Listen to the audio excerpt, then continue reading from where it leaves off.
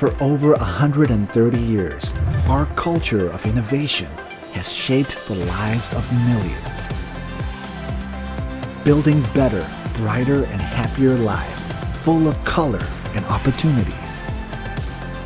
It all stems from breakthrough research meticulously developed by leading scientists and chemists at our world-leading facilities. We're all part of a diverse family who, together, make Nippon Paint Asia's #1 paint and coatings manufacturer, offering a complete paint and coating solution for total peace of mind. We're a Pan-Asian family unified and driven by our lean for growth culture of vigilance, insatiable appetite, teamwork, agility, leanness, stamina, allowing us to lead from the front of the pack. Corporate responsibility is ingrained in our DNA, promoting sustainability and developing skills, because people have always been at the heart of our company. Together, we strive for a sustainable business that positively impacts lives. Our ingenuity flows through every drop of the billion liters of paint and coatings we produce every year, adding color to all the industries we supply through strong distribution, and in turn enriched the lives of millions around the world. We continue to set new standards in coatings for motor vehicles. Our protective coatings sustain and enhance the performance of bridges, ships, fuel pipes, and chemical tanks. By offering developers and architects a variety of highly durable and weather-resistant options, we make it possible to realize their ambitions. And for our consumers, we strive to deliver the best end-to-end solutions, including design services to perfectly complement our products. We are Nippon Paint. We harness the brilliance of innovation. We inspire the lives of millions now and for decades to come.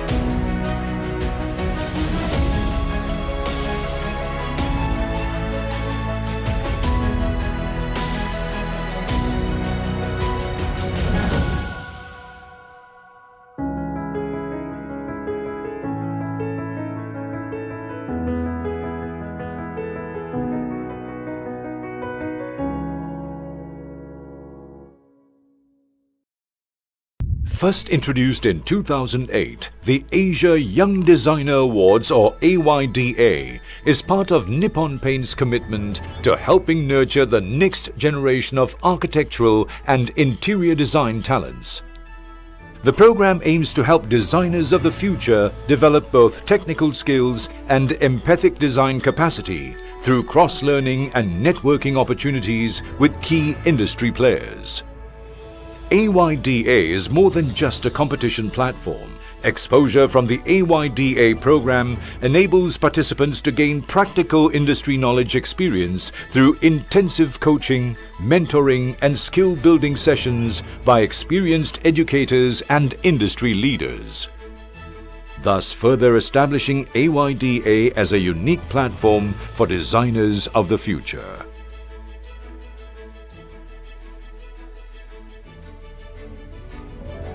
"13 years in the making, AYDA has grown to be one of Asia's largest and longest-running award across 15 geographical locations, reaching out to more than 1,000 international educational institutions and more than 150,000 students across Asia. With the help of our partners, industry associations and stakeholders, AYDA has received more than 35,000 entries since its conception.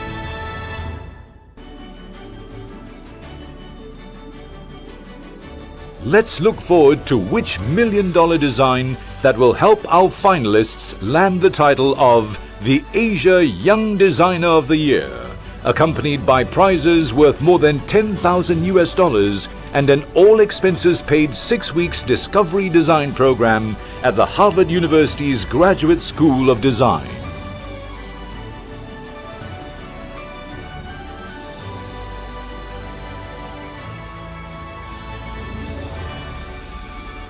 Who will be crowned as the Asia Young Designer of the Year?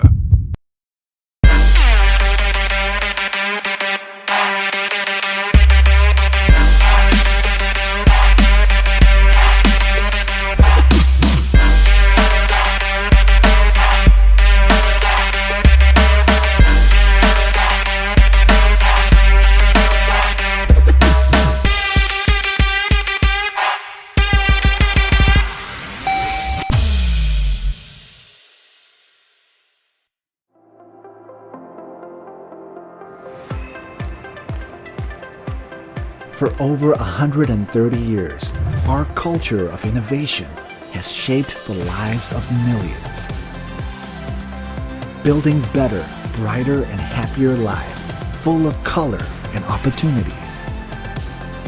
It all stems from breakthrough research meticulously developed by leading scientists and chemists at our world-leading facilities.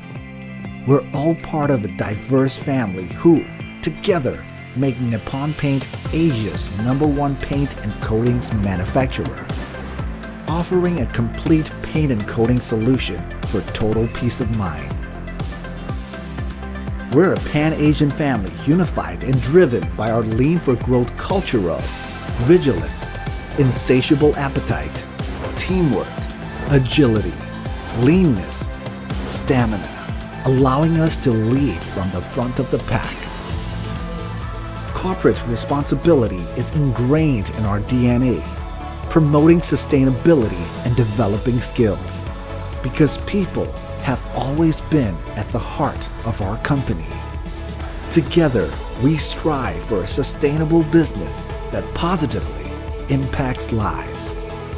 Our ingenuity flows through every drop of the billion liters of paint and coatings we produce every year, adding color to all the industries we supply through strong distribution and in turn enriched the lives of millions around the world.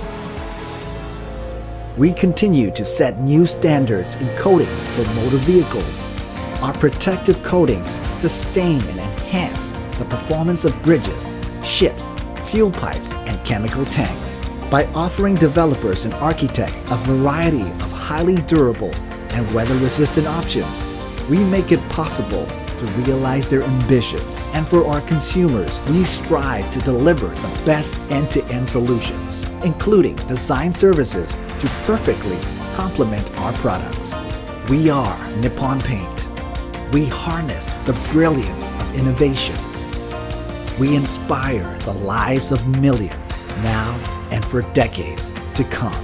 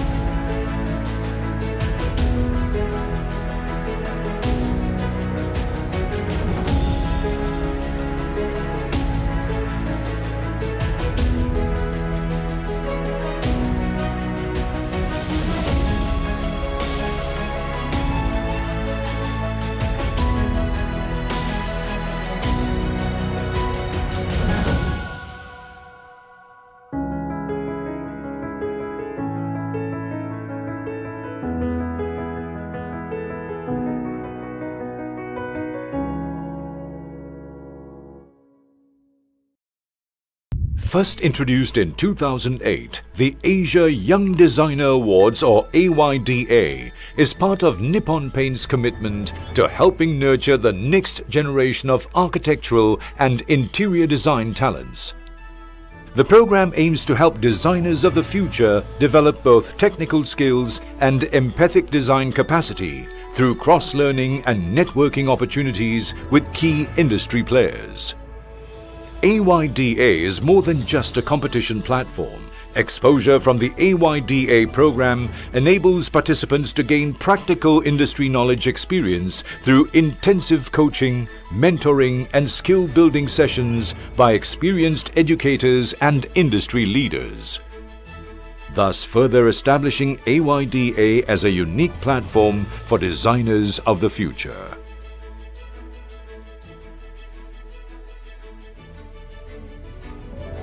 "13 years in the making, AYDA has grown to be one of Asia's largest and longest-running award across 15 geographical locations, reaching out to more than 1,000 international educational institutions and more than 150,000 students across Asia. With the help of our partners, industry associations and stakeholders, AYDA has received more than 35,000 entries since its conception.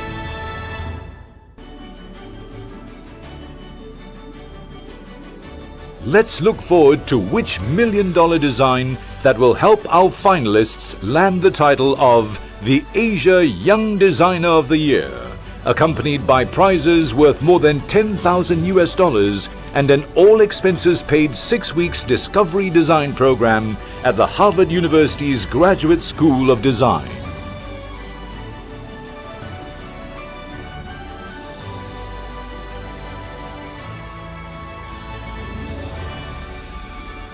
Who will be crowned as the Asia Young Designer of the Year?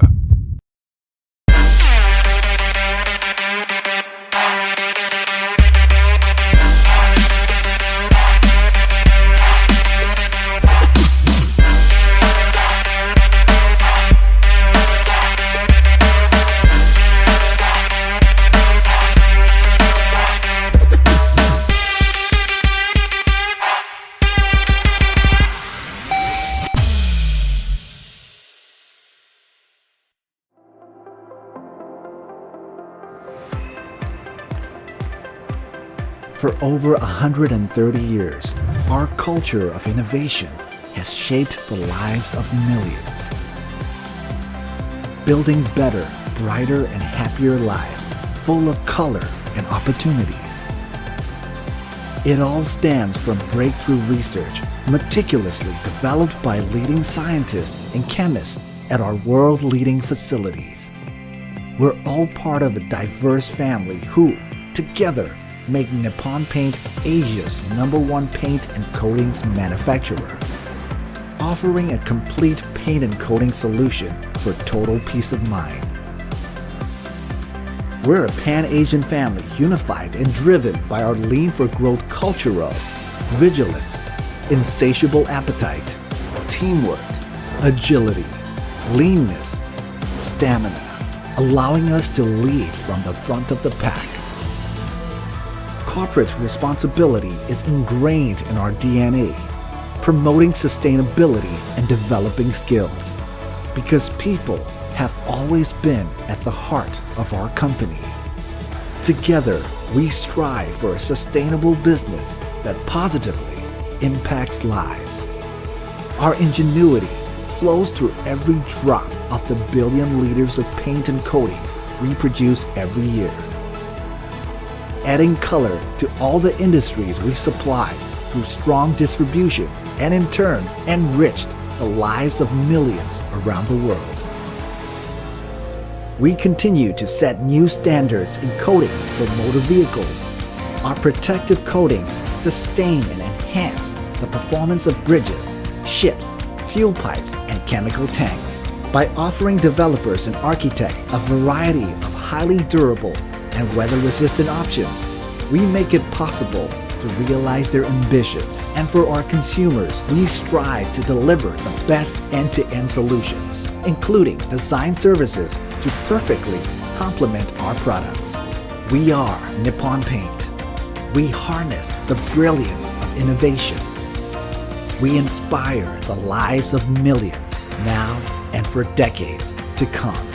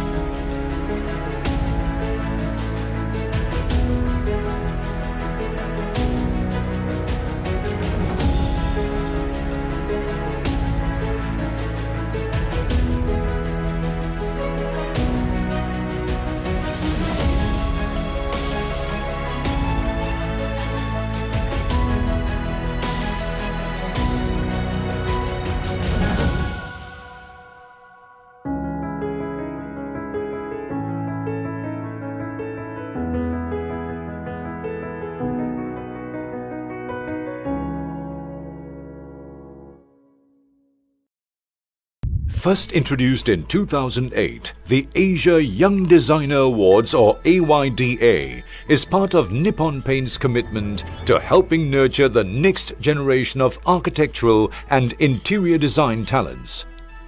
The program aims to help designers of the future develop both technical skills and empathic design capacity through cross-learning and networking opportunities with key industry players. AYDA is more than just a competition platform. Exposure from the AYDA program enables participants to gain practical industry knowledge experience through intensive coaching, mentoring, and skill-building sessions by experienced educators and industry leaders, thus further establishing AYDA as a unique platform for designers of the future.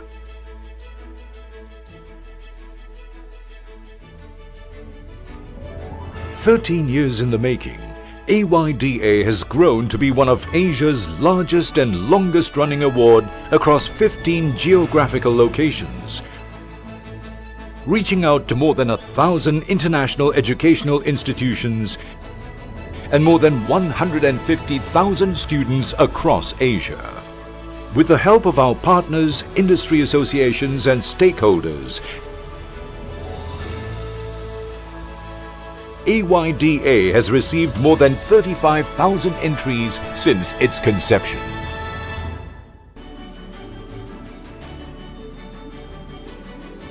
Let's look forward to which million-dollar design that will help our finalists land the title of the Asia Young Designer of the Year, accompanied by prizes worth more than $10,000 and an all-expenses-paid 6 weeks discovery design program at the Harvard University's Graduate School of Design.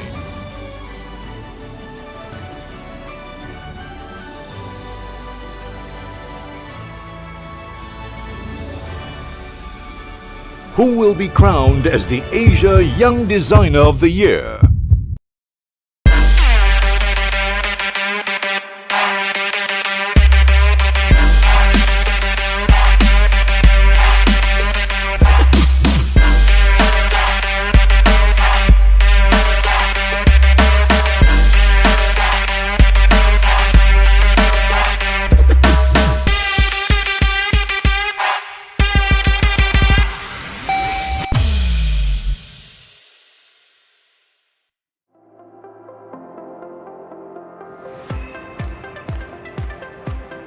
For over 130 years, our culture of innovation has shaped the lives of millions.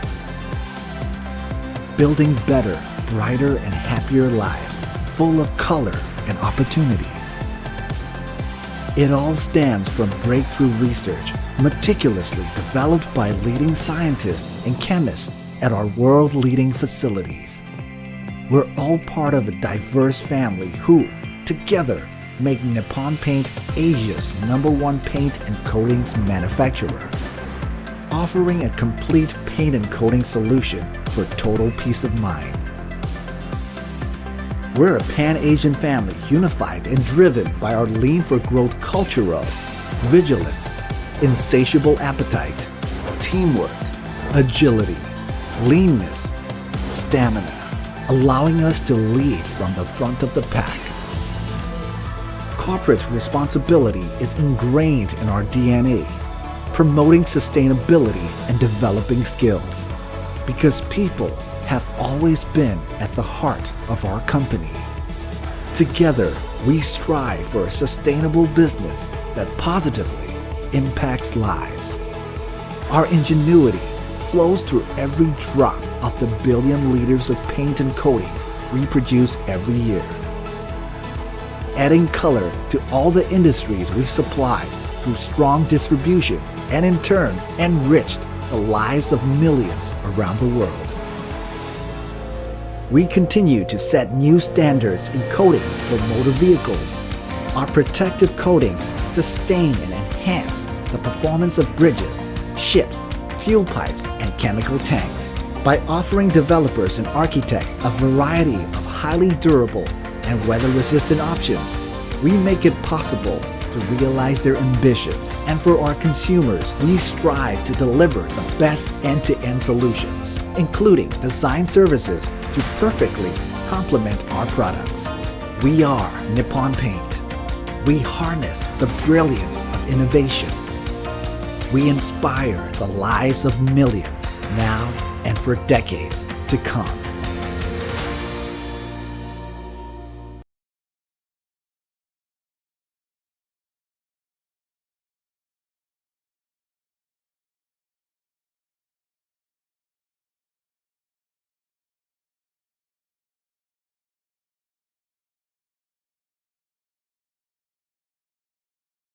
And welcome to the AYDA Awards International Finale 2020-2021. My name is Brandon. I'm part of the Regional Organizing Committee and your host for the next 2 days. So today we'll begin with the AYDA Awards Grand Finale with the Architectural category, followed by the Interior Design category tomorrow.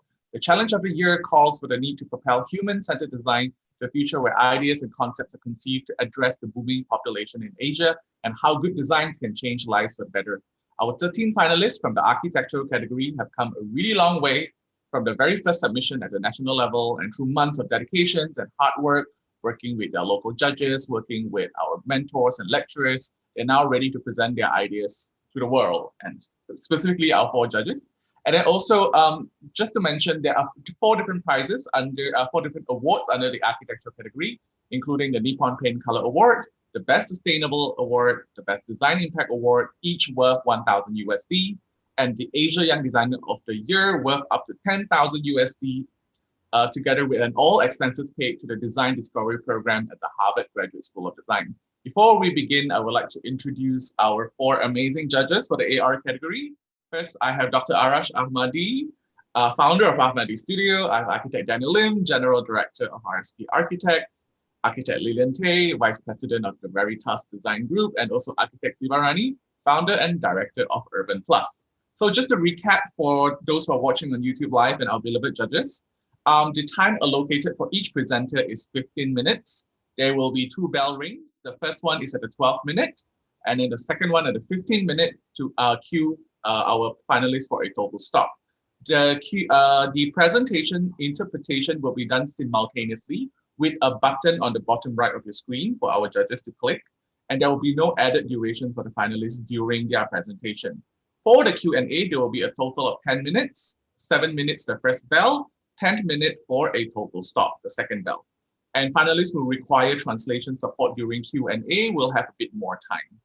Yeah. Okay, everyone good?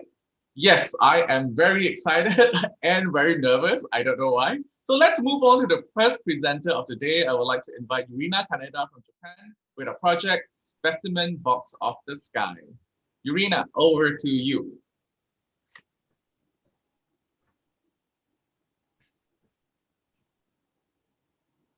Yeah, can you try to speak? Wi-Fi is not. There's no audio. Yes. 画面共有を無効にします。 Yes, a bit louder can. Okay.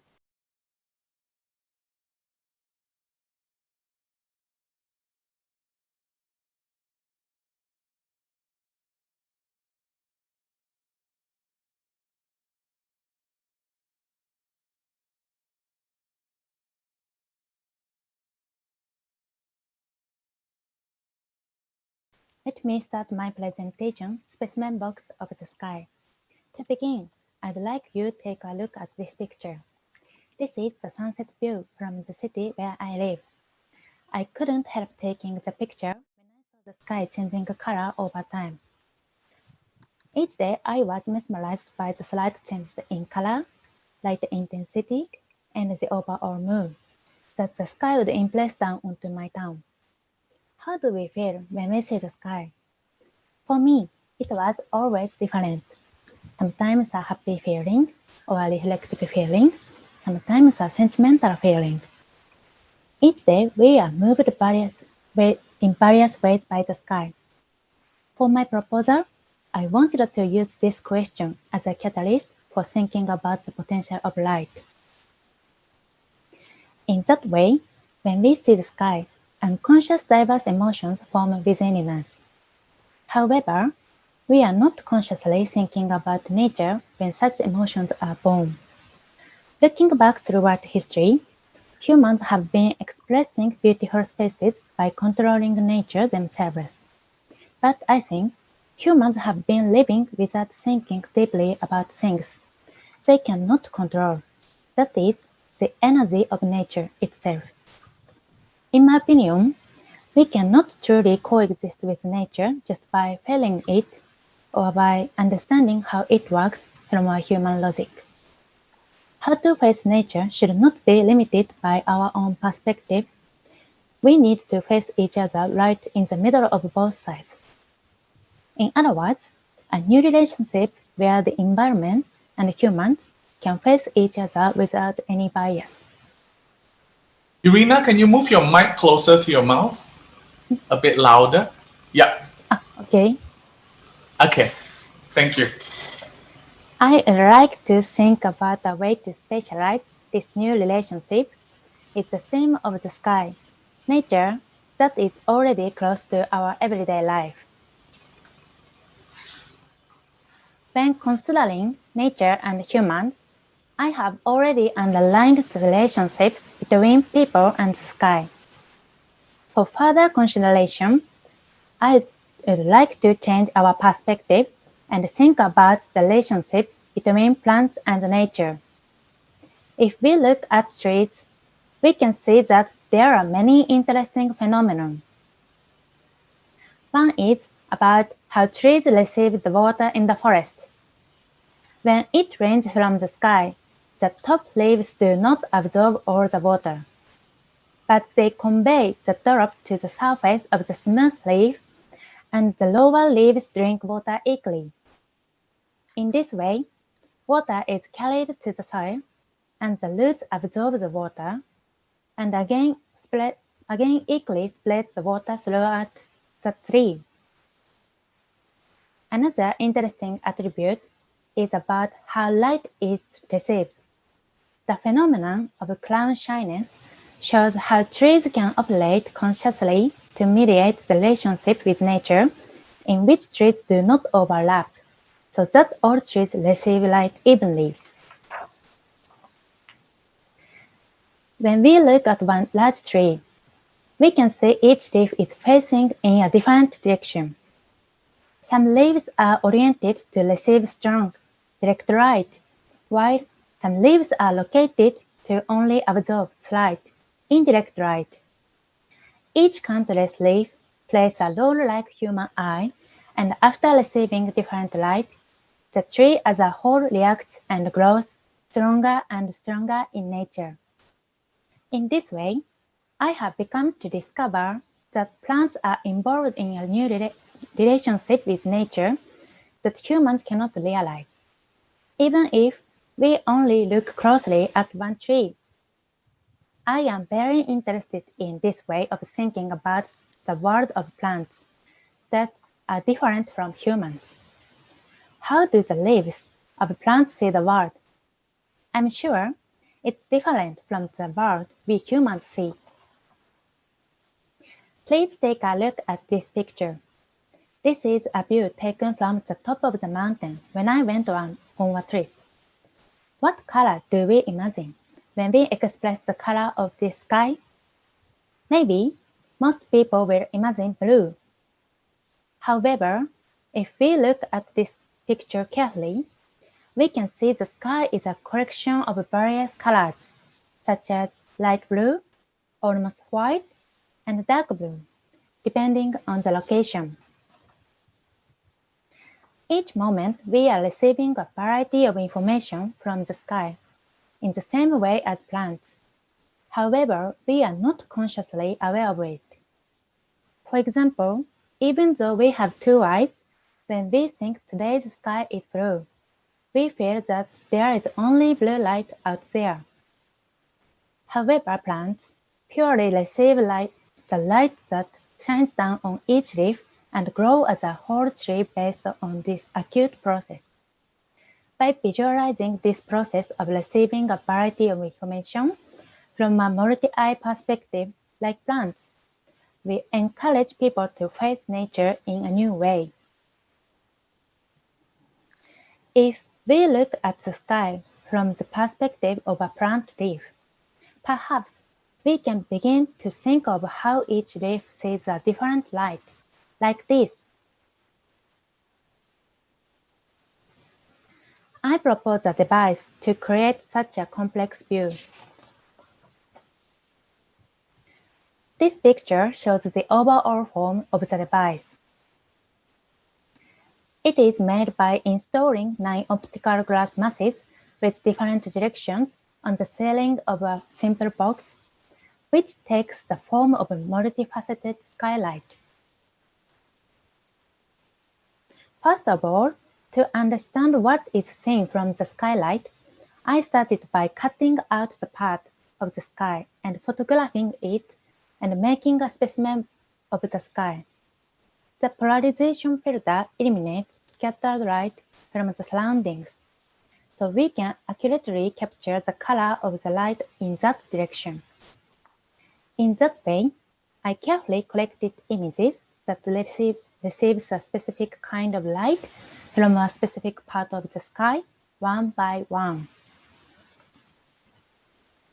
This is this specimen box. Here is a photo taken from inside at 6:30 a.m. This is a photo taken from inside the specimen box at 1 p.m. This image shows the interior at 5:30 p.m. We can see the sky is composed of a very diverse range of color, different qualities of light, even in a certain moment. I utilized the principle of edge light to create the appearance of a specimen box of the sky from within the building. Each of the 9 skylights are made from one large mass of square optical glass bundled together. I thought that by doing this, light can be funneled directly from the top surface of the glass to the interior. This was achieved by cladding the sides of the skylights with aluminum to create a mirror effect reflecting the natural light down into the space below, only one direction, and eliminating light coming from different directions at the same time. To further explore this light behavior, I actually bought an ulexite, a crystalline rock that plays a similar role, and experimented with it. Please take a look.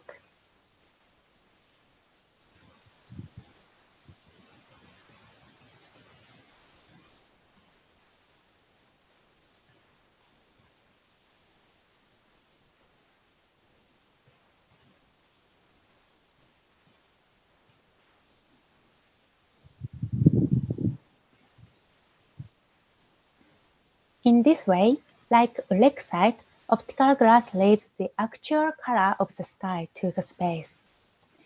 We can see the colors of the sky from different directions at once. Could you imagine the view from the actual architecture space? This is a sectional view of the architecture device. This building is built of reinforced concrete. This image is a simple sectional view, but if we actually build it, it will be a detailed drawing like this. In addition, this kind of architecture was designed to reproduce the complexity of plants by forming space into a tree shape, similar to how each leaf of a tree receives light from a different angle. As you can see in the image on the left, the orientation of each skylight has their own angle and orientation responding to the natural world that surrounds them. In this image, you can see the structure from a distance, where the skylights almost blend in with the sky above, fusing light with architecture. From now on, I will explain what we can experience inside this building. When we enter the space, firstly, we will recognize various colors in the sky in a moment. We can see these kinds of changes when we spend a certain amount of time in this space.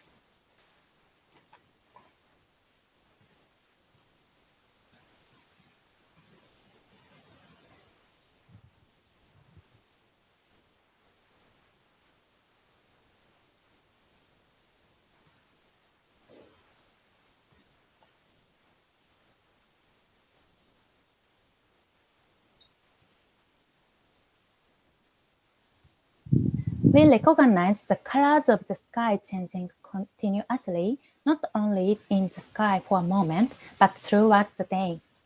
Our recognitions within this space will lead to a new awareness, making us realize how we fail to truly face nature in our everyday lives. This is an interior perspective. Let's take a look again at the changes in the day.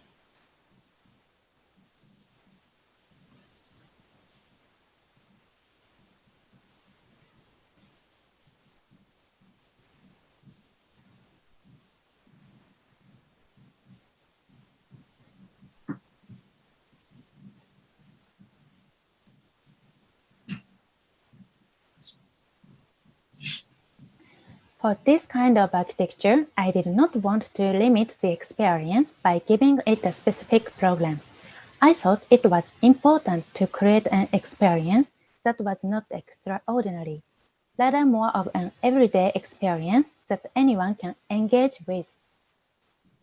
Therefore, I think this kind of architecture would be suitable for a living room, to take in this scenery from the skylight as you live out your ordinary day.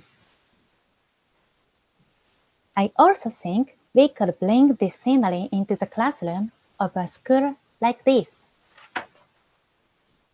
What does it mean for human beings to take leadership and make this world better? Until now, we have dealt with nature in an extreme, divisive way, which has caused many environmental problems. I want to ask again, now, what the truth of a human-centric world is. The specimen box of the sky I propose gives us a new way of thinking and a new physical experience. In this space, we can have an opportunity to think again about how humans and the environment are related. And I think this experience will lead to the first step in creating a new relationship between humans and the environment, to coexist with each other. A space to face nature with no bias. This is the specimen box of the sky that can see 9 variations of the sky at the same time. Thank you.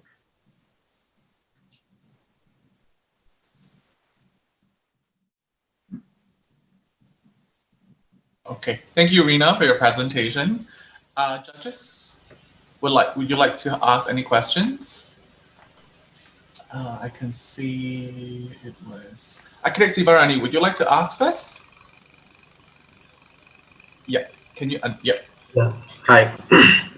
Hi, Irina. Thank you very much for a wonderful presentation.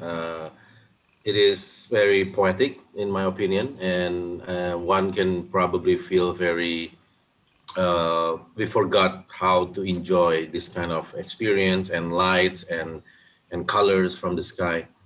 Uh, but I'm curious to know more from you about how, in terms of functionality of this sort of installation and experiments, yeah, how how do you deal with um, using the space below it while you have such a big sort of ceiling and with a lot of this sort of equipment, yeah, and how do you deal with weather? How do you deal with things that probably fall on the roof, etc.? So this is more on the technical and functionality question.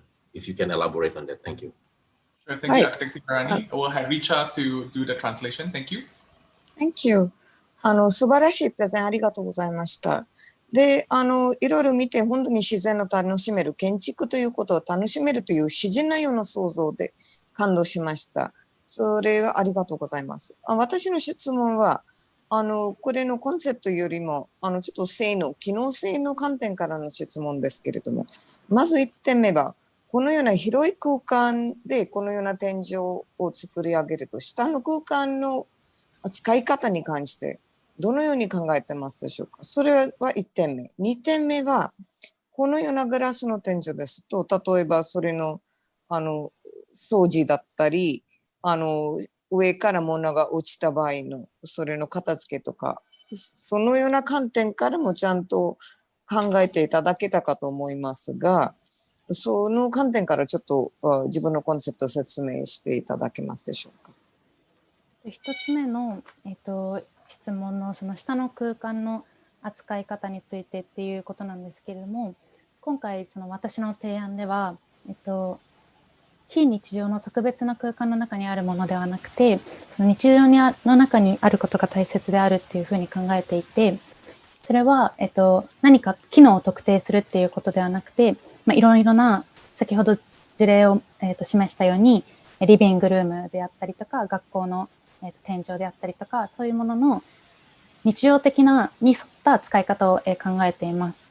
それは、どうしてかっていうと、私たちは休日になると海とか山とか休みの日にどこか自然のところに行って素晴らしさを体験すると思うんですけれども、月曜日になってしまうと私たちはそのことを忘れてしまって都会で日常生活を送っていて、でもそのような状態は自然と自分との関係性について考えなくなってしまっているっていう状態だと思い、その環境と自分自身の関係性っていうものが生きていく、私たちが生きていくのに必要な活動であるっていうことを思い、その日常生活の中で自身と環境との関係性を意識するような空間性を作りたいと思ったのが1点目です。で、もう一つの2点目の掃除とか片付けとかそういう機能的な部分に関しては、これはあくまでアイデアの原型なので、これをそのまま作るわけではなくて、わかりやすいようにっていうのと、あと植物からデザインを参照して大きな装置にしたんですけれども、そのリサーチで用いた変更フィルターなどを利用して同じような効果を生み出すことが可能だと考えているので、そのような点は実際に立てるってなった時に変えていく必要がある部分ではあるなというふうに思っています。はい、ありがとうございます。はい。Thank you for your question. Regarding your idea, your question about the concept and how it translates into actual usage, my idea from the beginning was that the way we live in cities, it's designed that we rush off to be within nature on weekends. We want to go to the sea, we want to go to the mountains or to see the nature as it is. And then once we come back to our homes, on Mondays, from Monday to Friday, we feel that we have to live in a boxed place where we are cut off from nature. And my concept emerged from the idea that this need not be so. We should live engaged with nature, in contact with us. And in order for us to live well, we need to be able to integrate nature into our homes rather than thinking of it as an escape from our everyday life. So I think that's why I wanted to be able to use such a concept.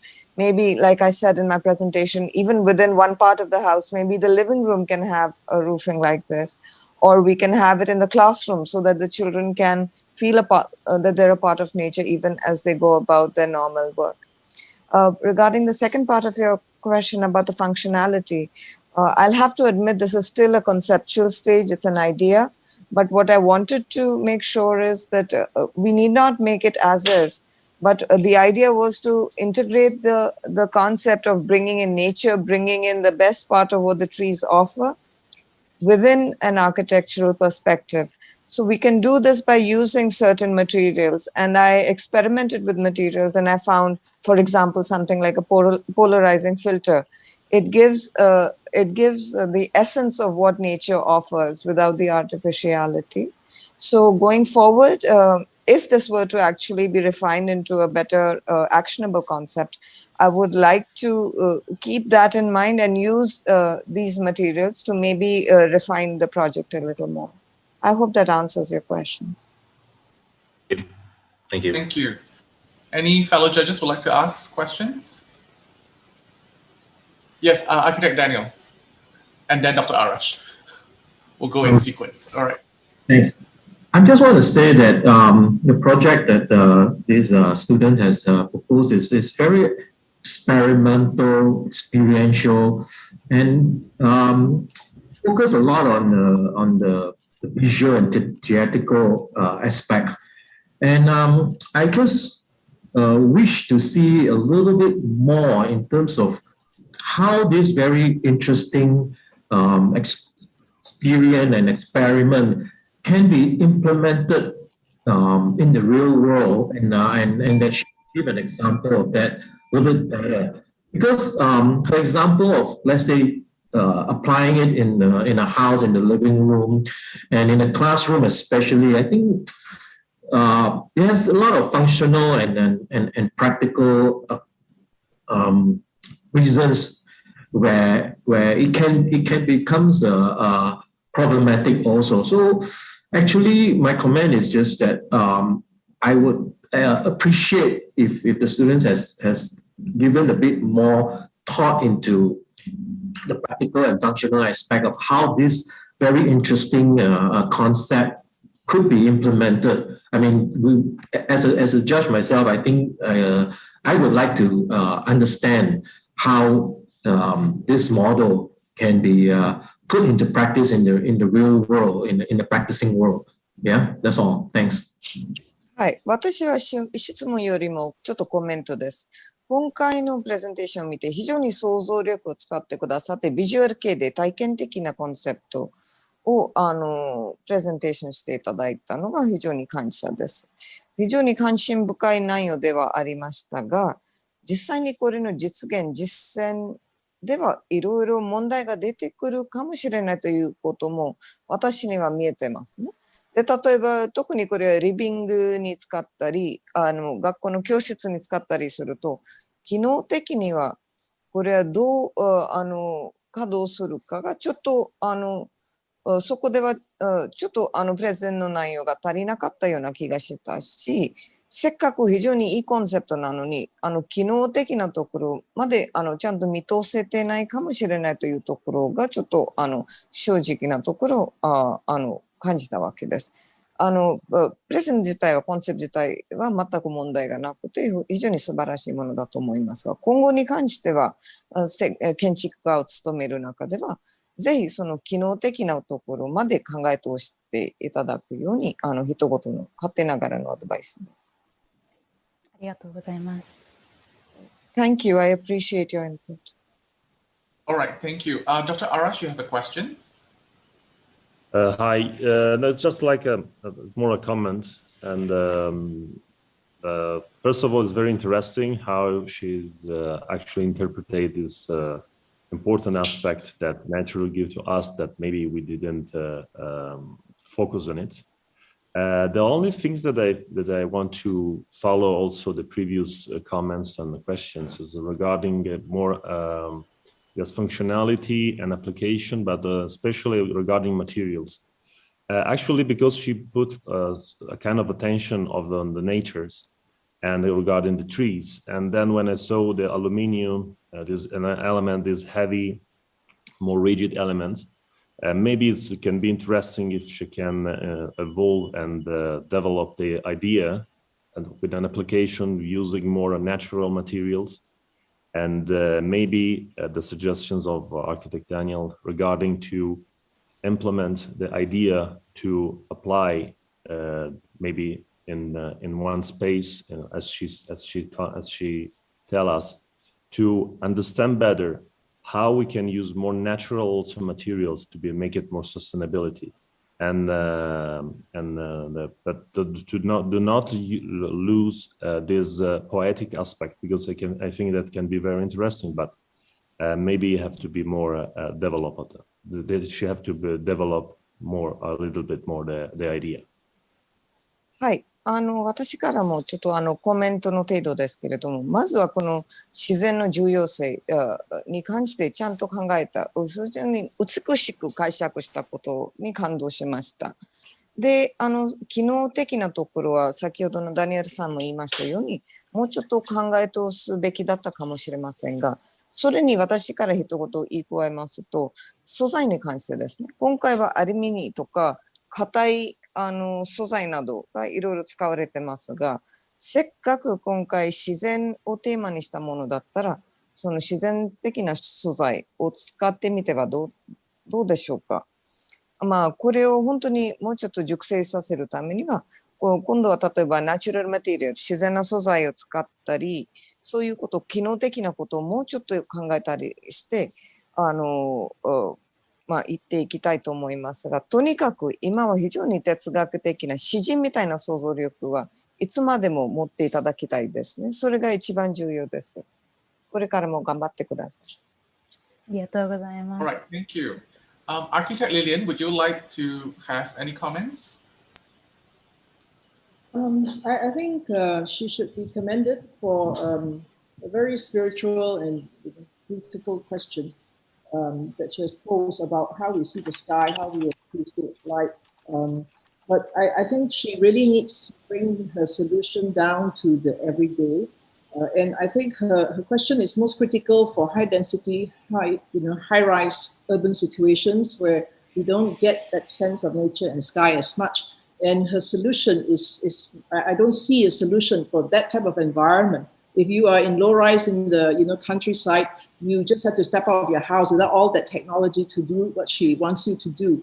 But I think she needs to really test her idea in the most pressing need environment, which is high density, high rise, where the streets are narrow, the streets are dark, and you need to put to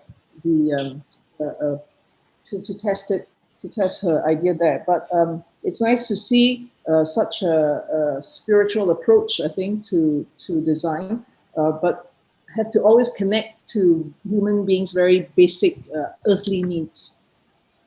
はい、非常に哲学的な考え方を高く評価します。それは本当に素晴らしい考え方です。自然というのはとても重要です。ただし、今のその実現性から見ますと、これが一番必要とされているのは、例えば人口密度が高い高速ビルが多い町とか、例えば道が狭くて日光が入らないところとか、そこで一番実現が必要なところじゃないでしょうか。でもそれに対して実際のコンセプトの機能をプレゼンを見ている限りは、一軒建てのところ、一軒建ての家だったりすることが多いんですね。教室だったりして。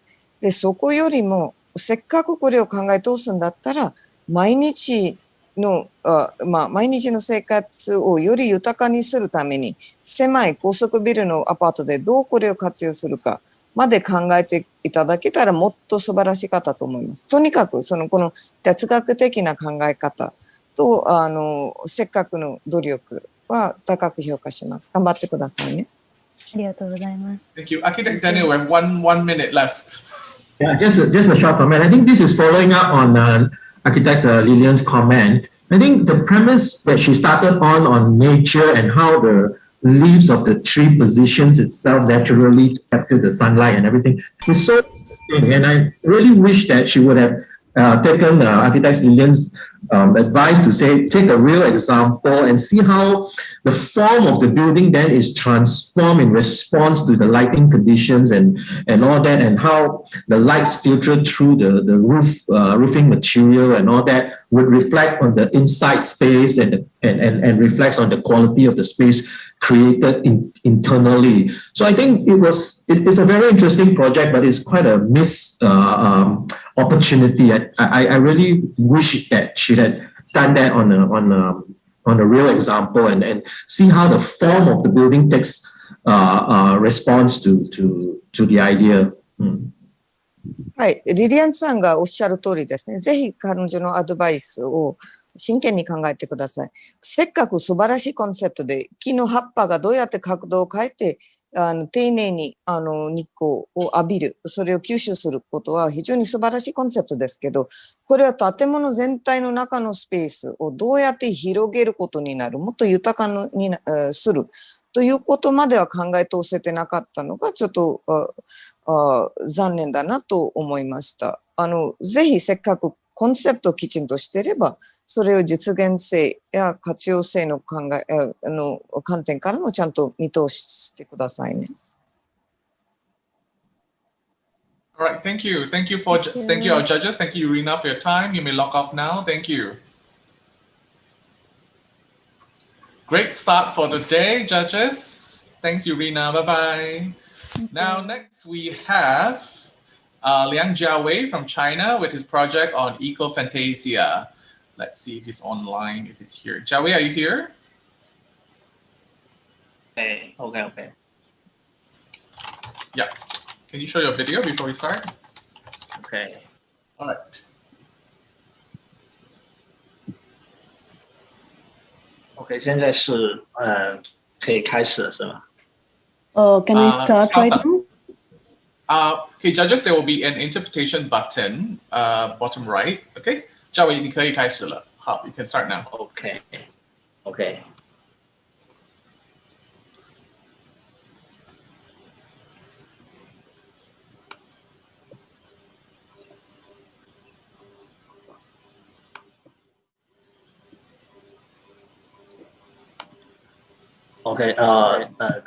好，我今天要讲。Hello everyone. Today I would like to talk about my concept which I've developed on Eco-Fantasia. So this project comes from my idea and my views of the experience that I've faced since the past 1 year of the COVID-19 epidemic that affected all of us. I published an article last year called Rending the Cosmopolitan Canopy, which also described my views on cities, public spaces, and viruses. So Eco-Fantasia is actually another way for me to express my views.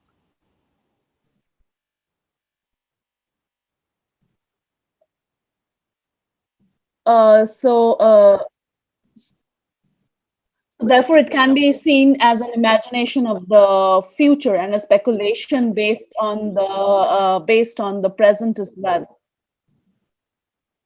So we all know that in China, in Wuhan, in 2019 and early 2020, a bowl of bat soup started the spread of an epidemic of a new type of coronavirus that has spread to China, and even the entire world had to go through different phases like lockdown, online classes, exhausted transfers with travels, returning to the country, then getting quarantined, inspection, and therefore after returning to China, in a world that was deeply affected by various kinds of situation, and we had to face different cameras and face recognition for the identification of the virus infection, I was profoundly impacted and from where I developed my understanding of the subversion of and the paradox of an epidemic era. Then I thought that there needs to be a deeper paradox of racialism as well, which emerged from it. So here, I would like to introduce one of the contemporary philosopher and thinker whom I was very fond of, Slavoj Zizek. And in one of his review articles titled, "Is Barbarism with a Human Face Our Fate?" he believed that the COVID-19 crisis made us familiar with the idea of what it is for the world to stop functioning. The COVID-19 seemed to force people to reflect on the social order once again from the beginning and the values of the past, and so that mankind once again is brought out of their comfort zone, and they try to think about how to imagine life in its real sense. So people were renewed under the threat of death and the pressure of inequality and uncertainty, and pick up the imagination from the future. That was an excerpt from the article. So now I would like to talk about a new post-apocalyptic vision of the world. So this thing, so under this situation, this kind of situation with the new coronavirus epidemic, it has showed us the vision and how a post-apocalyptic world would look like. So first of all, some of our social realities and injustices have been further magnified under this situation. And in the face of this kind of fierce epidemic, we seem to have broken from the basic premise of our social ethics, and we have also kind of neglected our elderly and the weak as well in the society. So this phenomenon is true even in China. The epidemic has already subsided now, but this phenomenon still exists.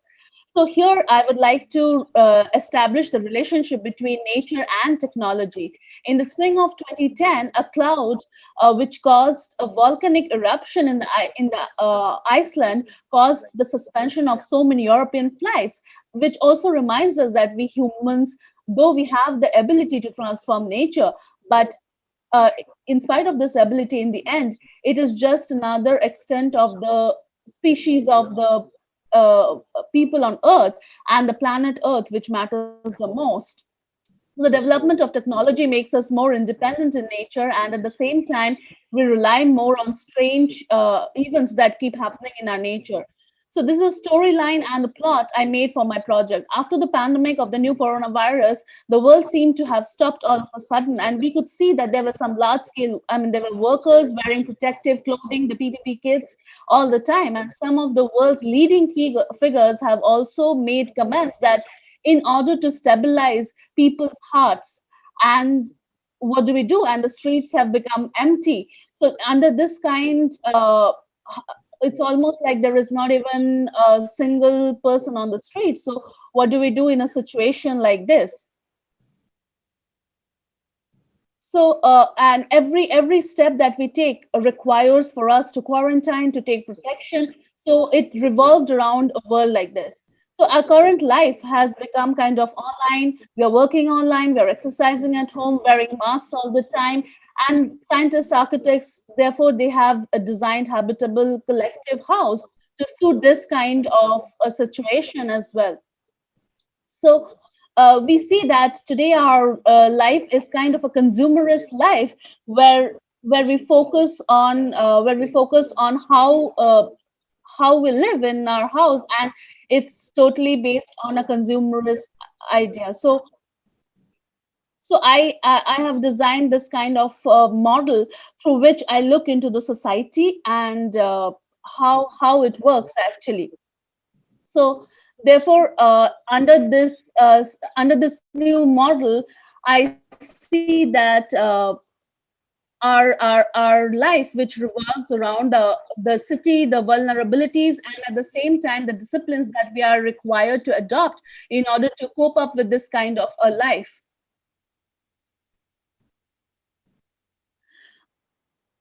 So therefore, under this kind of an idea, so I have talked about how through the speculative narrative and the intervention techniques we can actually integrate these two areas. So the prototype that I've prepared is based on this idea, is as I've put in the model, as I've put in the model as well.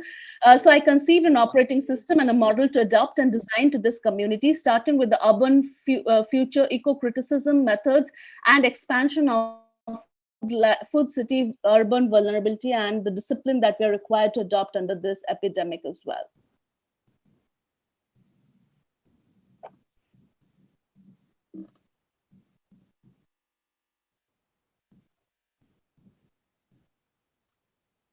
So we began. So I began from designing the form and combination of community buildings, under which I designed these 3 prototypes and the infinity diverse building models, which can adopt to any environment and any geographic location.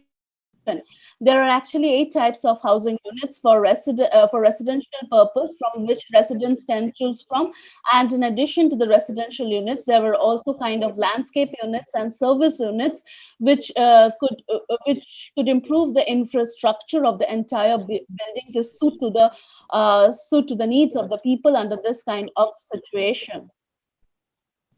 So therefore, through this 12 kind of forms and 8 kind of floor plans and kind of the site plans, we can see the standard components that are required for building this kind of an infrastructure.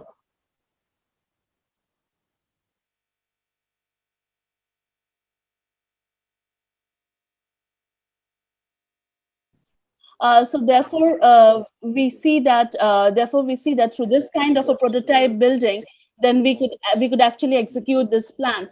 And here, through this graph, we can see the details of the execution of this plan. Then this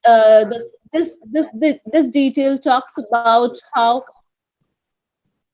about the materials that can be used for building this kind of infrastructure.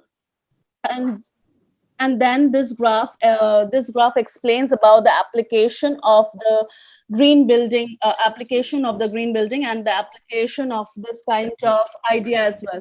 So we can see that the overall changes that we can make to the buildings, and then also the temperature, the change of the temperature that we can put within the infrastructure. So this is the last part of the infrastructure plan, and here I talk about how, like, according to the different needs of the body and the different needs of, like, for example, what kind of, like, food that we are eating or the drinks that we are having, how do we adjust our body according to the infrastructure.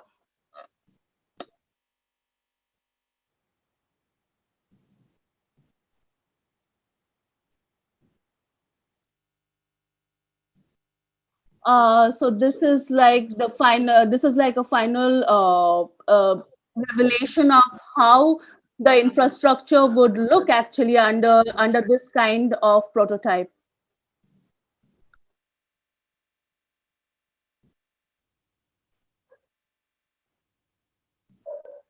So this kind of idea is something which I named as eco-fantasia, which is like, through this kind of execution of this plan, where we can realize a fantasy and actually live in the real world. So this kind of revelation,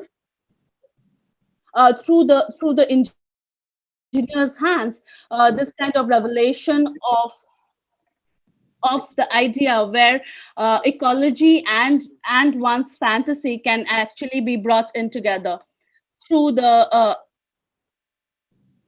and also a reflection of the future that we want to see through this kind of a concept.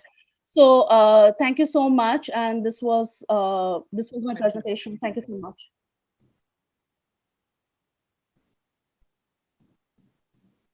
Yeah. Thank you very much, Brandon.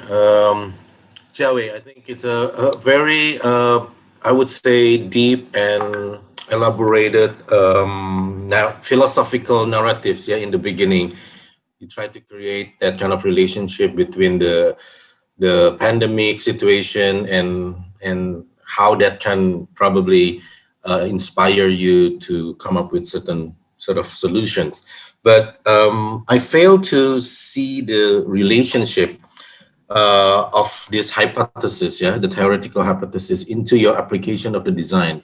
I think there is a gap in there, that a jump between that kind of observation and philosophical question and how you relate that to the design. If you can elaborate more, for example, why you have this kind of shape, yeah, the Y shape or the slanted elevation, how that relates to your hypothesis. If you can elaborate more, thank you.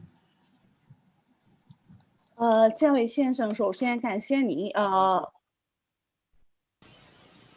这位先生，首先感谢你，为了你的发言，然后你就是非常丰富而深刻的就是解释，然后介绍你的就是哲学概念，然后就是你心里就是想到的这个哲学方面的东西，然后就是那个新冠状那个疫情的情况下，你就是怎么拿到这个 吸引力，然后就是怎么建筑你的这个概念。可是呢，我还是想进一步的了解，就是你在理论上的，然后你就是你的想象力，然后在理论上的关系，你就是如何建立？比如说你刚刚给我们看，就是这个基础设施的那个形式，有一个那个Y形式的，然后就是这个建筑的各个形式，这个理论上，然后就是实现上的关系，你可以进一步的这个给我们解释一下吗？谢谢。这个是首先是从它更加便于装配及便于运输的角度去出发，然后去因为我曾经尝试过非常多的这一种形式上面的东西，它有尝试过有用三角形或者是用正方形，最后它可能用这种梯形上下不对等的这种梯形的方式，它可能更加易于功能的一些分配，以及它功能上面在布置这个平面，布置这个居住的平面上面更加便于去设置一些它里面的一些室内一些区域的这些东西，所以最后选择了这个梯形去作为我的这种最 base 最基本的这一种这种形式 ，OK。So therefore, what I wanted to design was under this epidemic, the kind of changes that our body undergoes from the quarantine and from the work from home and all. So how this and for a long time, how we need to adjust in this kind of an environment. So therefore, from this thought, I tried to design this model and these functions especially. For example, how does your body undergo different kind of changes, and what does your mind want? So accordingly, if we can adjust the infrastructure and how things how according to our fantasy and the real life. So that was basically the concept for which I took the different models and the different forms and then designed it accordingly. Thank you. Okay, thank you. Thank you. Dr. Arash, would you like to go next? It's an interesting idea, but I have just some questions about. I miss one pass between the initial idea and an application, and actually, I have two questions actually.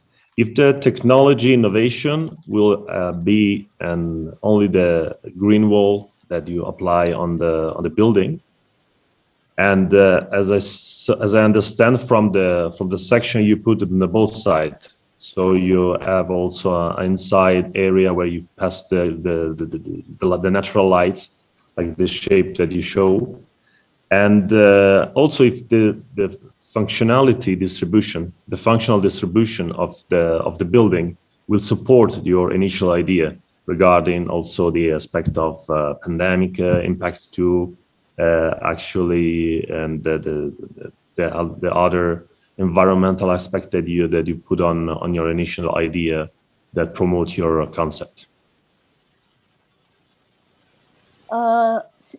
谢谢。所以这位先生，你首先呢，我想了解两个部分的。第一个呢，就是你技术方面的创新，就是通过那个律师的那个外面，你就是想给我们看一个生物那个环境对环境比较支持那个环境感的一个感觉，对吗？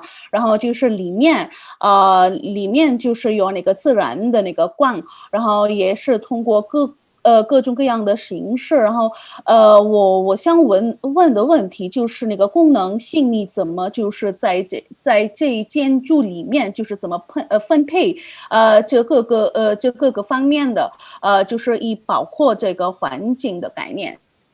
谢谢。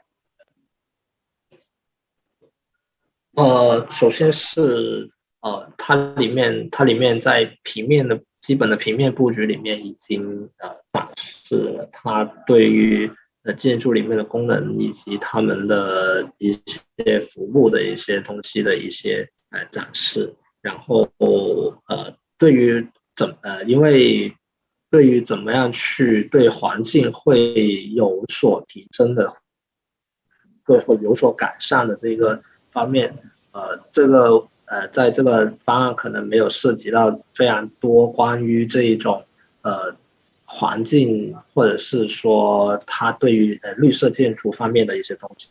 这个方案可能主要是探讨的是一些在后疫情时代之后，人们是应该想要怎么样去生活，是否这提出了一种新的这种生活的模式。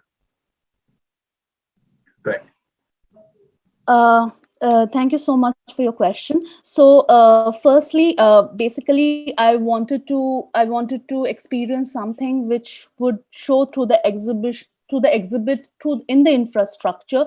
It would give this kind of a feeling where one can experience a life that one fantasizes in a world, in a post-epidemic world where most of your life is inside the home. For example, therefore, like I talked about how through the different shapes and through like a wooden prefabricated garden community, and through like, for example, how we can think about human beings coexisting along with a green environment in the background of an epidemic situation, which would actually embody a reflection of a global solidarity in coordination with the environment and also one's own needs and one's own mood, actually. So therefore, this green architecture from the outside, and then from the infrastructure and inside, focusing on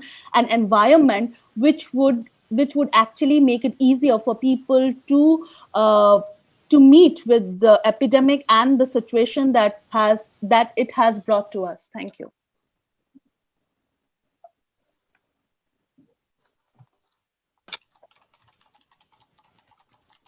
All right. Judges, any other questions or comment? We have another 1.5 minutes. Yes, Architect Daniel, please. And then Architect Lillian. We'll try to squeeze everyone in. Yeah, it's not a question, more of a comment. Again, I felt this particular student's proposal here is similar to the first one. I think it's again, I felt a bit of disconnect with terms of the premise that is shared and also the solution that is proposed. I feel a little bit disconnected, and I'm not sure it's fair to say that I don't even fully understand whether the proposal is a response to the current situation where we are still in the midst of the pandemic, or this is a post-pandemic solution where he's proposing something for the future whereby we revert to the new normal. Yeah, because I feel that as a response to the current situation of the pandemic, that we will want, as an architect, want to find a way to live more healthily, promote maybe lower density living, and try to invest more into natural ventilation for the interior space, things like that, and more exposure to daylights, and things like that. But I mean, I hear a lot what the student is saying, but I do not see it in the proposal and visually, and also in the solution. So I wish that sometimes for a design proposal, it is more convincing when people really see exactly what you are saying, in terms of visual and all that. So I felt there's a little bit of a disconnect. That's all. Yeah. Thank you, Architect Daniel. Over to you, Miss Interpreter. 首先呢，我就是这不过是个问题，这就是一个评论。然后呢，我觉得还是你刚刚那个你的发言和你的展示和那个实际试行方面呢，好像就是还没有一个结合性的一个阶段。比如说，首先呢，我想了解一下你通过你的那个你的这个发言呢，你想提出的是怎么反映这个疫情情况的一个建筑模式吗？还是刚刚在这个疫情下的一个反应模式，还是那个疫情结束以后，我们就是回到那个新常态的情况下的一个模式然后呢，你都提出了就是那个。我们在这个疫情情况下呢，需要就是对那个养老方面应该多记住一点，然后就是有一些基础设施就是适合他们的要求。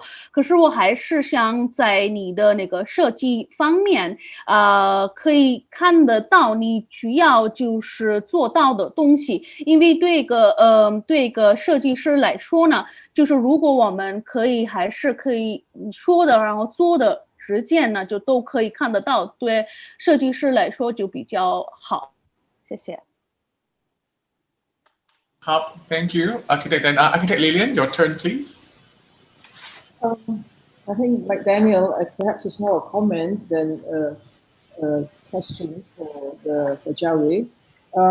This romanticism of nature or of green nature, I think it's based on a very selective view of nature as being benevolent, when actually in reality and the process of nature can be cruel and unkind.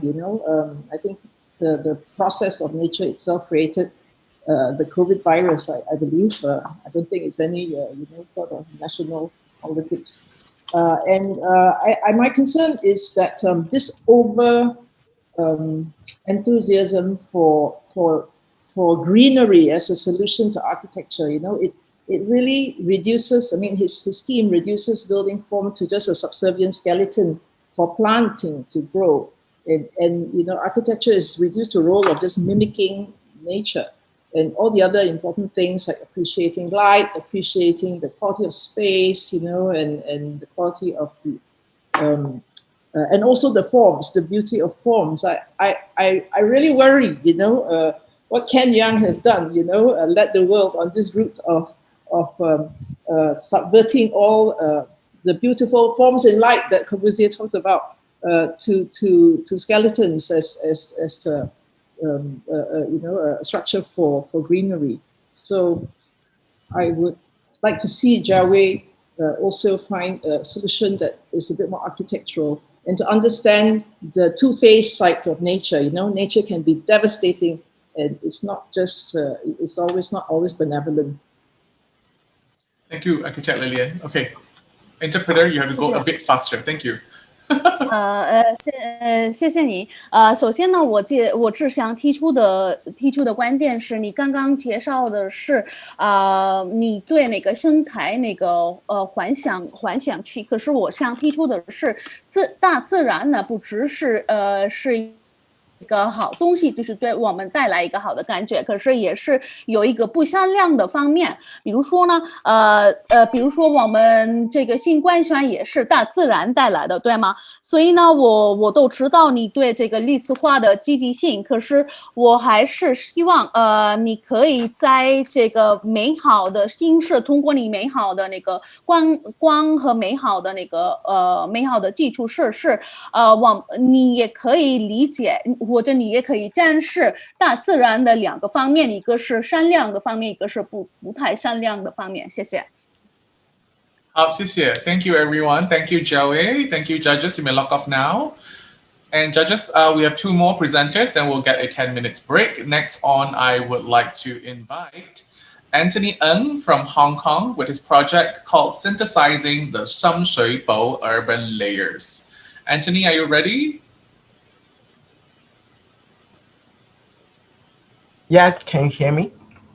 Yes, we can. You can start anytime now. Good morning, I'm Anthony. Today I'm going to present you my project synthesizing the Sham Shui Po urban layers. So my site, Sham Shui Po, is an old and deteriorated district in Hong Kong. Many tourists and locals are afraid to getting there because there is many social problems, poverty, aging of the population, even the junkie directly taking job on the street. And as an architectural student, I'm also like taking photograph. And under the pandemic situation, we have more opportunity to explore our own city. So in my perspective, the Sham Shui Po is a really diverse and high density city. You can see that from my captured image. The street culture is really diverse, and the people are spontaneous, utilizing the main roads, sidewalk, and the backlink to form their own market store, the food market, and also for the poor people surviving. On the other hand, the modern high-rise building are prohibited for the public access because there is located all the AC unit M&E facility. But in the old tenement housing in the Sham Shui Po, the rooftop can be a gardening place and then the hanging coat even for the group celebration and playing mahjong. So these two city fragments inspire me and want to remake this vernacular culture in the alternative way. So I'm started to looking at the macro scale, the Sham Shui Po urban morphology. So Sham Shui Po is starting in the 20th century as a fishing village, and the Korean government do the reclamation and then in the grid form intended to do this Sham Shui Po as a transit oriented to connect in the urban side and then the suburban side. So it's an interchange point. And then also more and more expanded and to housing the Vietnamese refugee camp. So here is also the Sham Shui Po land come from a deep water pier, Sham Shui Po, to taking care of those refugees and then the people for a residential. So and then later, and the residential and more expanded for the public housing, but still the scale is you can see that is similar to the original Sham Shui Po, and more squid and then more spot, and similar to the idea of the by John Jacob, the high density and then the small spot encourage the connection and then the interaction between the neighborhood. But nowadays, Sham Shui Po, you can see here, are highly delinked and isolated by the new developed area, Lam Cheng. You can see that the fabric is completely different. And then this city infrastructure, the highway and then the metro station, and highly and less connection on the ground level between this old and new district. In the other scale of the building typology, the middle two type of the building type is mainly occupied in the subshelter, but still some early 100 years ago, the Fienda type of the tenement house is still exists. So this building is 5 to 6 story, and then the ground level with the Fienda and the overhead highly concerned the strike activity protected the human out from the weather, the bad weather. And then inside is the staircase is open to the public, so it's easy to getting upstairs. And then the inside function is make use. Some is the salon, is the massage, and the residential. The building type is really slender. But nowadays, under the urban renewal, through the acquisition to form a larger building block, the back alley is no more to exist. Lack concern on the street level, a clear separation, and then the not only the street but also inside function, the bottom commercial podium, and then the upper residential tower. I'm also starting to know other case study mega scale of the city layering. You can see that the Chongqing is highly overlaying the old and new. Even the highway in the top of the old residential building, and then with high-rise building and other building typology, some linkage type of the public housing, and then especially proposed by the Stephen Ho, the linkage hybrid, reversed the circulation linkage, the power by those communal space in the middle. So my methodology is on the chronological sequence that starting in the 2013 to build up a second layer to extend the diverse street experience in the old subtriple by creating second layer of the pedestrian network on the rooftop to linking of inside different level of the rooftop and also outside the new developed area Langchang. In the 2014, to replace those old building over 17 years ago in a new high-rise, mid-high-rise, and a new high connectivity building. This building type, I'm targeted to re-rent to the local neighborhood and trying to remain those neighborhood relationship and then this city coherent. And in the 2015, you can see more and more communal facility infiltrating and then providing a new living style for the residents. So this mapping is proof that what building type I'm going to demolish or which building type I'm going to keep. So we can see that the red color is the building over 100 years, mainly mainly is the Fienda type of the tenement house. We treat it as a heritage building, not going to demolish. And then the pink color is the building the major type of the building we're dealing with in this project.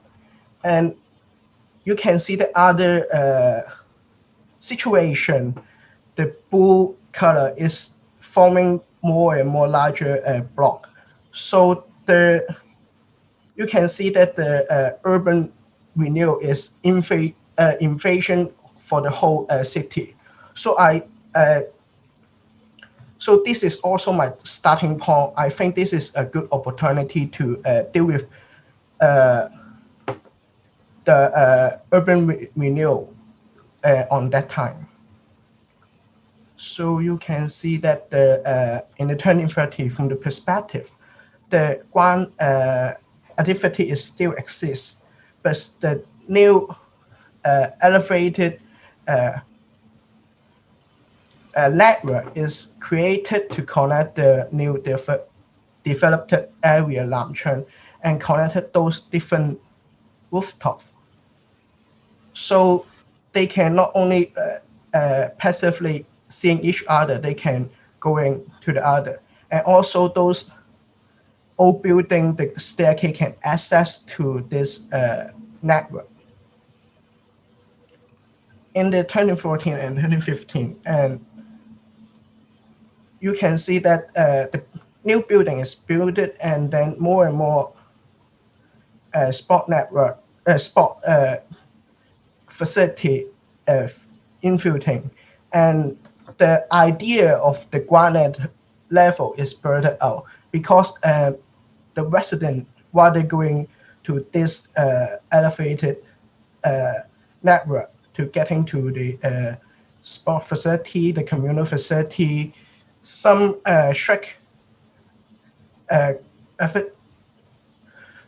activity will moving in this pace. And then the color scheme is more spot space, and then you can see that the blue is highlighting the whole city. Blue may mean set, but you can see that in the window frame is highlighted the transition from the from the yellow and red. So it's mean getting higher, bring more hope, and contracting this old and new development. And you can see that the composition of the whole city structure, the community hybrid, especially under the pandemic situation. I think the make use of tower and make use community is more possible, because we are hard to getting other district, even other region. So make use of the city is for the people can self-sustain in this time. Yeah, and propose other new life form to the local resident. So this is the end of my presentation. Thank you. Thank you so much, Anthony. Like to move on with comments. Architect Sibarani would like to go first. You have a long list. I hope that I'm not always the first one to take comments. Yeah. No, it's all right. No problem. The other judge also can start off. But yeah, but I'm actually very intrigued. Yeah, I like this presentation. I like the overall kind of like almost like romanticist approach to urban renewal. And when I was a student too, I think I tried this type of sort of intervention. It's almost like, to me, it's like a plugging in elements. I think you are like adding things up, like a Frankenstein in the good sense, you know, adding things here on the top, and you add also the vertical elements. However, I think one thing that I want to discuss with you, how do you deal with the realistic, the reality of this? For example, ownership, you know, between ownership of these elements that combine together common public area, right?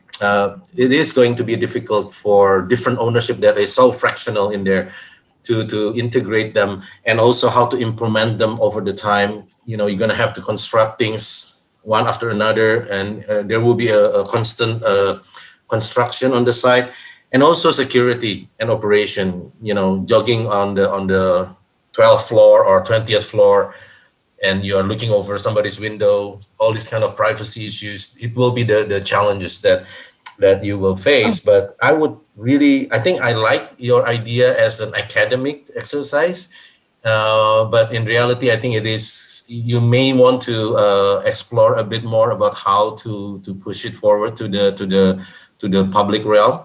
And if you can also explain a bit more about the architectural details, because, adding these things, if we were to do it, then you need more elaboration on how to, insert certain structures on the existing structures, right? And if you can show more details of that, it will make this project a bit more sort of like closer to reality. Thank you. All right. Anthony, okay, yeah. Yeah, I know that scheme is VI steel, and then the structure, basically, if the building over 100 years, if we still want to keep it, if need a gigantic structure occupying in the existing building to keep this building.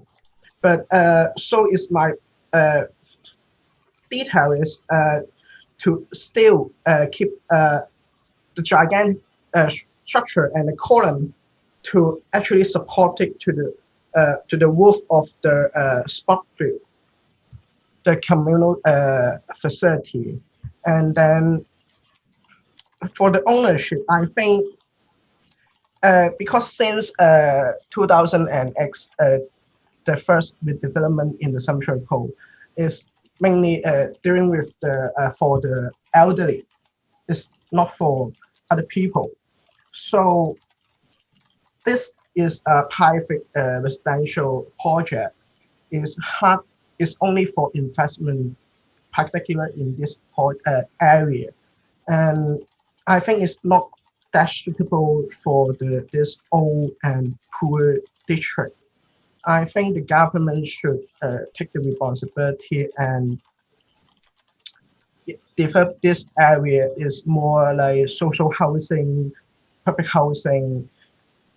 To when we demolish the houses, we provide the let them choose to whether moving into new area or remain in this new area. Yeah, to keep the whole local. It's my intention. Okay, thank you. Thank you. Fellow judges, anyone else would like to jump in? Dr. Arash, please. Yes. Well, it's very, very, very interesting. I want to say, first of all, congratulations for this kind of view of actually also the presentation is very nice. And well, you put actually your focus on a urban scale. So it's very interesting also how you analyze the growing of the city during the history of Hong Kong. And actually, my first question is how do you actually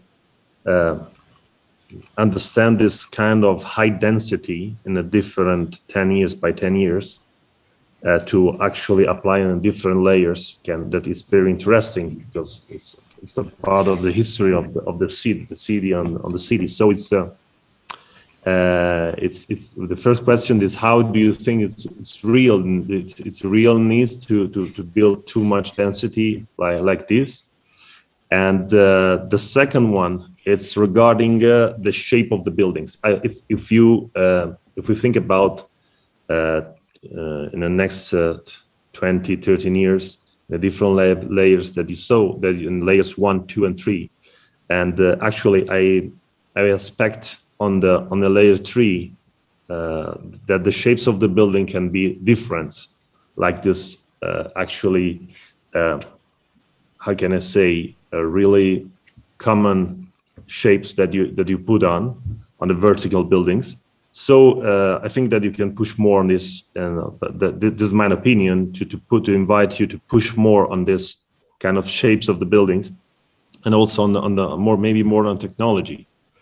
because another thing that is connected between technology and the shape of the buildings, I want to connect it more your focus and to invite you to and maybe it's also questions.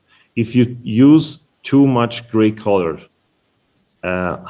why you have to use too much gray? Actually, the simulation that you show us, the 3D view, are so gray. We have some colors on the playground and some other places. So where is the colors in the future? This is my questions and comments. Thank you. Thank you, Dr. Arash. So do you want him to respond to your first question?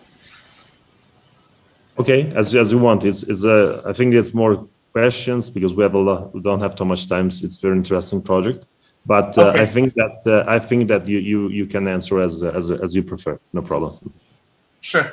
Okay, Anthony, you can respond in any way you want. Any feedback? Yeah. I would agree with your quizzes, and I'm thinking Hong Kong public housing is very colorful. Somehow is a stereotype with really colorful and I think that part is also my missing and need to further develop.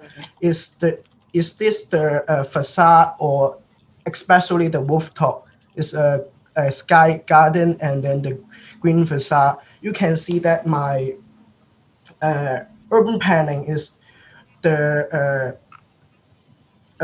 normal rectangular tower and then bridges connected.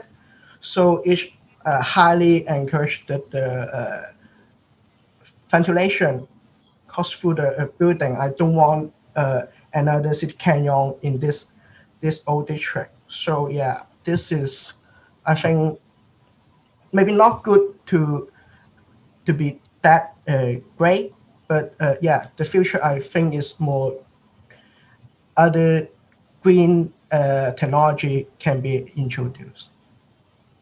All right, thank you, Anthony. I can squeeze in one more short comment. Anyone would like to jump in? If not, then we'll wrap it up. All right. So far, so good. Thank you, Anthony, for your time. Thank you so much. Judges, we have one more. We have one more before our break. Next on, I would like to invite Diana Arifin from Malaysia. And her project is called Microhousing Within Heritage Context. Diana, are you ready? Yes. Okay. All right, over to you then.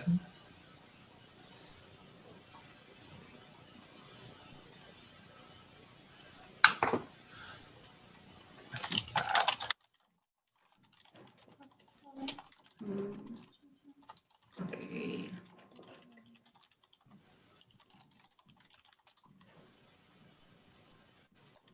Okay, I start, yeah? Okay, hi everyone. My name is Diana binti Arifin and I'm from Malaysia. Today, I will be presenting my project with the title of Microhousing Within Heritage Context. I believe that some of you may read this somewhere, that each city has its own soul, built by the people, and it should not be erased by gentrification, because this is currently happening in Georgetown, and this project is to revive the old soul of the city. Georgetown, as one of the heritage cities in the world, was known as a trading center, and it was flourished with so many people. And the cultures, they are so vibrant. However, due to the modernization and gentrification, the soul of the city is dying. As far as I remember, Georgetown has always been a city that is socio-culturally robust, attracting many people. It is just in the matter of time that this place, the soul, will be gone. As As a summary, looking at this timeline, this place is filled with amazing heritage, architectural and socio-cultural values. However, the Rent Act that was being repealed in Penang caused many of Georgetown people to move out of the city center. This has not only changed the demography, but also the traditions among the community. Sadly, as it seems, Georgetown or Malaysia has been battling with housing issues for a long time. Imagine that young people like us aren't able to pay the rent in the city because we can't afford to. And this has led to the idea of microhousing, where it demonstrates the capacity of providing homes in between urban spaces. But in this context, it is the city of heritage, Georgetown, and the intention is it will bring back the soul into the city. As the name depicts, microhousing is a smaller scale house within urbanscapes, and the intention is to cater for urban dwellers who wants to reduce the rental price and traveling time to workplace. This intervention program could bridge the gap of social decay and economical issues with proper placement within this heritage city. And I believe that we can interpret this as mutualism with regards to the context.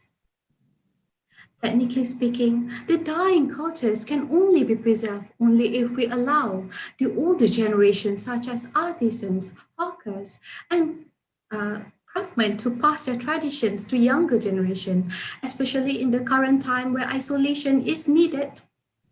Intervention program is the only way to bring back the thing into the place.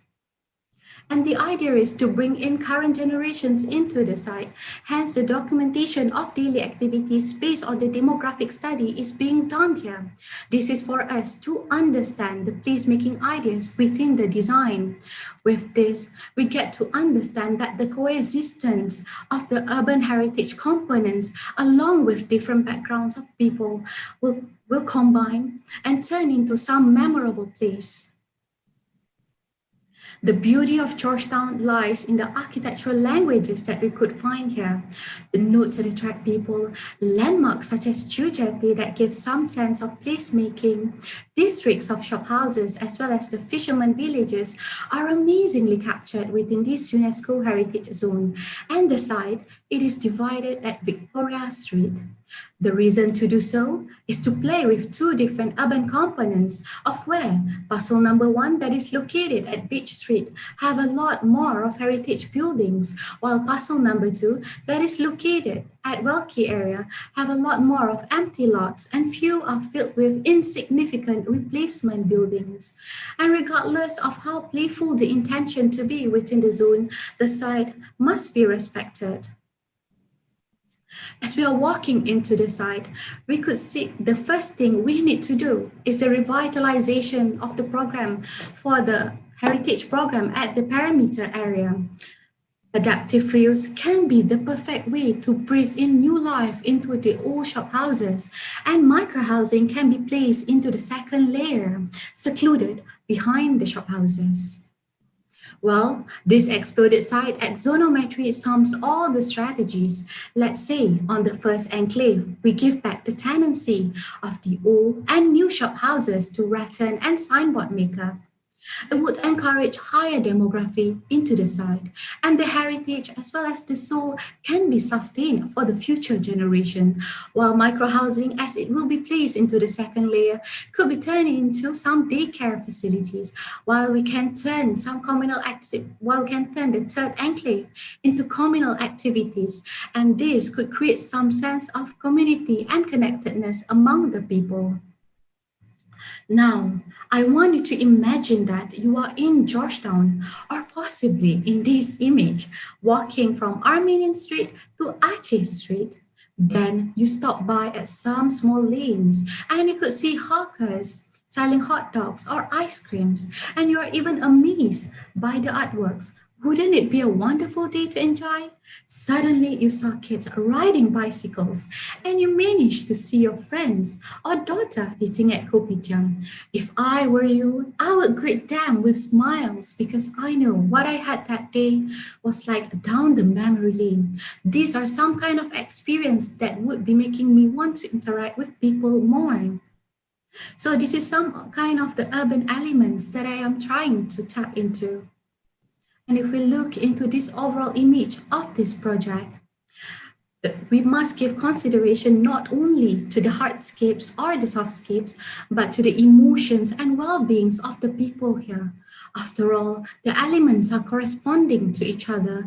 The relationships of the old and new buildings will always be interconnected with the roots and its people.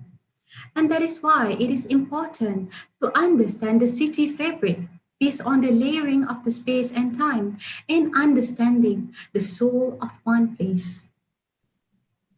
Just like in this image of where the site plan combined, having around 5.2 acres of land will be nothing without human activities. I could see like some empty shells, and you can see here that the woman is holding her kid's hand, walking through the gate. Well, basically, it is as if we are entering new phase of life. And if we continue walking into the site, we could see that there are about 117 units of micro-housing on the second enclave and 27 units of new shop houses at the first layer of the perimeter. The negative space will be turned into some active areas. And this could act as a transition connecting from the external parcel to the internal parcel. As shown here is one of the examples of what the place could be. It will be like an art lane connecting the people. Before we go to the upper level, there will be little cafes or hawkers center greeting us here. And the staircases is located here. This is to give some indirect interactions that could be happening among the community. Imagine this. Who knows, suddenly the hawkers become our best friend? Or the fruit seller is actually part of our family lineage. I believe that will be so interesting to trace back. As we can see here that the communal activities are being displayed on the ground floor from the second floor. Here is where the light and shadows plays important roles in adding lively ambience into the site. If we go to the third floor, the number of micro-housing at the third enclave are being reduced as this is to cater for more private sharing space. The overall image here is shown to show the activities would be in the third enclave during the daytime. And the atmosphere created here is to assist the walk-through moment under the central roof. And these are some of the micro-housing unit layouts that comprise from 150 square feet of area to 300 square feet. As for the sustainability features, we should look into the site planning itself as this involves the heritage buildings. And then I try to tackle the urban heat island issues by creating more pocket spaces. This will not only lead to a better landscaping for people to enjoy, but also daylighting for the tenants of microhousing. As for the materials, recycled timber are being used, especially for the central roof part. For the facade, the ideas are to reflect back to the surrounding roofscapes by following the rhythm from the aerial view and understanding the urban interlacing of new and old components. The facade itself is born. In fact, the screen itself is a reflection of the area without taking direct images of the original shop houses. And the height, it is limited to 18 meters from the roof edge. An insertion of the metal element is to give some sort of subtle impact to the design. Well, the design in the overall context is staggered as a way to protect the view from the heritage buildings on the first perimeter. And for the structural part, it is carefully designed to not interrupt the heritage component. As such, lightweight materials was chosen. And some of the dominating elements are the steel structure and the timber panel. With this, I would like to taking you into the video.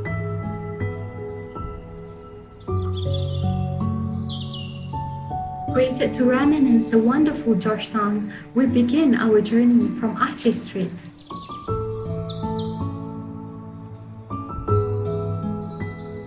As the soul prevails, we're going through the cityscapes. as mass, its memory which entangles with its history. Urban soul, it is the city itself. It is a mistake to think that we can freeze urban space like this, especially a heritage city like Georgetown.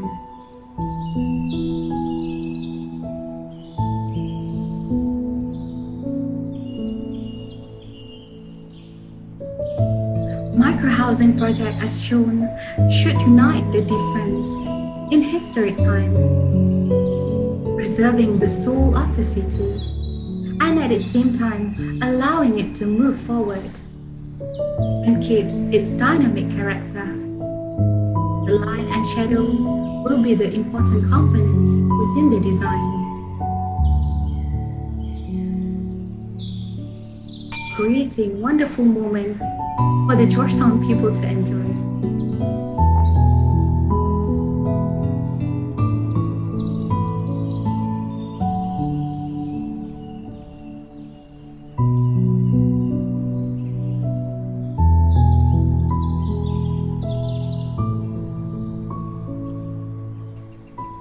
This is some of the overview of what the cultural activities will be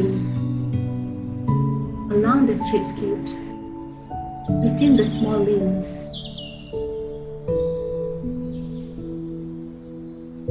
I just hope that this project could bring back the community together. With this, I would like to end that microhousing will be the future. The soul of the city can be carried through by legacy of the people. Thank you. Thank you, Diana, for your presentation. Architect Sibarani, this time I won't start with you. Maybe I'll invite Architect Lillian to comment or ask questions first.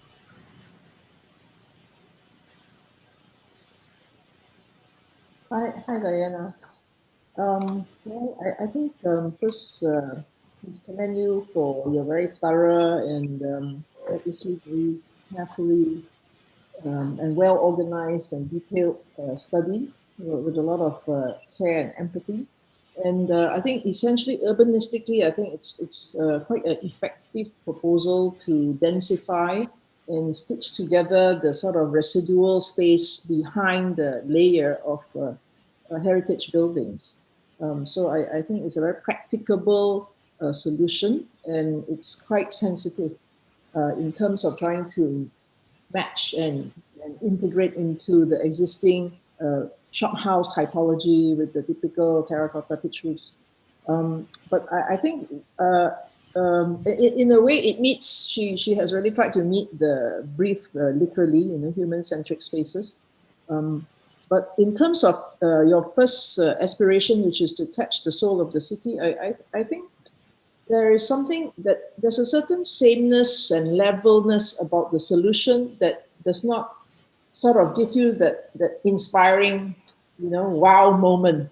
So, like you did everything too good, like, but then it's missing that something that questions and, instigate. And I think it must have that element of instigation and not to be too kind and too nice. It's almost a too nice solution.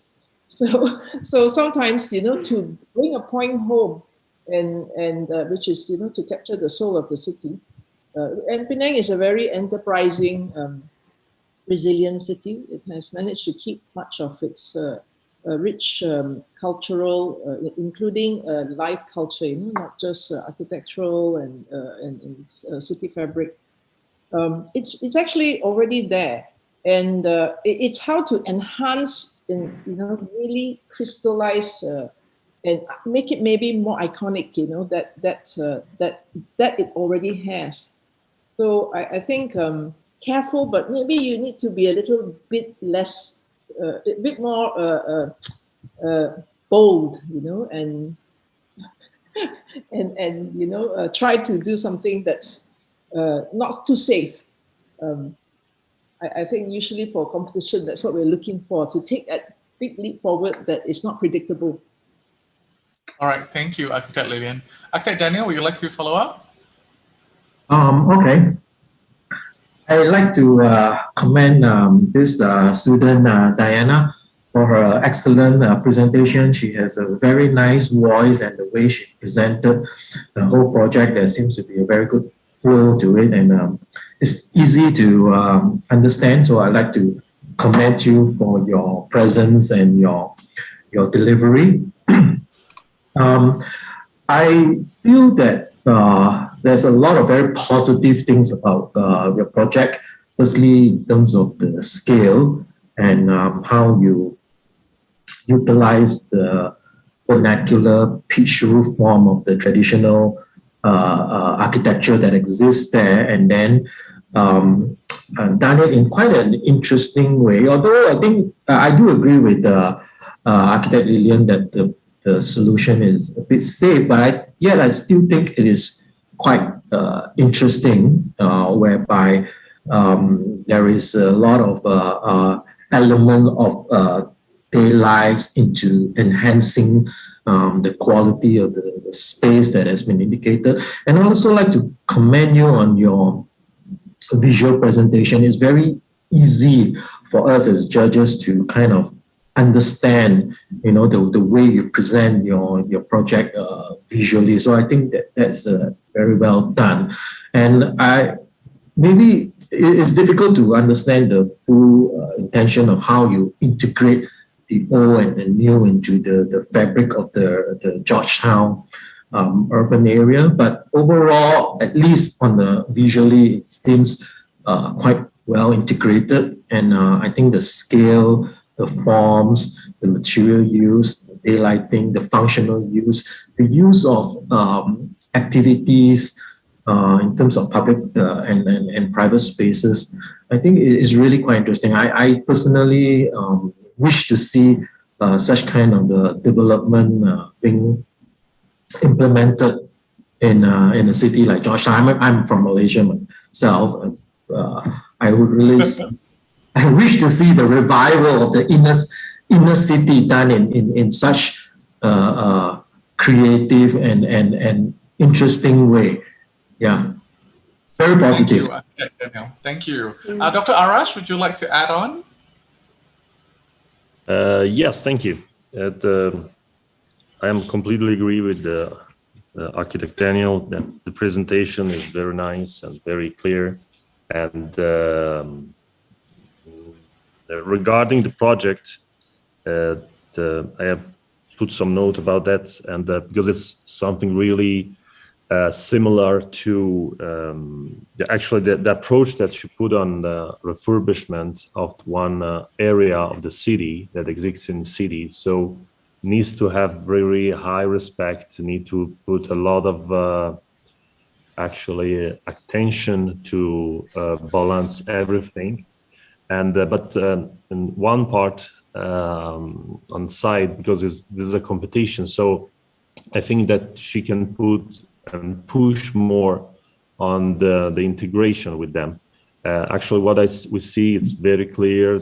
All the dimension, all the balancing is working very well. But maybe this idea of closing from four sides, this is my area, and everything else is white. So I think that can be more related with the other areas in some way. And maybe because I see on front from the last view, we see the river of the sea is very nearby. And I never visited Georgetown, but I think that the sea is one of the most important aspect for the city. So just push the project on the sea can be more interesting maybe, and give to the project more power. And I have a lot of other aspects to comments on the project, but I think that she should do a good job. Maybe less stairs, because I see a lot of stairs, maybe especially in the center. Remind me a lot of a city in Italy that is Scampia, that was one of the most important experiment of the urban scale. But congratulations, you do a good job. Thank you. Thank you. Thank you, Dr. Arash. Aktek Sibarani, your questions. Okay, well, now I take the last turn, but I'm just gonna kind of add into what the comments. I agree, it's a well executed design and presentation, but I want to resonate what Lillian said. I think knowing that the Georgetown itself, because I was part of the revitalization plan for Georgetown. The question to Diana is, there is an issue of land price. I mean, the reality, you are in a very precious piece of land, yeah? And there is a pressure, there's a push for density, how to actually commercialize the space with the density that you're proposing. And knowing that you are limiting to 18 meter means you're constraining the development value to reach its capitalization target. How do you bridge about this? Because I think I'm coming to that next question of Lillian mentioned that you may need to be more bold, because in reality, I think the pressure of the value of the land will push you to get to the higher density. When it comes to the higher density, then you face completely different issues of climate, sunlight penetration, etc., and also character of the building. If you can help us to elaborate a bit. For this project, I imagine that the land itself is being amalgamated, which means that the rental price can be given as as an average rate to everyone, and it can be done in such a way that the place, to increase the value for the developer, we can increase the rental price for the small shop lots area, or maybe we can revive the old shop houses instead of focusing too much on the micro housing itself, because the price for the micro housing, it shouldn't go up high. This is to respect the intention of building it, and also the height itself. Just give me 30 seconds more. Go on. Yeah. Okay, the height is limited to 18 meters because this is to respect the regulations itself.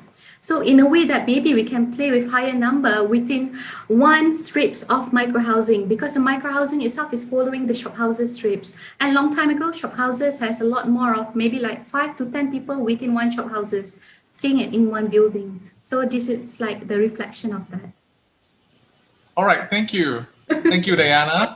Okay. Slightly over time, but it's great because judges are so passionate in commenting. I love my judges so much. Okay, thank you, Diana. You can log out now. Judges will have a 10 minutes break. We'll be back at about 12:50. All right. Thank you so much, everyone. Let's take a break.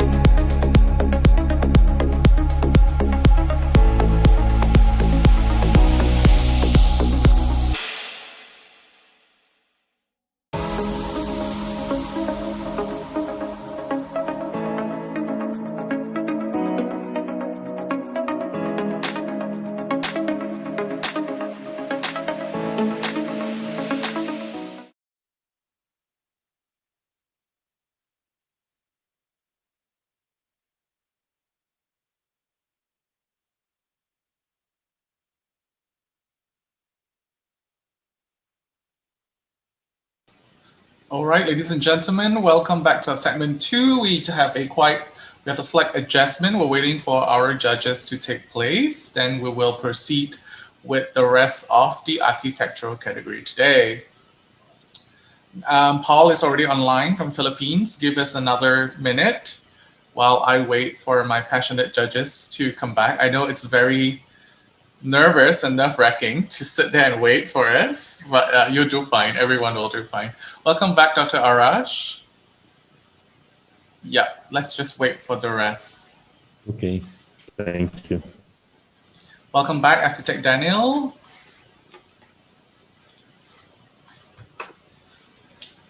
Let's wait for the other two and then we'll start. Okay, welcome back, Architect Sibarani, and let's wait for Architect Lillian, and we can proceed with the next segment. I am very excited. I mean, it's fun. I'm glad I don't have to judge and I'm not being judged. I'm just here watching you guys judge, so that is very fun for me. Yeah.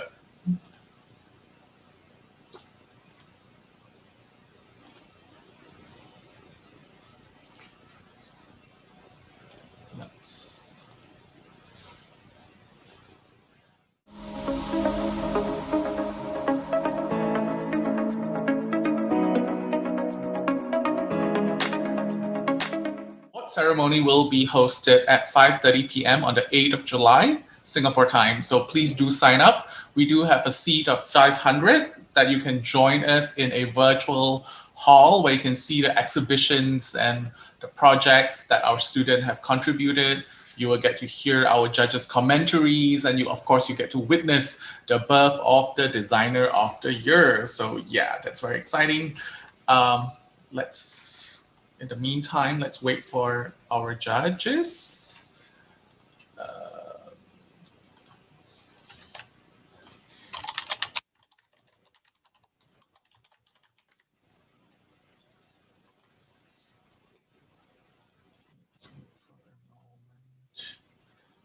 We have, let me count 1, 2, 3, 4, 5, 6, 7. We have 9 more finalists to go for the day. And that is considerably quick, actually, compared to, despite having a 15 minutes presentation slot and 10 minutes Q&A. And thank you, judges, for being so supportive of our students and our presenters that I feel even if I give 30 minutes for Q&A, our judges won't be able to complete their comments and their questions. So that is something very exciting. So we have one more judge probably on the way, so just give us a moment, Paul. Maybe the AV team can cue in some music while we wait.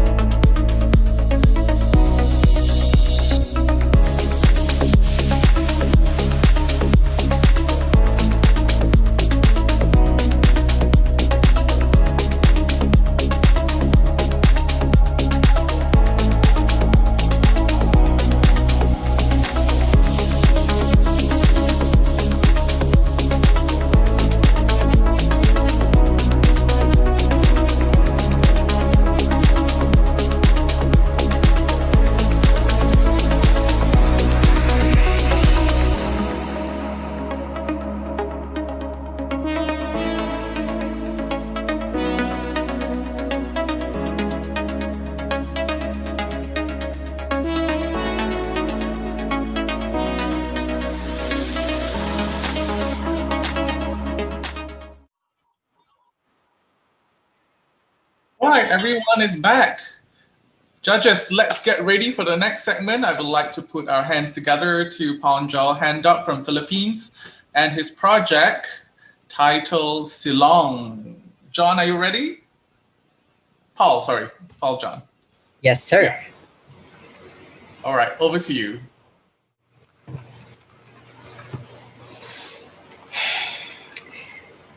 Let me tell you a story. A story of a simple yet meaningful gesture of care for the people and the environment. And a story that starts with this. Over 21,000 Filipinos died from coronavirus as of today. More than a million got infected. 400,000 evacuated due to Taal volcano's eruption, and a big number of Filipinos got devastated, and at least 180,000 evacuated due to Typhoon Vamco. And if we keep on discussing this, we will never run out of numbers. It is indeed very heartbreaking to see my fellow Filipinos watching their houses and belongings just being taken and destroyed by strong floodwaters. Within seconds, everything was gone. Torrential rains and back-to-back typhoons have ripped through the country in the past years, turning once a picturesque community into river or sea of murky brown, killing dozens and setting off deadly landslides. But even so, we still see them smile. And what's more remarkable is that they are ready to give refuge despite their suffering. I have seen so many photos where distressed people welcome their kabarangays or neighbors to their rooftops because the houses of the rest were already washed out. These just show the resiliency of Filipinos. And here in the Philippines, we have a cultural practice called bayanihan. Bayanihan is the collaborative effort between every individual in the community to help those in need, regardless of what culture, color, and religion they might have. Another term for bayanihan is silong. Architecturally speaking, silong means the underneath of the house, particularly the space below the main floor. But to us Filipinos, silong's real meaning is to offer and share your space to others. Therefore, silong signifies shelter, a helping hand, and most especially, care. And with that, I can say that bayanihan still prevails even more at times like this. So I ask myself, what can I do? Because of that, I was even more touched, and this became my strong motivation. So through this competition, I can now amplify this simple solution and use it as a voice to possibly reach out to the authorities and raise awareness of solutions for these kinds of dilemmas. And upon thorough research and trying to understand their situations, I ended up considering three of the top needs of my fellow men.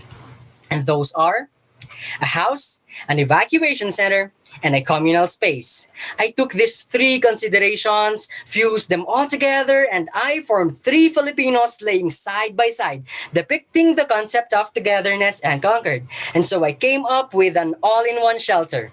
Good afternoon, ladies and gentlemen, architects. I am Paul Jan Abuyo Handok, a young designer from the Philippines, and I welcome you to Silong, a sustainable human-centered design shelter anchored on living one with nature. And these are the main strategies that I applied in designing Silong. First, sensitive and smart architecture, being empathetic towards the needs of the people and the community, and being mindful to the preservation of Filipino culture and natural environment in designing Silong. Occupants' energy consumption is minimized through the adaptability of Silong towards the climate. Silong has a compact living unit incorporated with all the basic areas of a livable home. Silong houses can consume less energy because it is properly oriented to capture enough sunlight, wind or breeze, making use of appropriate shading devices, wide windows in the north side, and breathing walls. Silong is equipped with proper arresters of free natural resources, and rainwater is collected and stored for reuse. So in designing Silong, the needs of the people and the community are the topmost priority. Fun fact, we Filipinos are one of the biggest fans of basketball. That's why every community here in the Philippines have their own basketball courts. And aside from playing the game, the court is used for hosting pageants and celebrating other cultural practices and feasts. Silong have green enough space for the community to gather and enjoy nature, life, and the biodiversity that is present in the development. Silong is inspired by the native indigenous dwelling unit called Ifugao House, and that is located in the regions of the Cordillera, where the eighth wonder of the world, our very own Banawe rice terraces, is also located. Ifugao House have three functional levels as shown in the image. The posts have wooden disc or capital, which is called halipan. Halipan is used to prevent rats from entering the house. And of course, our very own bahay kubo or the nipa hut. The walls of these dwelling units have different patterns which represent the region or the culture where the occupants belong. These details are incorporated in designing Silong, where the ground level will serve as a multifunctional area, and just like the Ifugao House, Silong also has its own capital. These capitals have grooves or gratings of the occupants' cultural patterns, just like in the islands of Luzon, Visayas, and Mindanao. Those patterns will serve as an inclusive architectural character, and these patterns can also be applied in the wall panels. So the second level will be for social affairs, eating and cooking, and the third level is mainly for sleeping. The roof slope has a 50-degree angle to house the third level comfortably and of course to withstand rainfall load and strong typhoon wind. This is the conceptual site evolution wherein a flat site is pushed up, creating now a sloping land area. And to take advantage of that slope, it is best to put bioswales at the runoff zones to filter rainwater. I use these forms to form the pedestrians, bike, and vehicular lanes. And here, we can see the basketball court at the south side where the holding tank is located underneath and the community hall at the north end. And these are now the Silong units. Next one is innovation and integration of technology. Silong as an evacuation facility can address flooding because it uses wall panels and bedrock that has EPS or expanded polystyrene inside, and that can be detached if unexpected flooding occurs. Usage of mobile app as a way of future proofing. The occupants can customize their own unit, check live updates about the construction and the performance of their unit through this application. So this is Silong during normal rains, and when unexpected flooding rises beyond the second level, they can now use their wall panels and bedrock to rise with the water. Hence, flood resiliency. Next one is low impact. Cost-effective construction with the use of precast and modular construction. Structural members are precasted off-site, and bamboo treatment by immersing bamboo in seawater will happen simultaneously. And in that way, construction phase will be much faster. Bamboo. So there are three main species of bamboo that are present in the development and will generate the main building material for Silong. And those are Kawayan Tinik or bambusa, Dendrocalamus asper, and Cystodium lima. But the question is, why did I choose bamboo? For some, they already consider this as cliche. Well, first, I want to stop the wrong notion in our country and raise awareness that bamboo is not a poor man's timber. Because if we treat it the right way, it will serve its purpose. And the fact that bamboo is a sustainable building material. So by growing bamboo on site, importation of materials will be eliminated. The use of recycled materials like Capiz windows from the old houses here in the Philippines, reclaimed wood, and broken tiles. Low impact on environment, using overhead water tanks that utilizes gravity in feeding the low-flow plumbing fixtures and composting toilets, and the orientation of the houses to maximize the use of free natural resources. And lastly, the lower parts of the roofs and the railings will be used to grow their food like string beans and other fruit-bearing vines. These are just simple ways, yet these give large impact in minimizing consumption. So these are the Silong components: the bamboo roof assembly, the bamboo framings, the bamboo and recycled materials as envelope, the bamboo stairs, the substructure, the EPS sandwich panels, the breathing walls, the folding interior stairs, and lastly, sectioned bamboo for balustrading. Next one is the concept of oneness. And what we are reading at the moment is our ace or edge over the other, the Makikisilong concept and Bayanihan. Again, Bayanihan is the collaborative effort of the community to help those in need. Silong, on the other hand, signifies shelter. So in constructing Silong, the culture of Bayanihan is present, where the people will manually lift a part or a section of the house and deliver it to where it will stand. So this is the first phase where the substructure is erected.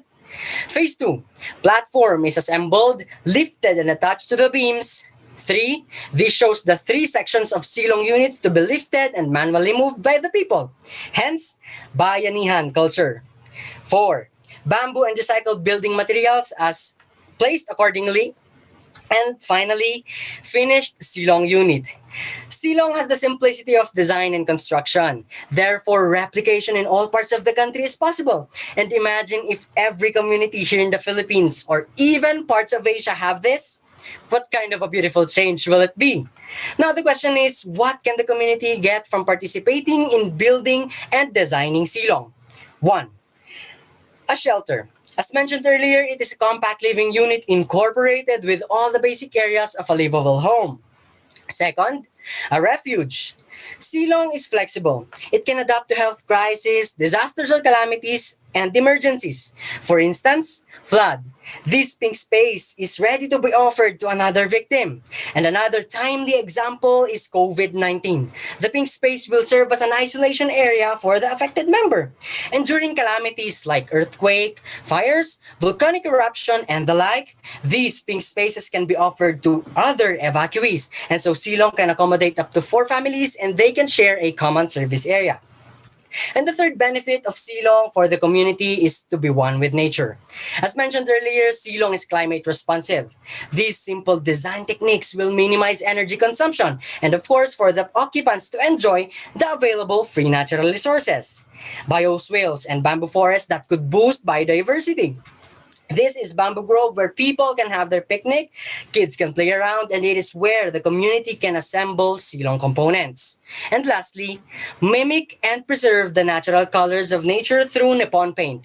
This is a simple engagement for the community to boost their imagination and artistic side because they will do the paint job. And again, imagine if every community have and does this, what kind of a change will it be? Lastly, growing green. Regenerative design through bamboo. Waste management by repurposing construction waste. So in Silong, repurposing construction waste will remind and re-educate the community that not because it is trash, it is meant to be thrown away. We must really keep in mind the words reduce, reuse, and recycle. Lastly, community empowerment. And the best thing about Silong is that it allows the community to get involved in all means possible from the very start. And because Silong has green spaces, the community and their visitors can have more quality time to get closer, and that will now create a strong bond between them, and most especially, nurture the minds of the young generation. So the overall idea of Silong is to be a continuous experience between natural and built environment. A shelter, whether a lockdown-ready house, a resilient evacuation facility, or a pandemic-prepared center of life. Silong is tailor-made to become an architecture for the community that grows together and leaves no citizen behind. Filipino resiliency is often linked to the admirable characteristics of bamboo that bends the strength of the wind and its ability to bounce back to its original state. And we Filipinos are the one that bounces back so quickly with a smile and a joke, and all the while offering help and warmth to other people. Filipinos will continue to rise up and begin a new life again and again. Silong is a story of hope. A community that rises together no matter what they've gone through, and a community that offers a helping hand to their fellow men unconditionally. We can only prosper as a country when we decide to work together, men and women, citizen and citizen, people and the government. And I am Paul Jan Abuyo Handok, and this is my contribution as a member of the community. An architecture that makes sure that every Filipino is given the opportunity to live a secured life. Ladies and gentlemen, this is Silong, a sustainable human-centered design shelter anchored on living one with nature. Thank you very much for listening, and please take care because Silong cares. Mabuhay. Thank you, Paul, so much. Let's start with Dr. Arash. Would you like to take it on first? Hi, yes, and thank you for the presentation and for the energy of your presentation. And well, it's very interesting because you put on the main focus of your concept, the security and the environmental aspect that can be also a dangerous aspect, and it's interesting how you use the material based on bamboo and the traditionals that you put on place.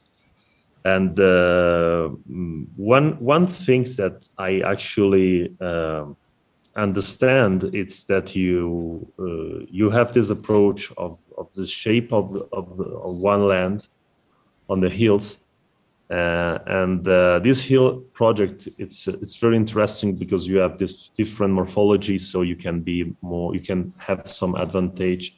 But in some other way, actually, for example, the court of the playground that you use for the colors that is inside the hill, that can be interesting. But in case of the emergency, is it a safe place or not? This is one question for me when I see the section.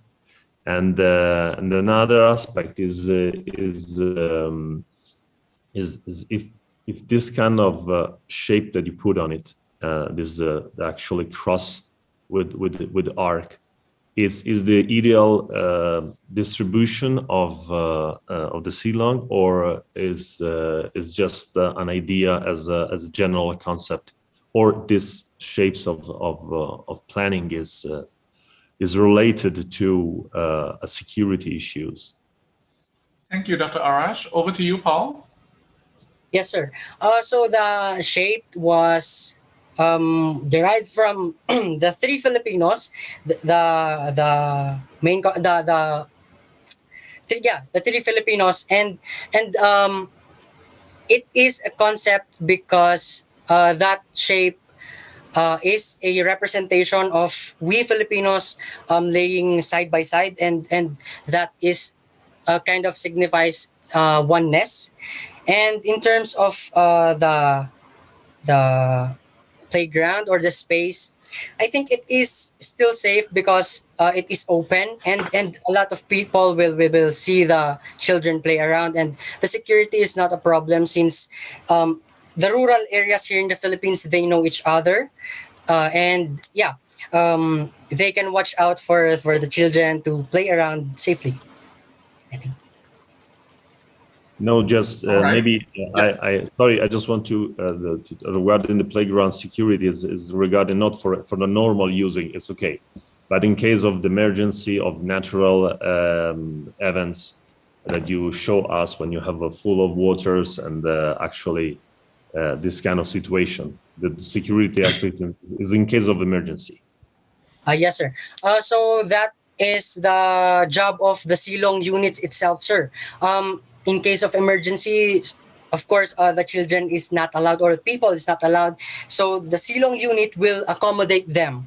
That's why the Silong components, even if it is a Silong units, I should say, even if it is a compact, the units can actually accommodate like 10 to 15 people because of its wide space, and it has a loft.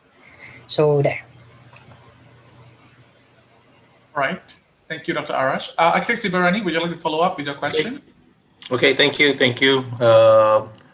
Paul, I think it's a very interesting, and you should probably try to also work as a presenter, yeah, because you're very entertaining in explaining your concept.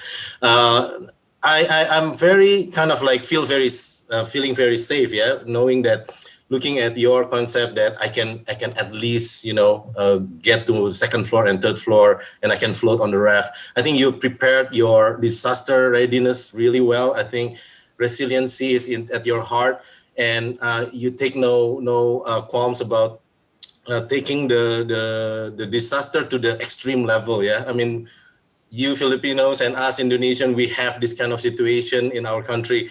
I'm not gonna second guess on Malaysian and Singapore. Probably you won't get that kind of like flood situation. So I think I think your scheme is kind of like very prepared on that. But I was wondering though, you are looking at this Silong as one single unit of houses, right?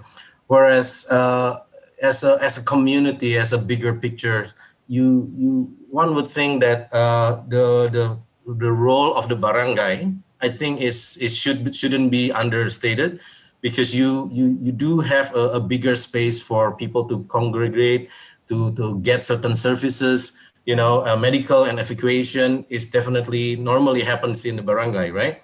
And I was wondering whether you want to explore more on the architecture of that facility, because beyond your housing unit, which to me is very elaborated, but then it's rather singular, kind of like a unit that you can just copy and paste it in many places, and assuming that that's all going to be the requirement of the people. But I was thinking you probably expand more on the where people congregate and what will be the architecture of that,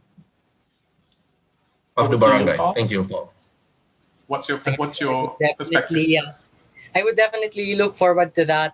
And we Filipinos, sir, the basketball court is serving serves as a multifunctional space where it can be hosting for medical something or whatever. But putting basketball court here in Silong will kind of reduce the space for those facility, but I will definitely look forward to putting some medical facilities in Silong. All right, thank you, Paul. Architect Lillian, would you like to add on?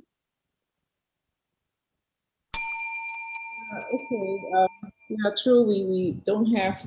We're lucky not to have the frequency of disasters, but we still have man-made floods in Malaysia and Singapore as well sometimes. I think I commend Paul John's level of energy, enthusiasm, and care and passion to address a very common prototypical to address an issue at a very prototypical level to develop that house. I mean, it's I think it's a little bit too much of too many things in one, but in terms of form, I think that roof seems to be quite appealing and saves it from being just another prototype. That's another prototype. I mean, it's quite a memorable roof form. But I agree with Sibarani's comment that this approach will be made much stronger if there was more emphasis on how they are grouped and how they start forming communal shared spaces in between, and not just isolated single family units. Presentation is very compelling, though unexpected, maybe sometimes detract from the architectural qualities. I think in terms of the typology, I think it's good, but I think it really needs to weave together so that the sense of community comes across more strongly. All right, thank you, Architect Lillian. Architect Daniel, would you like to wrap it up for us? You need to unmute. Yeah, thank you. Okay. I think the energy of the presentation, the clarity of the presentation is very commendable, very strong. I like it very much. And I think if one day you decide not to be an architect, maybe you can go into politics. I think that will be good for you. I like your presentation, your design, everything. There are a few things that I just want to bring up. For example, the layout of your living spaces. As you go up the stairs, you enter, the first thing that you see in front of you is actually the bathroom. Not sure that is how Filipinos would like to design your houses. As you enter, the first thing you see is the bathroom, and that's also separating between the living spaces and your dining and kitchen spaces. So if you were to go between the two living spaces, you have to walk by the entrance and the bathroom each time. So it's not how normally we would lay out the dwelling units in other parts of the world, like let's say in Vietnam or in Singapore or in Malaysia. But I'm not sure how does it appeals to the Filipino locals there. The other thing is about this evacuation thing. I like it that the fact that part of the house can be dismantled and then be used as a raft to sail away into safety in terms of flooding. But I'm also very concerned that if this ever happens, yeah, people will be actually capable to do that in the first place, to dismantle part of the house and use it as a way to escape from the disaster. And I think in the first place that we should be actually planning and developing the site in such a way that to avoid such kind of a natural disaster, we should really look at not place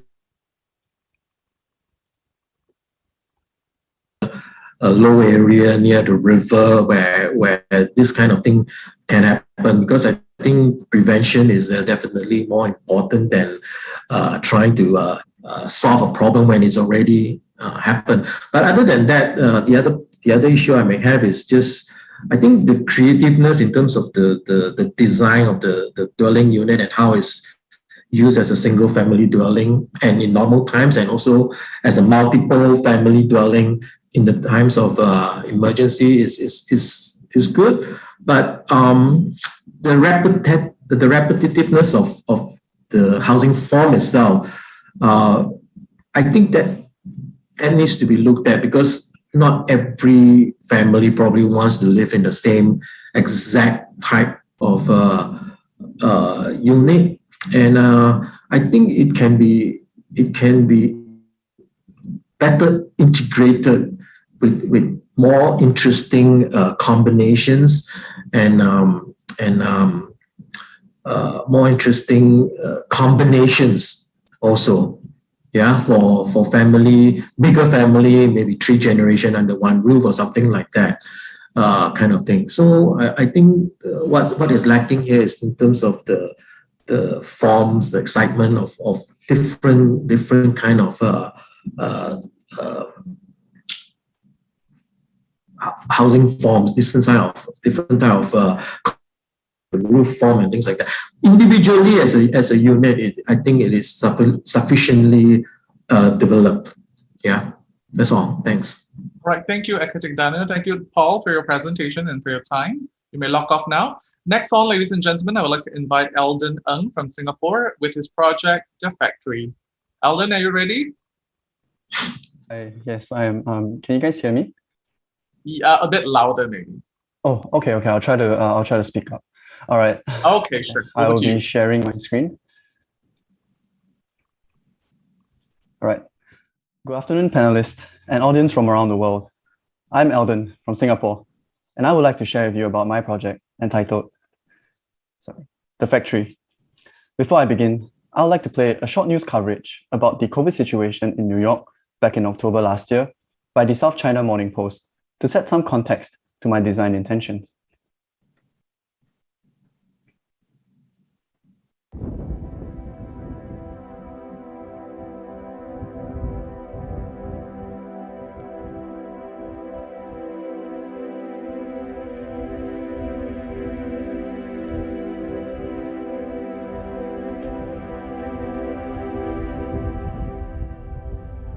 Those who we lost, their families are still trying to determine the best way to provide services for them, and just have been struggling because of the pandemic and other challenges. So we're trying to work with each and every family of those we lost who are in that situation to make sure that they can have the kind of services they want to have at the right time.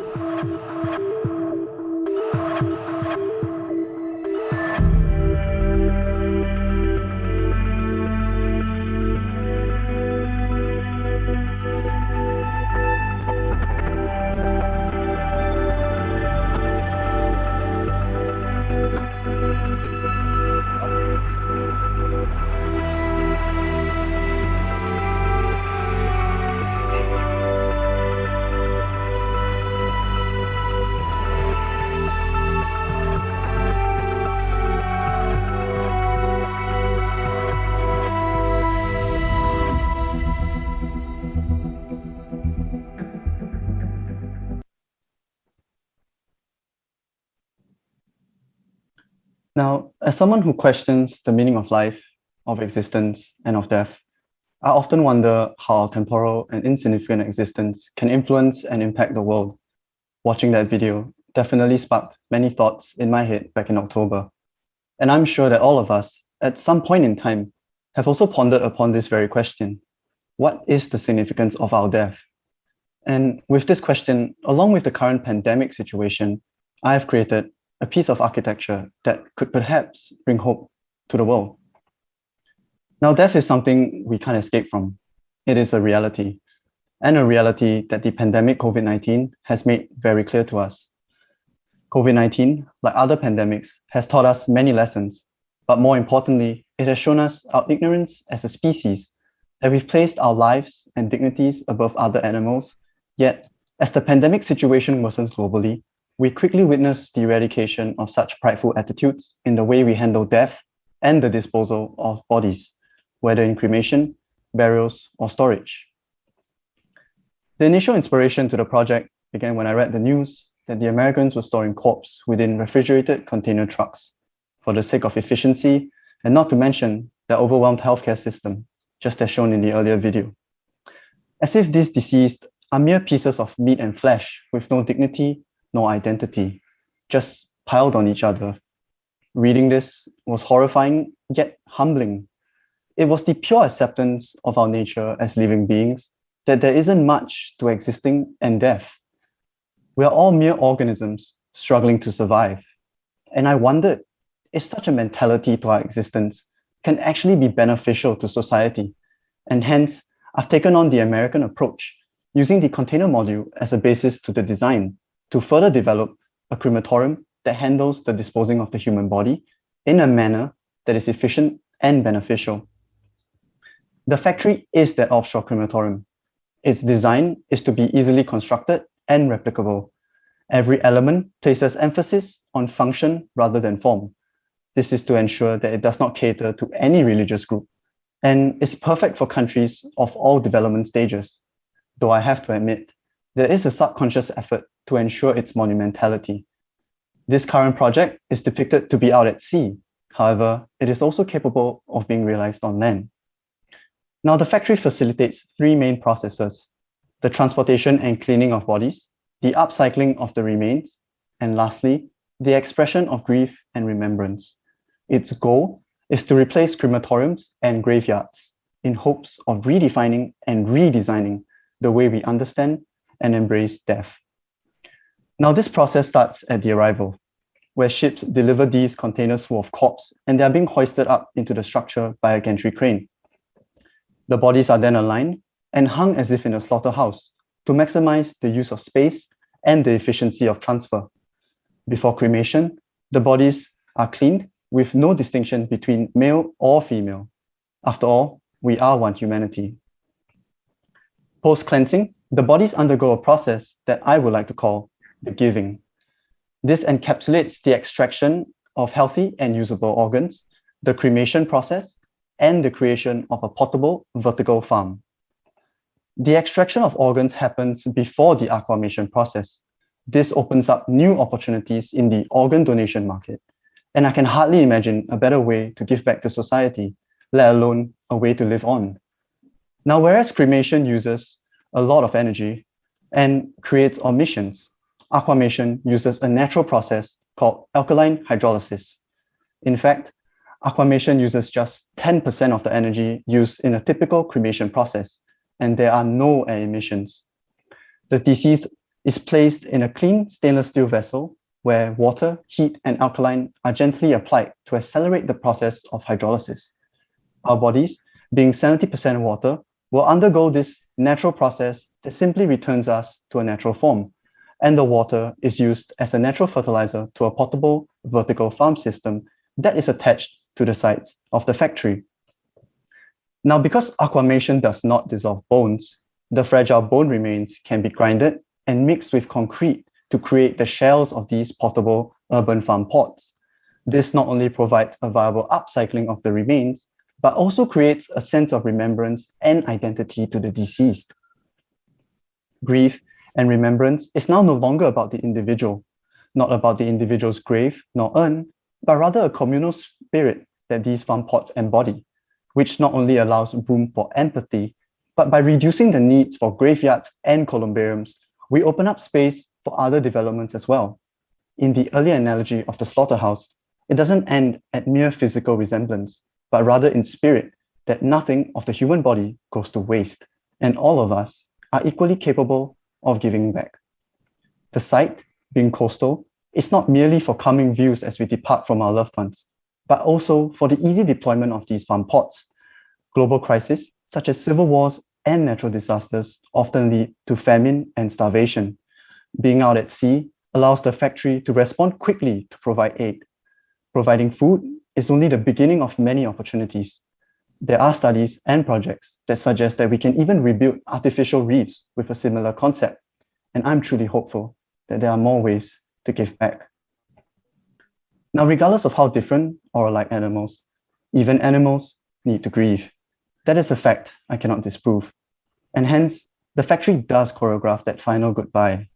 After the extraction of organs, whatever that remains enters the aquamation pot that is then theatrically conveyed out of the surgical rooms, a similar experience to that of the modern-day crematorium. This space, which I call the farewell, is an open plaza where we can witness the final moments of our loved ones. As the aquamation pot is hoisted up into its shelf, family, friends, or even members of the public can gather as we share this feeling of grief, with the sun setting before us, the future unknown, but beautiful. In closing, I would like to express my deepest condolences to those who have lost loved ones in this time of crisis. And I understand that this topic might seem awfully morbid and somewhat inappropriate while the world is suffering. But I would beg to differ. Just as all the projects that have been discussed or to be discussed, there are often deeper underlying problems that goes beyond the realm of architecture, many of which involve philosophy and sociology. After all, I strongly believe that as architects, we don't just design buildings. In fact, we depict the stories of our existence through the built form. And I hope that in pursuing this complex question, my solution gives us a little hope that someday in the future, we are able to question and develop our perspective of the world and of our existence, which will allow us to open up to truly new and selfless ideas that will better shape our future. Thank you. Thank you, Eldon. Architect Daniel, can I invite you to start off? Yeah, I will. I really don't know how to comment on this one. As the student said, it's a little bit morbid, cold, and I think your presentation, the style of your presentation is also very calm and calculated, and it fits your design proposal quite well in terms of the tone that you want to present. Yeah, I this is something quite shocking, but I can see where you're coming from, and I can see that some people may feel that way, although many may not, because you're treating the human death in a very as you started to say, is as any animal carcass treated like a piece of meat, you know, and hung in a cold metal container before you remove the organs, and then finally dispose of the body in a way that you can reuse the byproduct of it. It's efficient, no doubt, but the architecture itself as a factory where it's kind of done in a very efficient way is actually goes along with that theme. So I find while I hate to see the human actually coming to that point, but I see where you're coming from, and I think it's quite a well thought out philosophy and design, and I commend you for I think a lot of deep thoughts in a very skilled way of addressing a very real issue, especially with a lot of death in this current situation with the pandemic. Yeah, that's all I think. It's quite shocking. Thank you. No worries. Architect Sivarani, I know you have something to say. Would you like to follow up? No, I'm also, I can see the reaction of Architect Daniel on how to respond this. I think, Eldon, what I like about your presentation is you address the very timely issues. Yeah, I mean, today I think we've seen a lot of grievances and sorrow because of that, and also you help to provide alternative future of how you dealing with this type of situation. And I think you dare to enter the territory that nobody really want to touch and address because it's being probably inappropriate or beyond our sort of like imagination. But I like the fact that you try to provide that alternative view of how you deliver this so-called I would say rituals or cultural activity, right? In many culture, this is being part of their tradition, and this is definitely a new type of tradition that may emerge. So hence on that, the human-centered approach of this theme for your competition, I think is kind of like weirdly addressed in your scheme, yeah. But I would like to know more a bit on. I mean, after all, this is an architectural and built environment competition. More details on how certain things, plans and on elevations, and probably some architectural exploration may help to deliver this concept into a so-called apple-to-apple comparison to the other audience. Thank you. That's all, I guess. Thank you, Architect Sivarani. Eldon, would you like to respond? Yeah, sure. I guess my response for that, I think definitely, to the panelists who are more architecturally educated and exposed, I think definitely presenting plans, sections, and elevations would be great to in a way sell the project.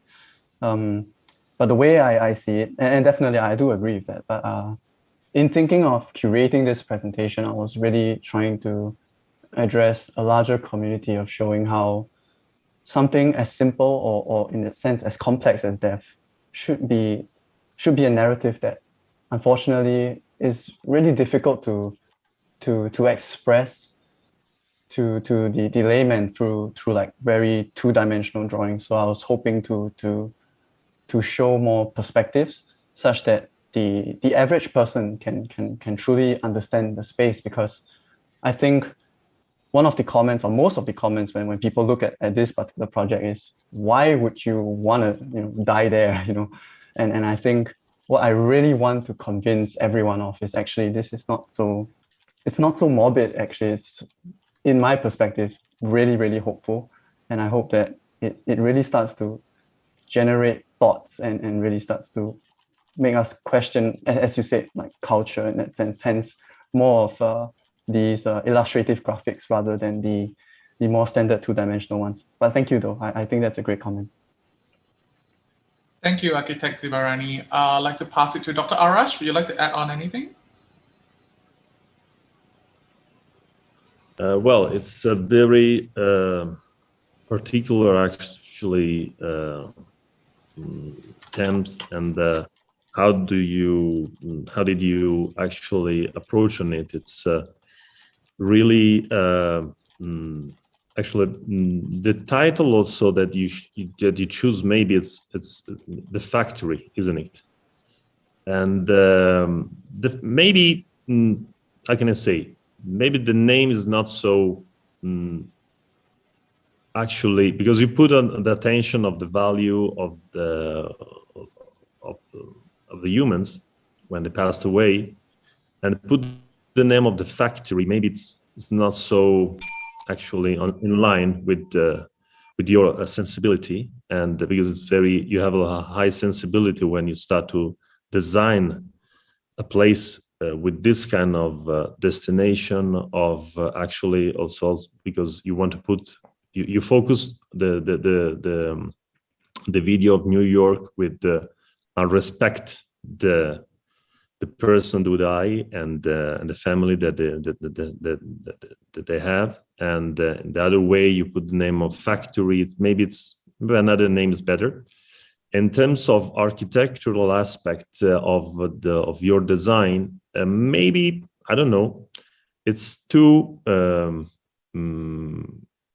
strong. Maybe your design now that you design it on a platform in the sea can be also regarding the functionality of transportations, because yes, this one is for New York, but we can see in other places how can you replace it when you have a distance with the sea, you know. And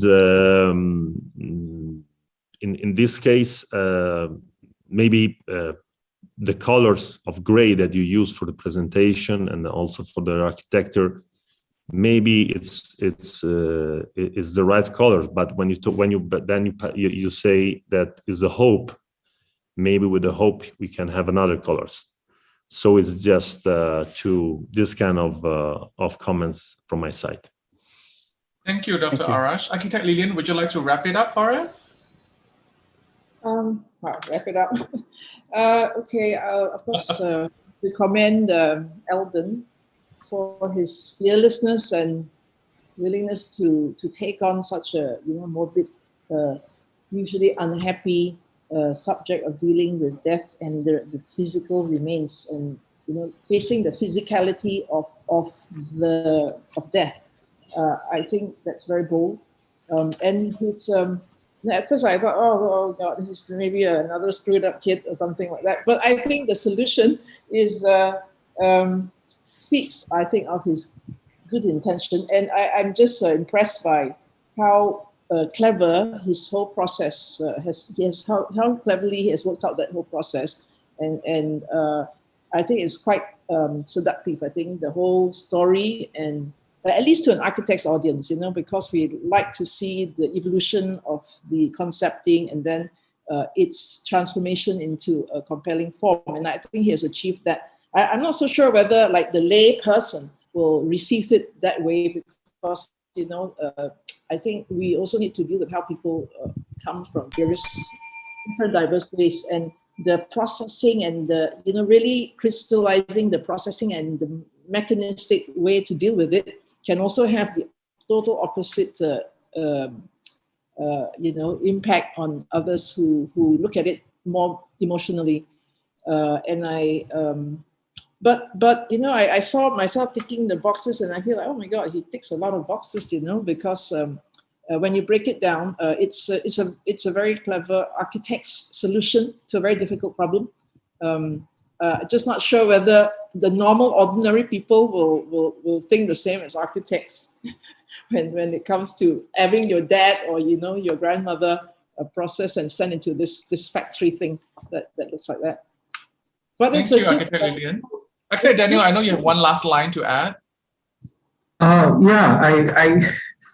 really want to salute Eldon for the bravery, the daringness to take on this in a very cool and calculated way, but in a very a unique way that people do not usually think about death in that way. But I think it is an excellent way of how the young generation or the next generation or the future of humanity.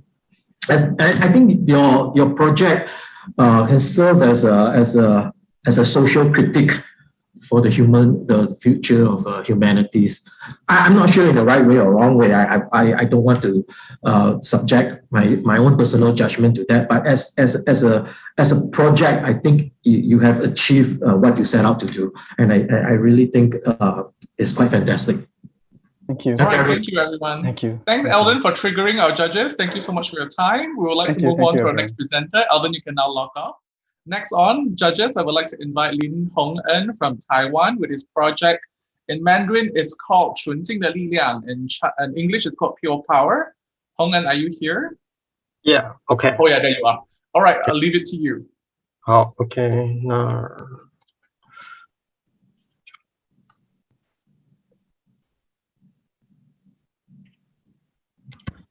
Okay, I'm Hong Lin. My project is water pure-power daily compressed stage with the water harvesting.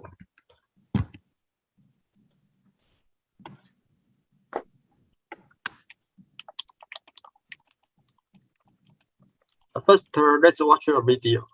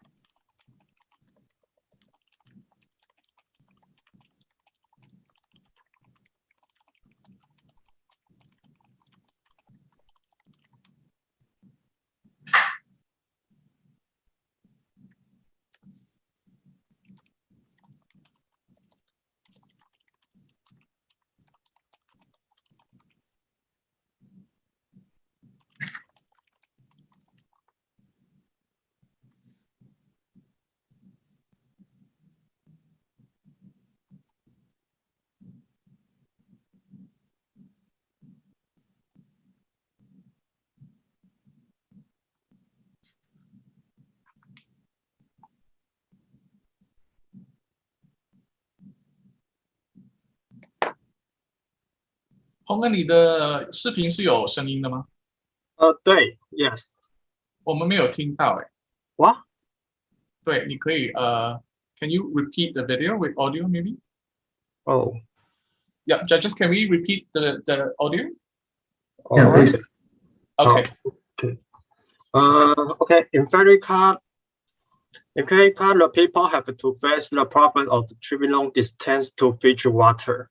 On a village, it takes 6 minutes to 180 minutes for their population to fetch water. They can get water is muddy water, but the water is the potentially of contaminated source of water. This unknown of water may have been bathed by animal of Strida. One third of deaths in America are due water pollution, and less long-time consumption of this unclear water has led to illness and died.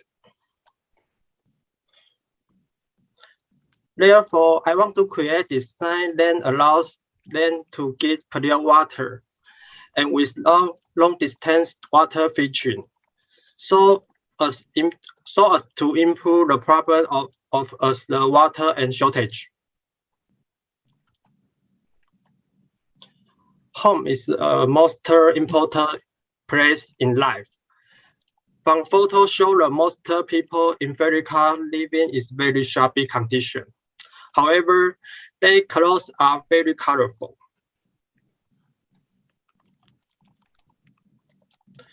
Again, the local environment is very shabby, but the clothes and weaving tattoos on people are very bright and changeable. Hope to simplify the design for a better life through the available way of weaving.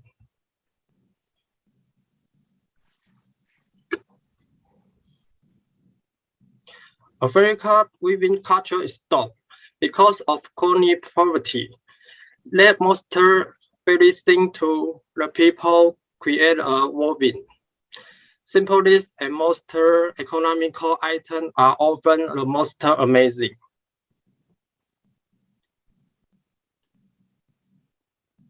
This combination of babies, the most families are constrained by economical retaliation. They can as the main victory material, but a random combination list of the material can create a melody of change of beauty. Okay, by research change important and humanity in America. Consider the local environment for the material assessment. Later the feeling work as the material of creation. In the process of reaching principle of water generation of master mesh, try to combine the mesh with the weaving idea. First, the model is researched in two parts. The first part is to research combination of weaving engineering and composite weaving. The second part is the research the local architecture form, and then from the form to find economical architecture shape. First, by maker model, research the design and experiment of water collection device. Adjust for detailed design of structure and focal filling.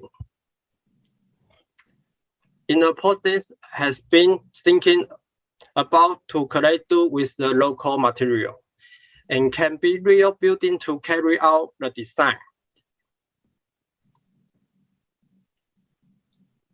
In the collection of device, I use focal and local potato material to focal tramping device to collect in the air.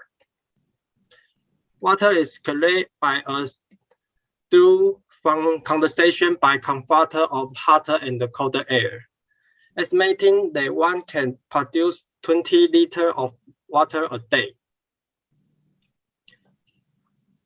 The dew will be transported to the water pipe through the PVC on the roof, and we filter in the water pipe, and then sent to the storage tanker under the building.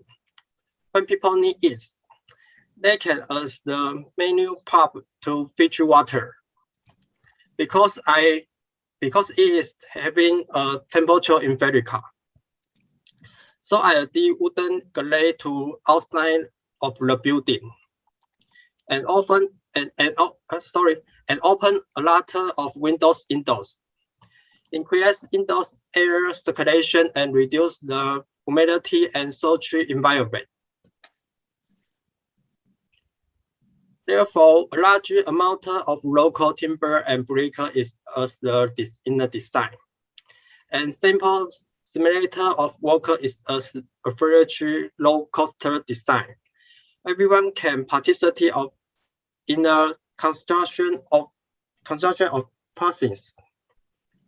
Make it affordable for every family in America.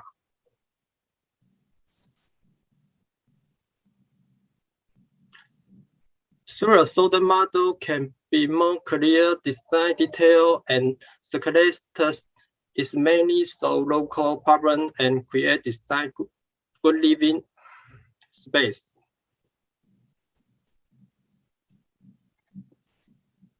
The model simulates the actual architecture detail design, and then is the relationship between situation and proportions in space.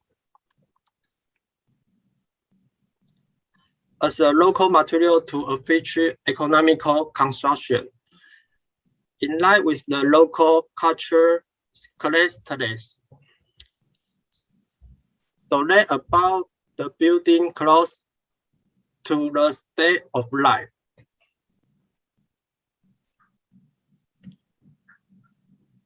Addressing the problem of journey to open water can reduce the death of women and children. Give children more time to help her with their families. The water collect device on the roof and the facade of the building are combined with the local weaving technology. So that the building has its own symbol. Through the weaving of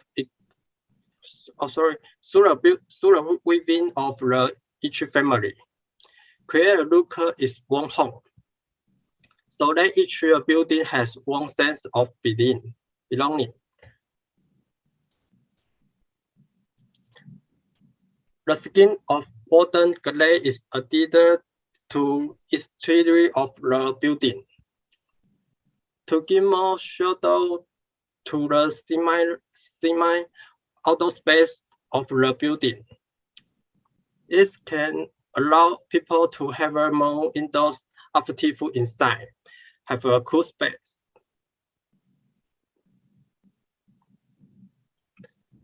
This design can reduce the safety problem encountered in the long time to outside.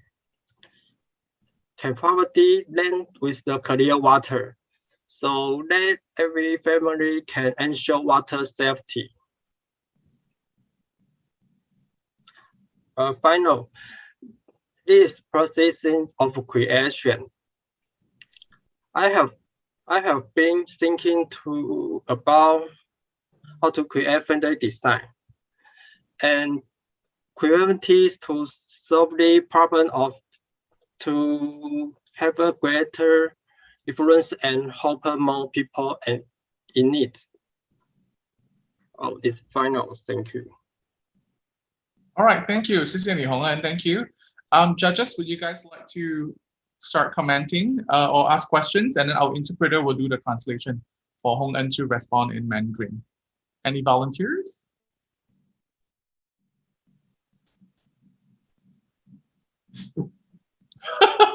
Okay, you guys are very used to me giving names, right? Okay. Architect Daniel, would you like to go first then? Oh. Me? Yeah. Oh, do you want someone else? Oh, Dr. Arash, would you like to go first? I defer to somebody else first this time. Yeah. All right, sure. Architect Lillian, Architect Sibarani.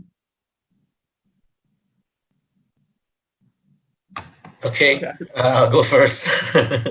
Okay, I think how do I address him? Lin, yeah? Lin, yes. Hong-an, yeah.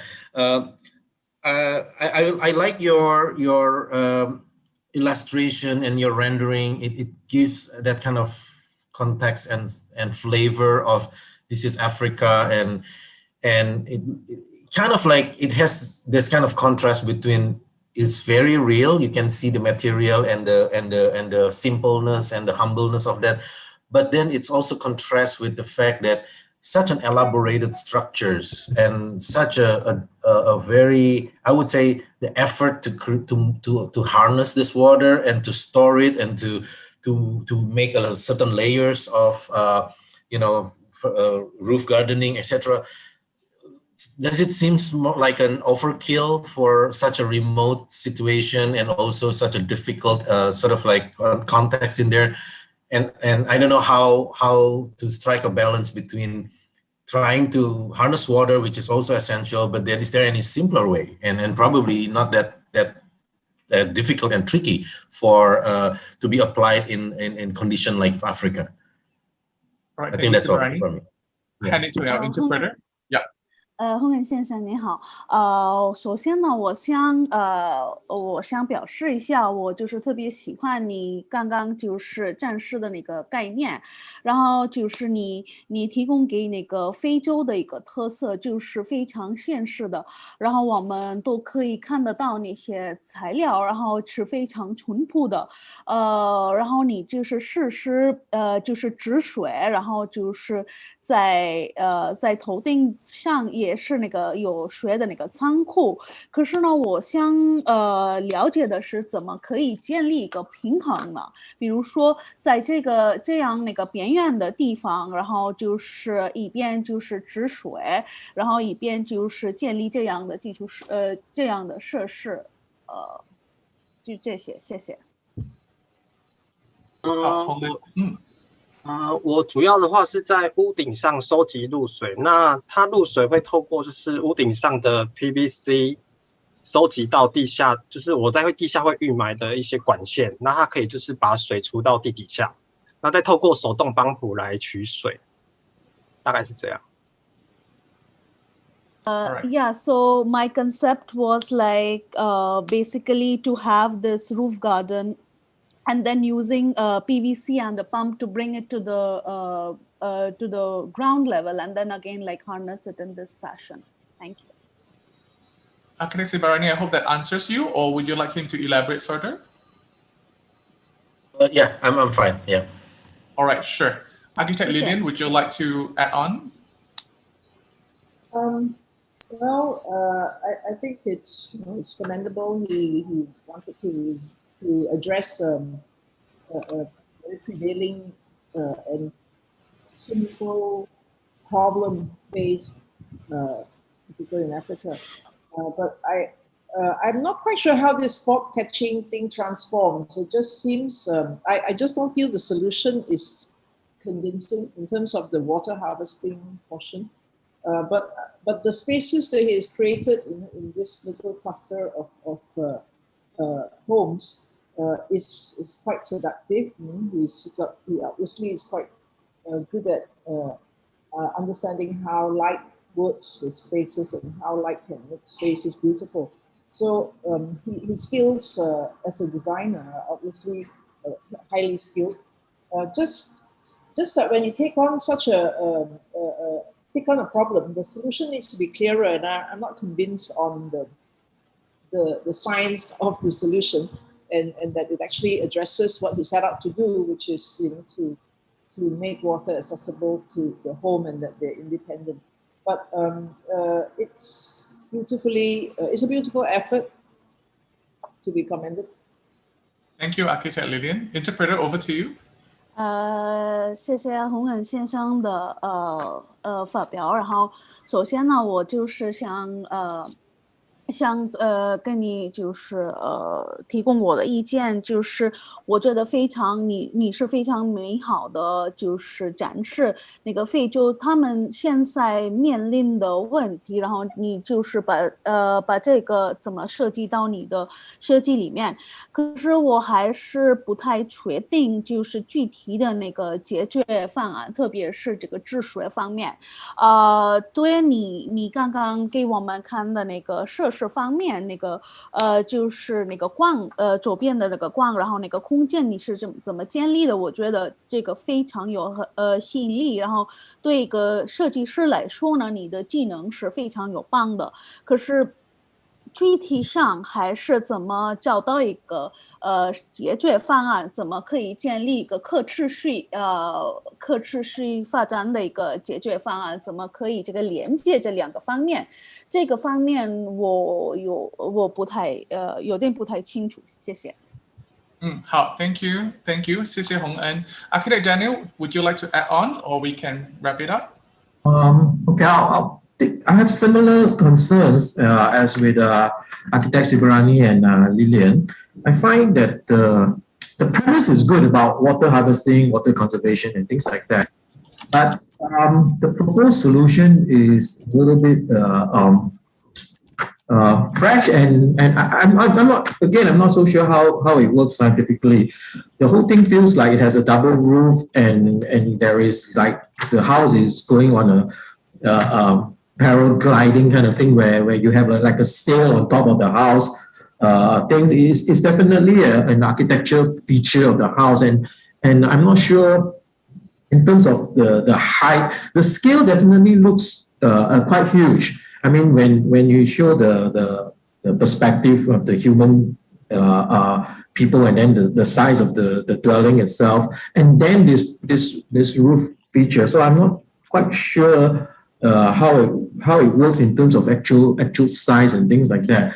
But I do feel that it's a new way of looking at water harvesting and water conservation. And I don't know, I'm not sure how effective it would work, how much of collection that you will be able to achieve on a daily, weekly, monthly, yearly basis. It has to be tested out. I'm not sure he has built a model and actually tested out or not. I'm not sure even if we can have the right natural condition to test this as a prototype or not. The idea is there, and I like to commend him for the effort and the fresh way of thinking. Just like the previous student, I think is a very new way of looking into trying to solve a problem. How effective it is, I really can't tell. Yes, that's all. Thank you, Architect Daniel. Interpreter, over to you. 谢谢洪恩先生。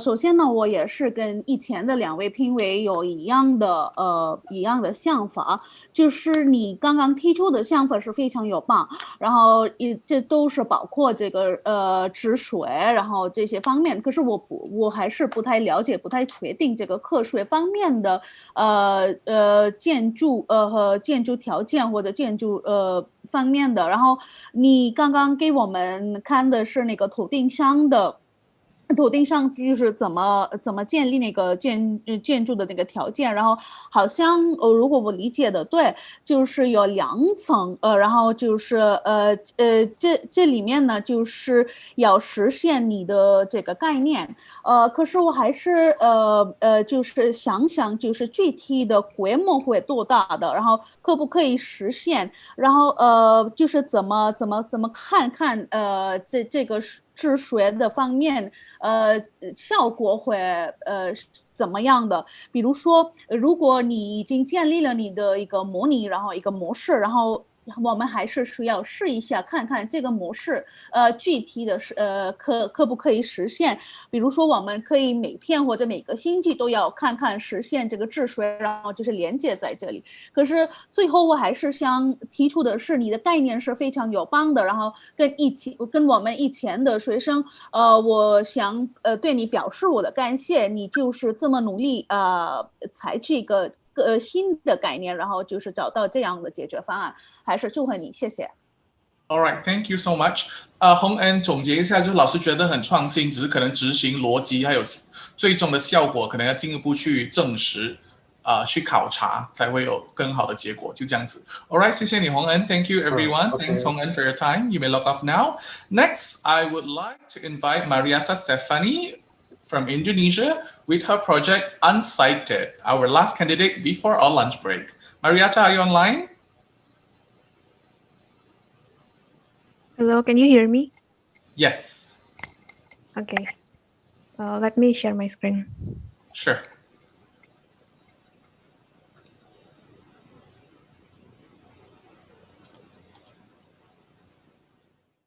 Okay. Good afternoon, everyone. First of all, I would like to thank all the judges for this opportunity. It's been an honor for me to present my project today. Hi, my name is Marietta, and I'm from Indonesia. Today, I will take you back to one of my amazing experience visiting an art gallery in Jakarta, Indonesia.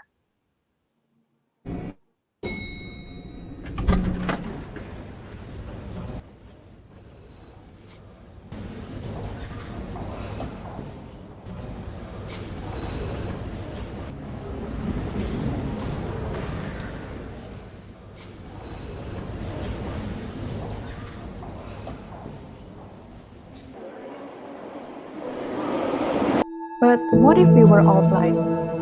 Imagine there's no light and there's no color. Can we still enjoy those arts? And how about the blind people? Do they have the right to enjoy art? But first, do you actually realize something? Design is common in every galleries around the world, but we never realize it has a huge impact, especially on the unsighted people. But first, let me show you how the blind people actually see. They actually see nothing, but they can feel everything. Through their gaze, from their body, they hear, they touch, they feel, and they are able. So let me introduce you to my friend Mr. Tutus Setiawan, whom I usually called by Pak Tutus. Perkenalkan, nama saya Tutus Setiawan, saya seorang tunanetra total. Saya adalah guru tunanetra di SMP LBA YPAB Surabaya yang sudah mengabdi selama 20 tahun. Selain mendidik, aktivitas yang saya lakukan adalah memperjuangkan pemenuhan hak-hak disabilitas khususnya tunanetra melalui Lembaga Pemberdayaan Tunanetra yang saya dirikan tahun 2003. Sebagai seorang pendidik, saya berharap anak didik saya yang tunanetra dan seluruh kaum tunanetra dapat hidup secara mandiri di lingkungan masyarakat. mereka dapat bersosialisasi dan berinteraksi secara wajar di lingkungannya. Selain itu, berbagai fasilitas kehidupan dapat diakses dengan baik guna memenuhi hak-hak yang melekat pada dirinya. So, to make Mr. Tutu's dreams come true, I propose a non-visual experience concept to make an equality between sighted and unsighted people, using the multisensory experience with the remaining senses. Experiencing the 3D art, 2D art, and installation art. Using some modular design, combining fixed wall as landmark and flexible partition as guidance. Composing some materials, some texture to touch, texture to steps, some fragrance, and some kind of sounds. So after those research, I did a multisensory experiment with Mr. Tutus himself. Di mana seorang tunanetra juga ingin merasakan sebuah keindahan, dan selama ini belum ada galeri-galeri yang bisa bersahabat atau bisa memberikan hal yang positif terhadap tunanetra.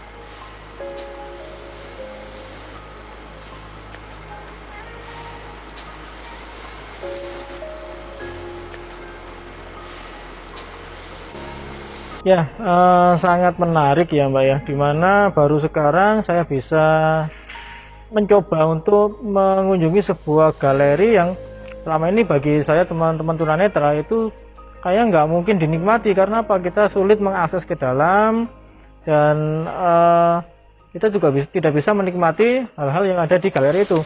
Tapi dengan adanya inovasi seperti ini, tunanetra akan dapat bepergian secara mandiri ke galeri dan bisa menikmati hal-hal yang terkait dengan seni dan keindahan yang ada di galeri gitu. Ya, salah satu kebutuhan tunanetra adalah refreshing, merilekskan diri, dan ini adalah salah satu hal yang bisa digunakan sebenarnya. Kita bisa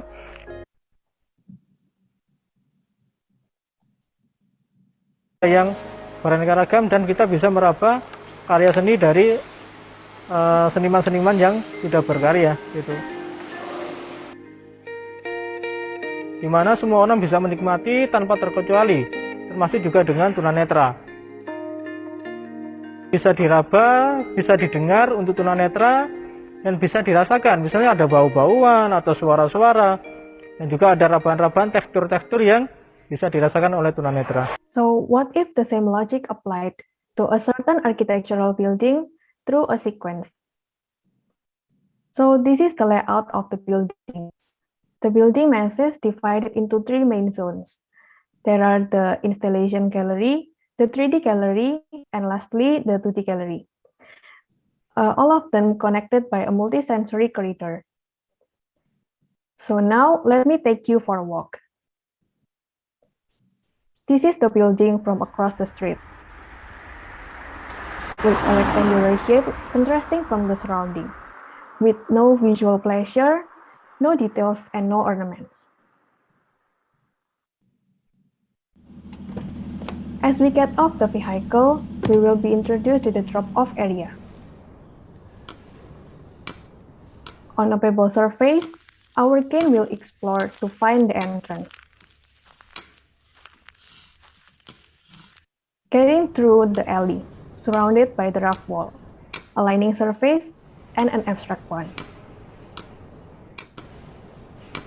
Then the lining surface as the facade of every masses, find that we nearly meet the lobby area.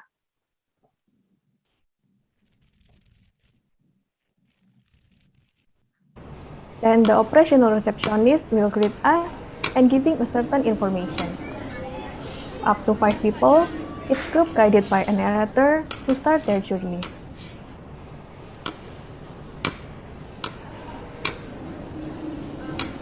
Water dropped, creating a calming sound, with the song of the chirping bird and the wind tickles the skin. Neutralize the senses to create something new ahead. Warm and cold, rough and soft, thick and thin, the water smells and the background noise. Meet our body and the cane, stimulating our senses. Suddenly the sound faded as we walked through a new alley. On a ramp, forced us to touch the railing, crossing the water. As we get in the first gallery, we will find a recognizable rough surface that stretched along the way that turns out to be a landmark. As the left hand follows the landmark, the right hand with the cane will find a pebbles lining. Then our body will approach towards the lining and find a braille panel that's placed on a wall. Tell us about the story of the art inside. Take a deep breath. And we finally find ourselves passing through the wall. As our hands, our feet, and even our head could move freely to experience the art.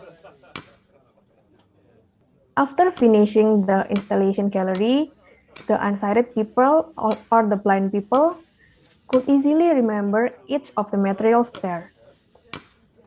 But how about you? I hope you do. Then move to the next gallery, going through a transition area contained in a wind tunnel. Then we will find a rough surface again. And do you still remember what does it means? Yes, correct. It is the landmark. Follow the landmark and you will find some new exciting experiences ahead. The room feels almost the same, except the dimension of the area. That turns out it depends on the size of the art there. The squared maze that contains the 3D art arranged in some modules. There are S, M, and L modules, with a flexible partition adjusting to the 3D art size. Placed on a box, ready to be explored. Then we could explore the art by our bare hands to feel the shape and even smell them.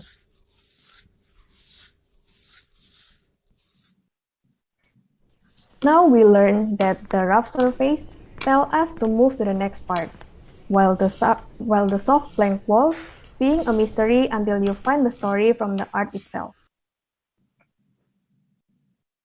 So do you find the repetitive pattern? Then as well as the 2D gallery, where we will find ourselves going layer by layer through a zigzag movement. Then our exploring cane will find a pebbles lining again, and it means just the same as before, to welcome the art.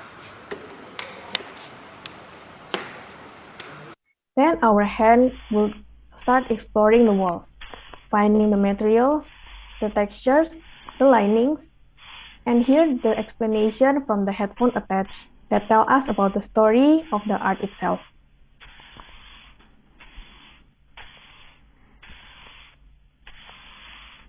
After finishing the art tour, we will start realizing that those experiences build a new memory to help us easily explore the repetitive room with the different art experiences.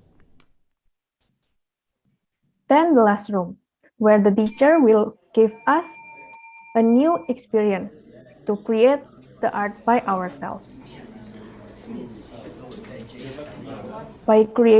From creating a simple installation to painting like a pro.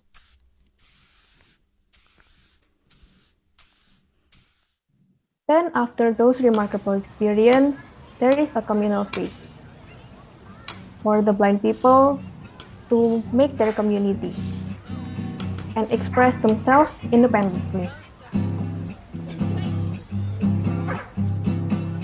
And to conclude my project, I believe that everyone must be able to see art, even in some different ways. Because art should be enjoyable for everyone. And the blind people has the same right.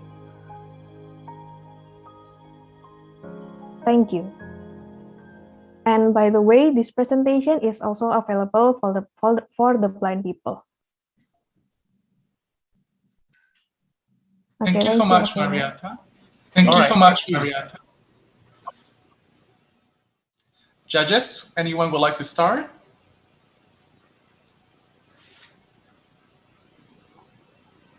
Dr. Arash, you unmuted. Do you want to go first? Yeah, it's okay.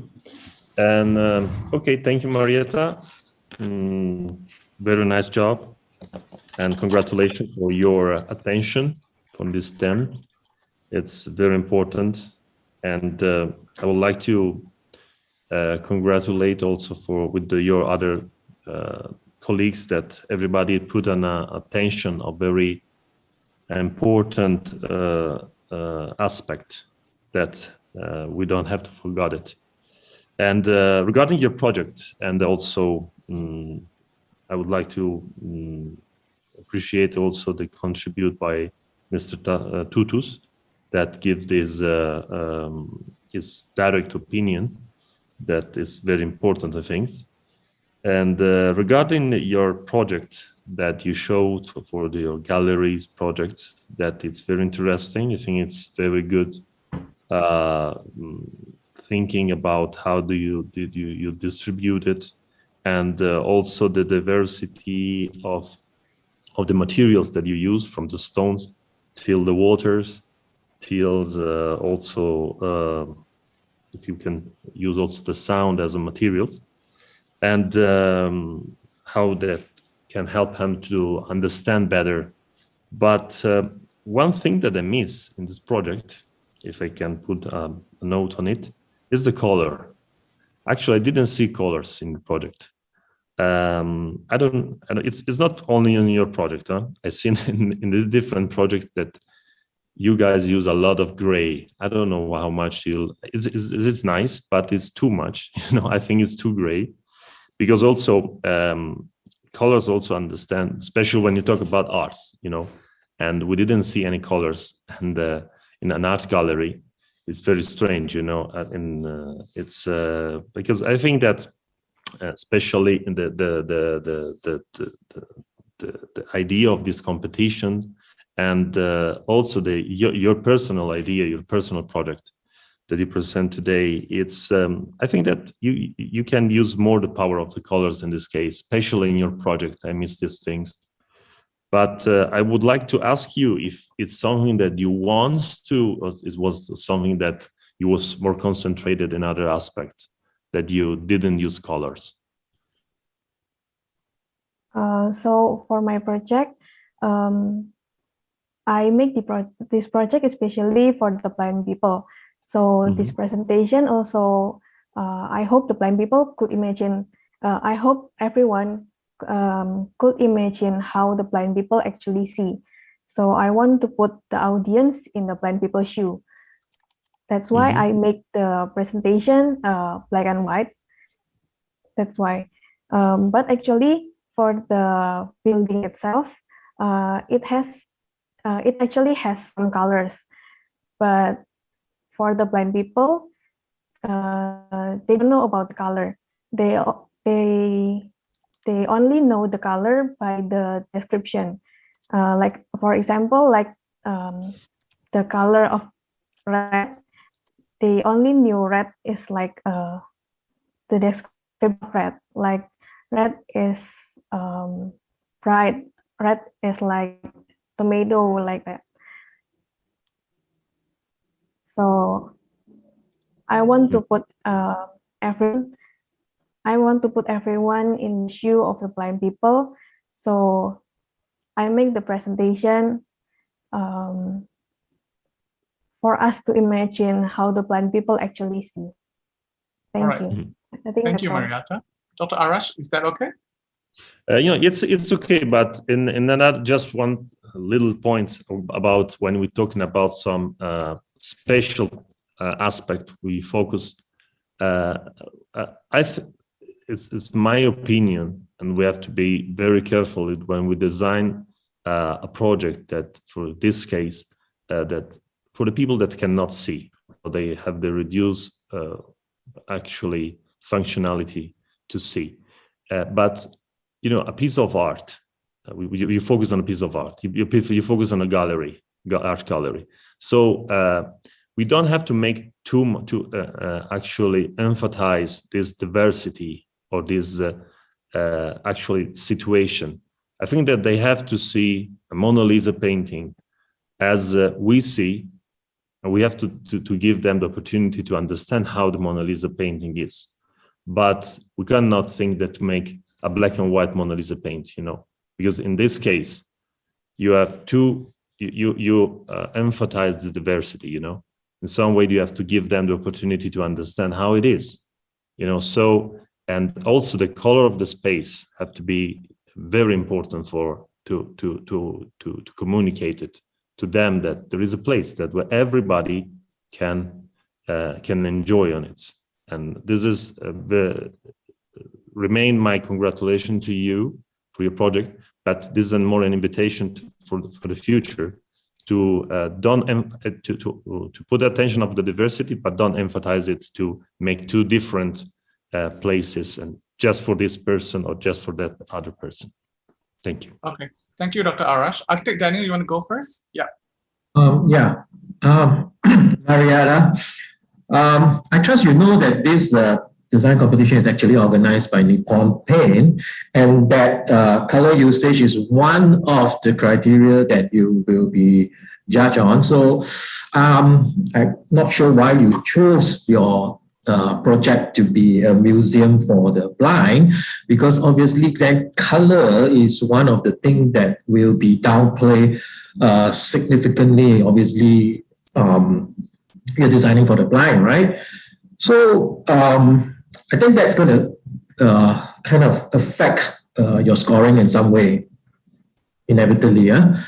The other thing is that I think this whole museum building is dedicated to the blind. I think is very commendable. But I think apart from that, I believe that the visitors to this building are not just for the blind people, but also for the normal people with proper normal vision. So I think in terms of the building design itself, in terms of the form, the material used, the color, and all that, I think it's while you focus on that, and I commend you for that exclusive focus. But sometimes architecture, we got to design it for a bigger audience, bigger scope for the normal people also. So I hope that you would consider that in your design project. And secondly, I think I find that you probably did not touch on that.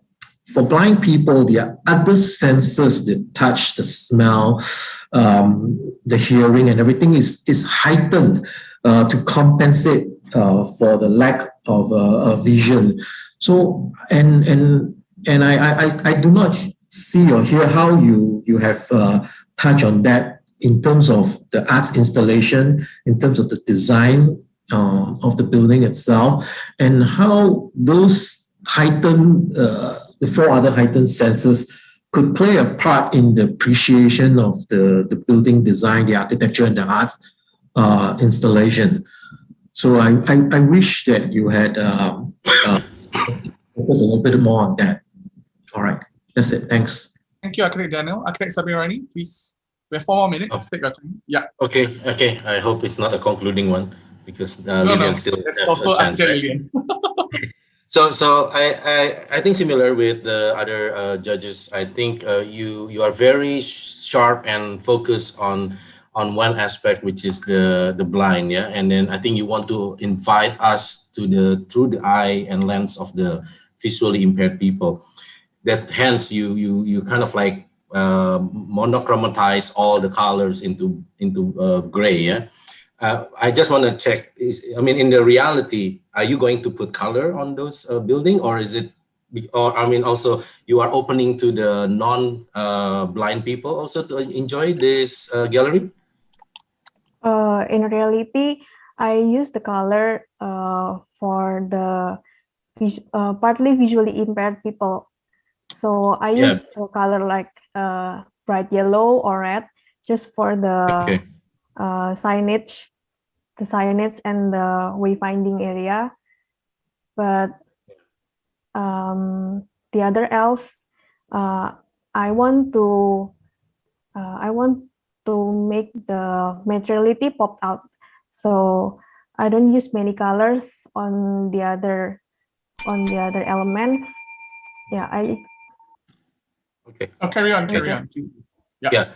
Thank you. So I guess it's not that you don't use color. It's just you downplay the color, but you enhance more the materiality. But I think as what the other judges say, I think in the presentation you could show those colors instead of creating those monochromatic sort of presentation. So we thought that color is not used at all. And secondly, probably I don't see how much of your attention to the sustainability aspect of it, because that's part of the criteria as well. If you have any information of those, I think will be great. All right, thank you, Architect Subrani. Yeah, Brandon, can I just add one more comment? Sure. Yeah, actually, Marietta, I actually wish that there is a section of your museum that is reserved for the normal people, that you put a blindfold over them and let them walk through the space and appreciate the space and the art itself as a blind person, to let the people feel how it is like to be blind, and that then they will have a greater sympathy, appreciation, and understanding of how difficult it is for the blind people to move around the normal spaces and things like that. Yeah. Thank you, Architect Daniel. Architect Lillian, would you like to add anything and wrap up?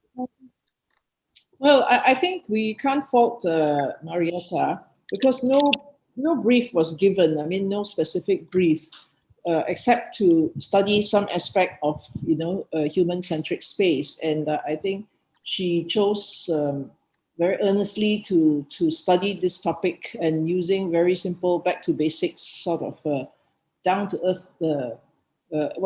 She's trying to bring us back to the how we can perceive and understand space and possibly art through our other senses. And I think she has been quite clever. I mean, after setting up that problem for herself, she has been quite skillful in using a very sort of impressionistic presentation that tells the story quite well. I think she has told the story very well. And she didn't use much of the usual architect's tools of plans and models and perspectives. I think her little vignettes of different moments is very effective, I think, in telling the story of that journey, of feeling that journey through that space. So as said, as Daniel said also, it's a bit harder to tick on a couple of the boxes to her disadvantage, but I think it's still a very good commendable effort that she has done using very minimal means, and it's quite effective. The presentation is very clever, despite using no color, because I suppose that's the point she wanted to bring across, that there is a world you can experience without color. All right, so thank you, Architect Lillian. Thank you, Marietta, for your time. Thank you so much, and have a good day. Stay safe. Yeah, judges will have. All right, thank you, Marietta. Dear judges, we'll have a quick lunch break. I will see everyone back at 3 p.m. if that's okay. All right. Thank you so much. I'd like to cue the AV for the countdown on YouTube, please.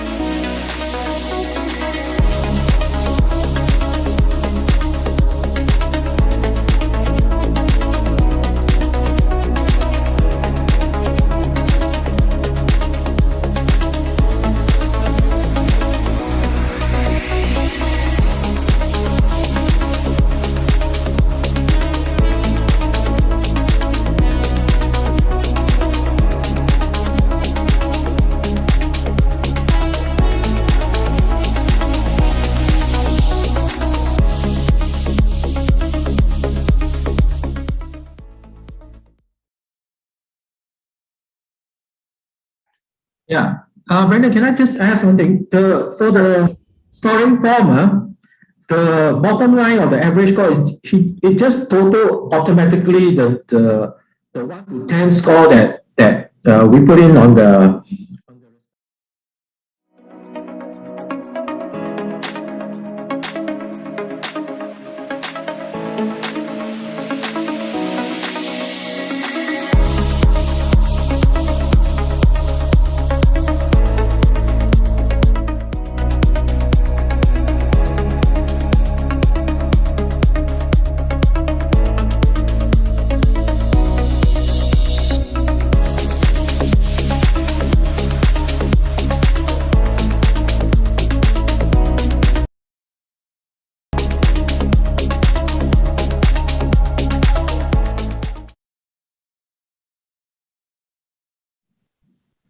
All right, welcome back, everyone. It was a quick lunch break, but because we have so much going on with such passionate presenters and judges, welcome back for the third session, everyone. We have 5 more finalists to go. And next on, I would like to invite Thor Supakorn from Thailand with his project, Informal Settlement in Bangkok. Thor, are you ready?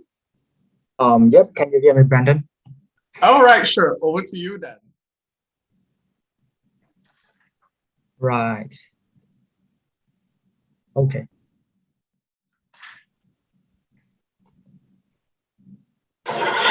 So, Bangkok, the city of angels. You might imagine a megalopolis with buildings rising up to the skies, but there are some hidden parts to it, which I am familiar with, where people are living in poverty. You might imagine a populace full of middle classes who enjoy the luxury of the city. But there are people who live in without basic necessities, such as electricity, running water, or even sanitation. You might imagine a city glittering in the dark. But some do not have the luxury to enjoy those benefits. These are the people who are invisible and are not represented, but they are vital to the city, and they are the backbone of the city. My name is Supakorn Chanikit Vatana, and I'm from Thailand, and I would like to welcome you to Bangkok Informal Settlement. And so when we think about city dwellers, we might think of middle classes, office workers, or even bureaucrats. But there are some people who are not represented and are invisible to us. These are people who work as second-tier support jobs, These might be laborers, construction workers, security guards, or even your private motorcycle taxi drivers. And have you ever wondered where these people live? So these red dots are some the places where most of these people call home. These are the informal settlements, in which the most notorious of them all is Kongte settlement, in which I would pass on my way every day to my university, and I would always observe how horrendous their living quality of the people living in this community. And I would always think to myself that as a human being and as a designer, through design, I could do something better for them. And Kongte consists of around 100,000 inhabitants with over 24 communities. And the people in Kongte earn only half of the household average income for Thais and only a third of household average income for Bangkokians. So you see that these people are living in quite a poverty, and especially in this COVID-19 time, it had become a really bad situation for them, where jobs are scarce to find as well. And so because the size of Kongte that is so large, we have only selected a community to study in our intervention, which is the Rim Klong Wattapan community. Whereas the community had settled here for almost 60 years, but they had not received any deeds or even basic necessities such as running water, electricity, or even basic sewer system. The community consists of around 150 houses with over 800 inhabitants.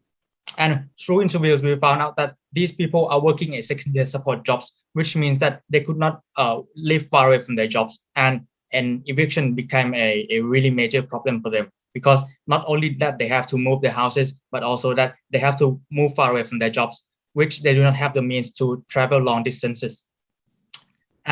But we also wanted to look through the lens of the government as well. And these are the major issues that are posed by the government, which are illegal settlements in which the community is settled in PAT or Port Authority of Thailand property. But in the defenses of the community, in the past, there were no clear property line. And there were also some illegal activities going on inside of the community as well.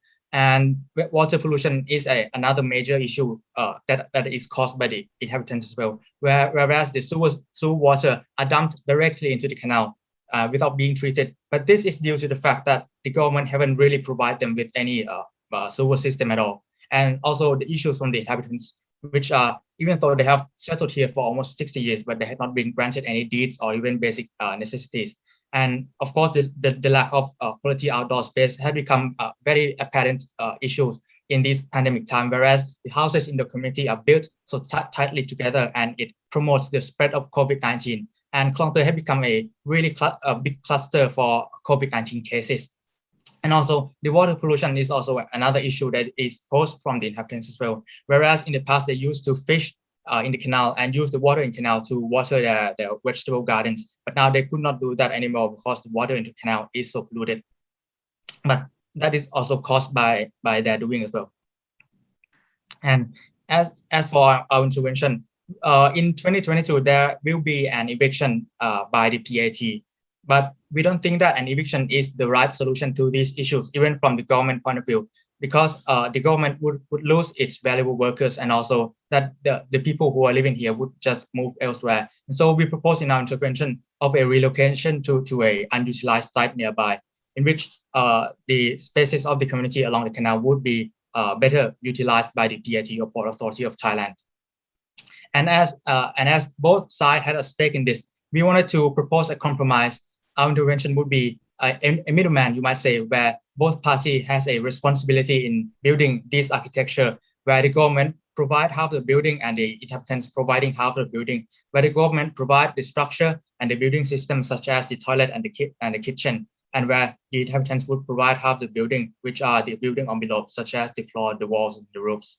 And in the end, to achieve the UN SDG goal of no poverty by working together and not alone. And at first, we were trying to decide which typology of housing we're going to employ in our intervention. And in the end, we have chose the collective housing because of the reasons of sustainability, and also that it would free up a lot of open spaces as well. And in our intervention, it is not a one-stop service, but an evolution and growth of both the community and the architecture. So we have basically divided the phases of our intervention into 4 phases, in which in phase 0 is the current condition of the 2022 eviction. And in our intervention, we propose a relocation to an unutilized space nearby, which are the abandoned warehouses and factories. And in this phase, it would be focused on the construction of the landscape projects, which are the brownfield projects to treat the polluted soil caused by those industries, and also the construction of the detention pond, in which it would collect stormwater and treat them before releasing it back into the canal. And in the second phase would be the construction of the structure and the system by the government, and also the beginning of the occupation as well. And in the third phase would be the third phase would be the full occupancy of the inhabitants, whereas the maximum capacity could hold another 1 or 2 community.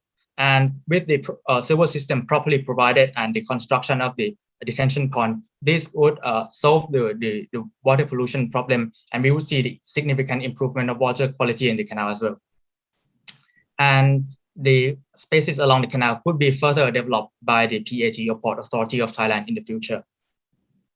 And whereas our master plan is designed to be open and transparent, whereas the buildings are shifted from each other to create open spaces and natural ventilation. These spaces could be used as an urban farming area or recreational uses, and also detention pond, whereas in the monsoon season, it would collect stormwater and treat them before releasing it back to the canal. And whereas in the dry season, it could be used for recreational purposes. And on the ground floor of each living unit would be assigned a specific function, whereas the more important ones are the garbage management and recycling center, and also the agriculture equipment storage. These two would provide revenue for the inhabitants, whereas the inhabitants had a really poor really poor education, and that a steady revenue to the inhabitants would ensure an improvement in their quality of life, and also guarantee it for the future generations as well. And as for architecture, we have made some kind of an assembly diagram, whereas the government would provide the structure and building, where the structure is a prefabricated steel structure, whereas it is easier to assembly and modify, and it creates less construction waste as well. And as for the system, would be emphasized on the solar panels and the rain system, which would make the intervention more sustainable. And as for the inhabitants, we have recognized that they have their own way of building things. We could call it a tectonic if you like, and they could be very creative about it, and that we really wanted to preserve that spirit. But in the same time, we wanted to uplift their quality of life as well by providing them with an adequate system, which are the electricity, running water, and sewer system. And whereas for the envelope, it would be built by the inhabitants, and they could also use some parts of their old homes in building their new living units. Whereas the material would, of course, be regulated by the government to ensure that the building standards is up to the quality. And in the end, to create an architecture where both parties work together. And as for the floor plan, instead of a long corridor where people rarely meet, we wanted to promote a sense of connectivity, intimacy, and community by configured in this way. And for the floor plan, the inhabitants could modify their own living units. And whereas the fixed one are the toilets and the kitchen, which are provided by the government. And some of the modulars and some of the modules will be assigned as a community terrace where the inhabitants could use it to do their laundries. And there are planters provided where people could plant herbs and spices, in which they love to do, and they could use it in their cooking as well. And as for our architecture, it is also like the master plan, whereas it grows and evolves with the community. Whereas in the first phase, it will be focused on the core structures and the solar panels and rain system. Whereas in the second phase, the other steel structures on the upper floors could be added. And then in the third phase would be the full occupancy of the project. Whereas and 2 additional fire escape stairs would be added to the side of the building. And as for the spaces on the ground floor, they would be assigned a specific function, but also this derives from the traditional spaces that could be found, and the people in the community are using it. And so but all of these spaces would share a similar characteristics, which are the material storage, which is very vital to the people who are living in the community, because they need to repair and maintain their own living units. And so material storage would be a vital part for them in doing that. And also these spaces could be used as an recreational area or parking area. And also it could be spaces that promote education and also receive NGO aids as well. And as for the color selection, we have noticed that the people in the community, if they can, would paint their home in a vibrant color. And we wanted to mimic that. And so we painted our structure in different colors. And this is to create a sense of orientation and a sense of the direction as well. And the paint would of course be Nippon paint with the latest silver ion technology, which would kill any germs or viruses that came into contact with the paint. And this vibrant color would break the monotonous tone of the informal settlement and bring a more joyful and hopeful atmosphere to the inhabitants. And as for the first phase, it would be the construction of the brownfield project, right? We have selected some plants in which will be planted in the project. And whereas in the second phase, these plants would be harvested. And in the third phase, these spaces could be used for recreational purposes or urban farming, which would create revenue for the inhabitants as well. And as for the open spaces that are not the urban farm, these would be recreational spaces where people in the community and the public could use it to do sports and other recreational activities. And also in the monsoon season, it would be used as a detention point and the city sponge, which is a way of giving back to the greater community as well. And the spaces on the ground floor would be used for multi-purposely used. And also in the end, by working together, it would create the architecture where it is the middleman, whereas where the inhabitants put the effort in it, it would create a sense of belonging and a sense of place, whereas the inhabitants would take care of this architecture and not letting it go into ruin. And as we have been talking, it is only a site-specific solution for Klong Tue. But in Bangkok, there are many of these informal settlements, each with its own context and challenges. And we wanted to apply this solution to any other informal settlement in Bangkok as well. And in the end, as we are approaching the end of our presentation, I would like to pose a question. Do you know where these photos are taken? Well, I'm going to give you a clue. These photos are taken from different countries in Asia. And so you see that we are all facing a similar challenges here. And in our intervention, we try to propose a solution to these issues. But it might not solve all the problems, but it is a start where we work towards the future where everyone is represented and no one is left behind. A start where an individual might not succeed, but all of us can. Thank you for your attention. And if there are any questions or comments, please. Yes, thank you so much, Thor, for your presentation. Architect Sibarani, can I start with you? Hi. Okay, thank you. So, did I hear your name correctly? Your name is Thor? Yep, that is my nickname, but my full name is Supakorn, but Thor is okay. Thor is fine. Okay. Yeah, okay. The god of lightning, yeah? Okay. Okay, Thor, I think your relocation scheme and incremental growth scenario, I think you have that well covered. I mean, it's believable. I mean, in contrast to the other sort of like urban infill that we have before, that I think your density is start to make sense, yeah, because then you build something vertically, and you also have that kind of expression of that kind of rustic slash structural intervention. So the government spend only some amount of money to build the core structure, but then you build incrementally and self participation by the informal settlers. I think that's very commendable.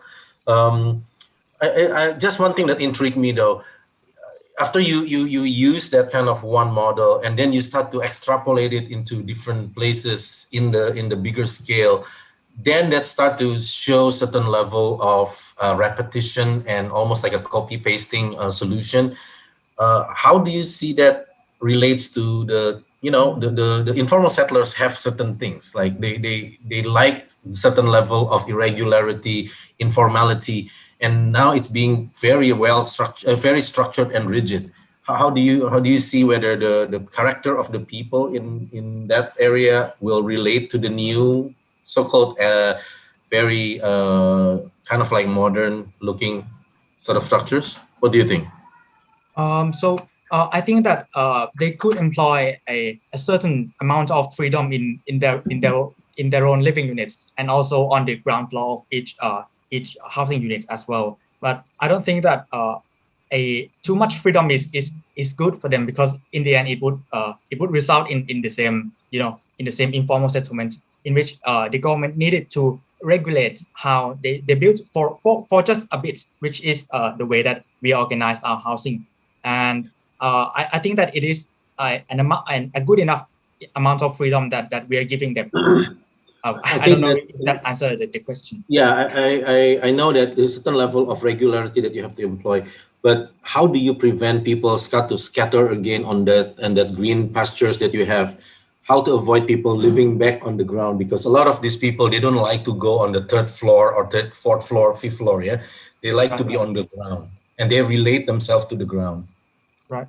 And so for this question, I think that there would be an assignment of the property, right? And also the some of the open spaces would belong, of course, would belong to the public, and it would be also regulated by the government as well. And so these people are not so free to do as they like in the spaces aside from where they are assigned to live. Okay, good. Thank you. Thank you, Architect Barani. Thank you, Tor. Anyone would like to follow up?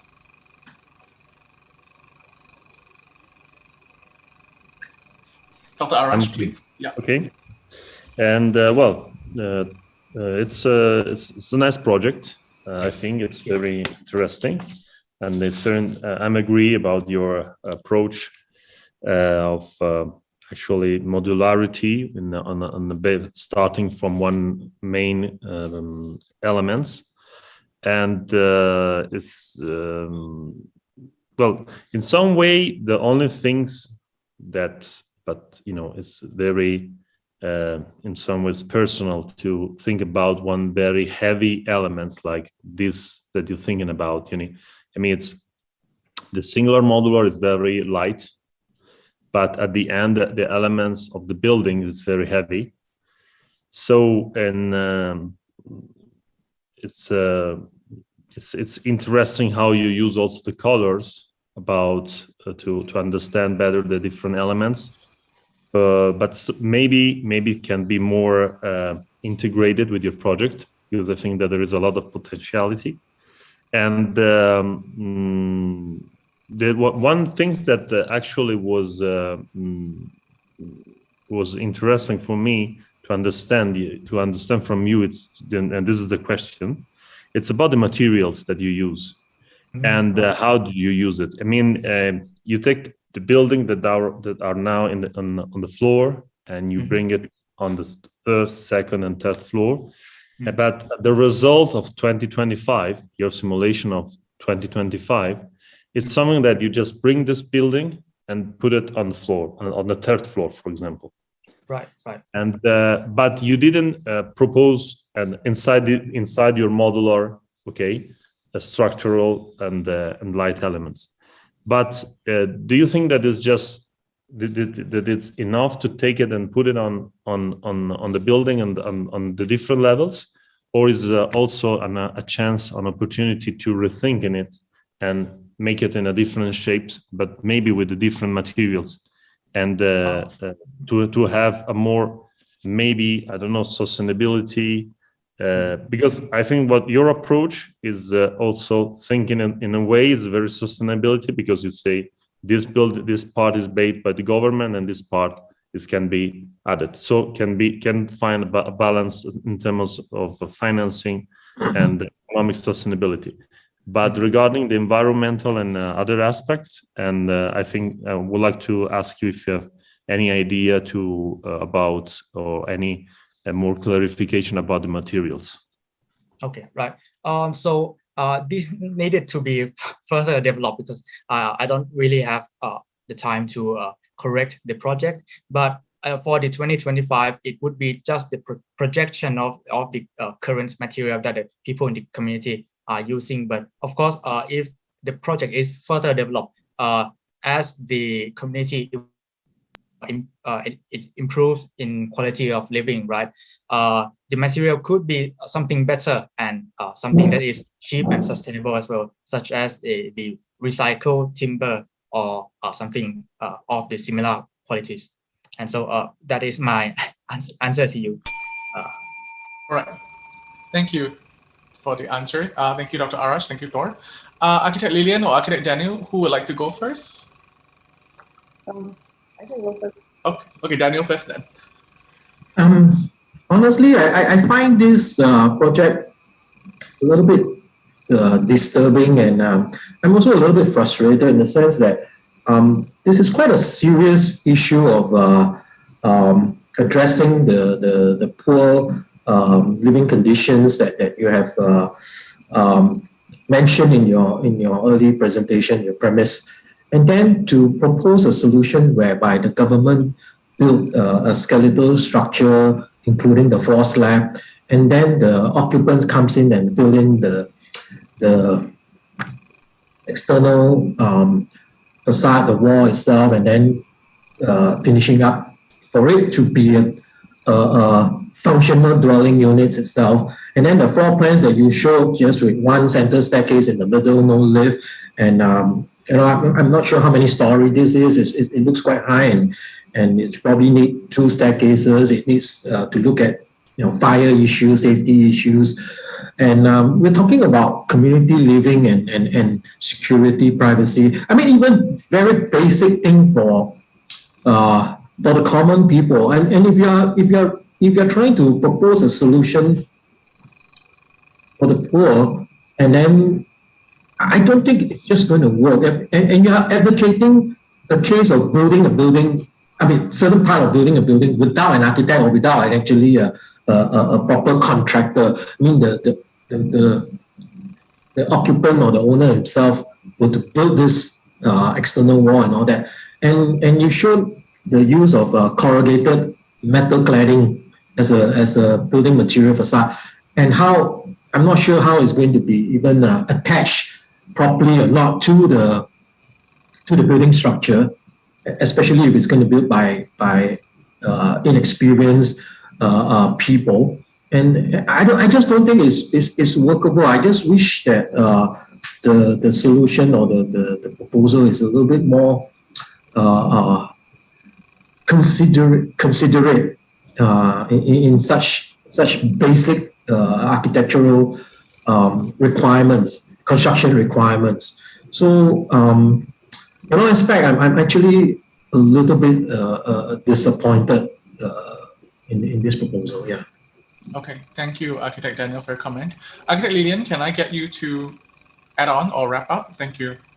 Okay, I think Supercon for his presentation, I think very profound, considering it's the second language, I think. And I also am happy to see yet another participant who keen to address social, economic inequalities, which is a very big aspect of, I think, urban habitat. But I think he has overthink it too much and overstudied it too much. And I find that there's too strong a sense of control. It's just over-rationalized. So the solution, doesn't also meet a very basic, I think, aspiration of anyone who is poor and deprived, which is also a sense of beauty and pleasure in the environment that they live. And I think that aspect needs to be in any good solution.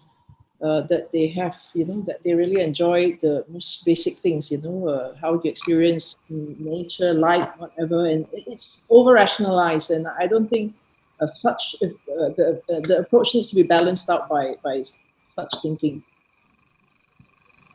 All right, thank you, Architect Lilian. Thank you, Thor, for your time. Thank you so much, everyone. You may log off now. Next, I would like to invite Nguyen Minh Huong from Vietnam with his project, Fill the Forest. Over to you. Yeah.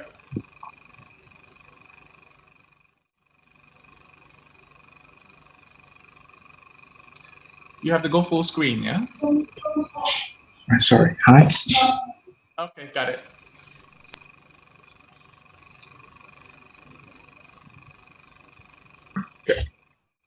All right, thank you. Hi, judges.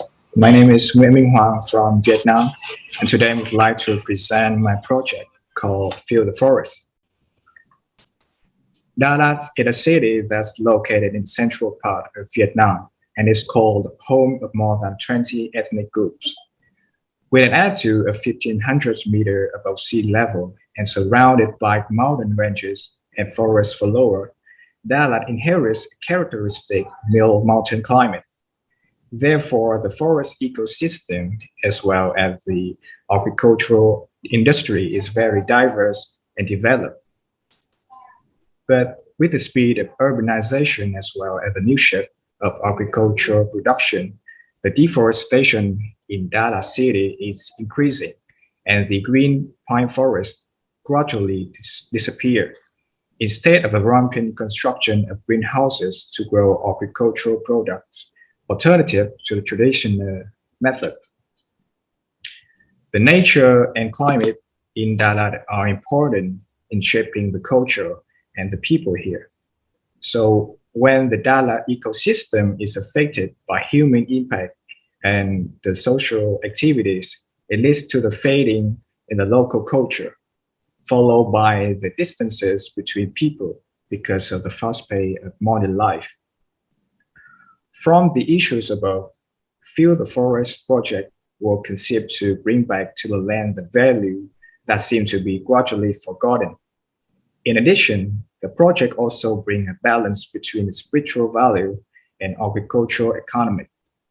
This will be a model for the harmonious combination of natural elements, indigenous cultural quintessence, and local economic development.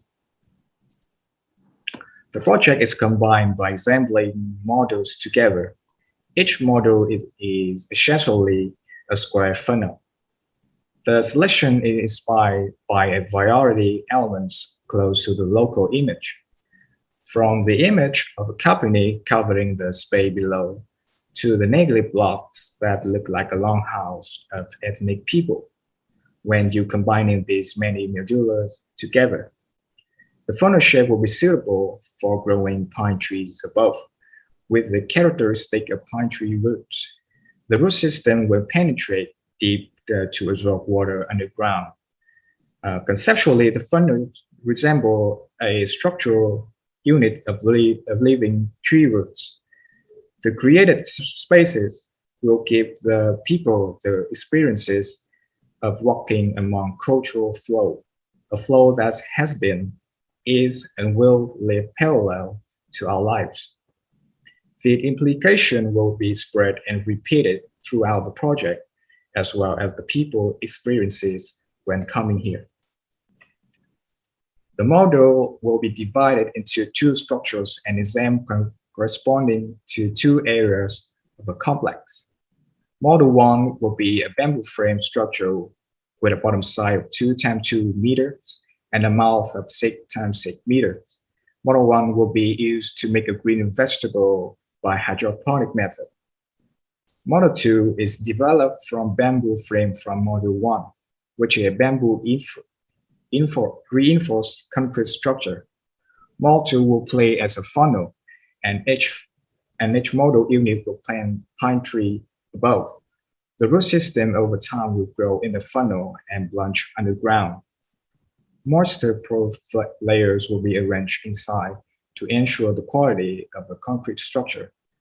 Model 2 will be used mainly to assembly into indoor public spaces. The next will be more detailed layering the function. The first is the central core region. This is a working area for employees and provide food on site. This is also a model that can be visited in the form of an architectural park tour. This module cluster will be arranged into one large cluster, and four large clusters will be arranged into one core of agriculture and aquatic production located in the center of the complex. The ground floor will be drilled with a 1.2 deep fish tank to raise high economic cold water fish such as salmon or batfish. The upper floor will arrange green vegetable growing chairs with hydroponic process. These chairs are arranged such a roof that regulate light to the cold water aquarium below to ensure the fish living environment and the water temperature in the tank.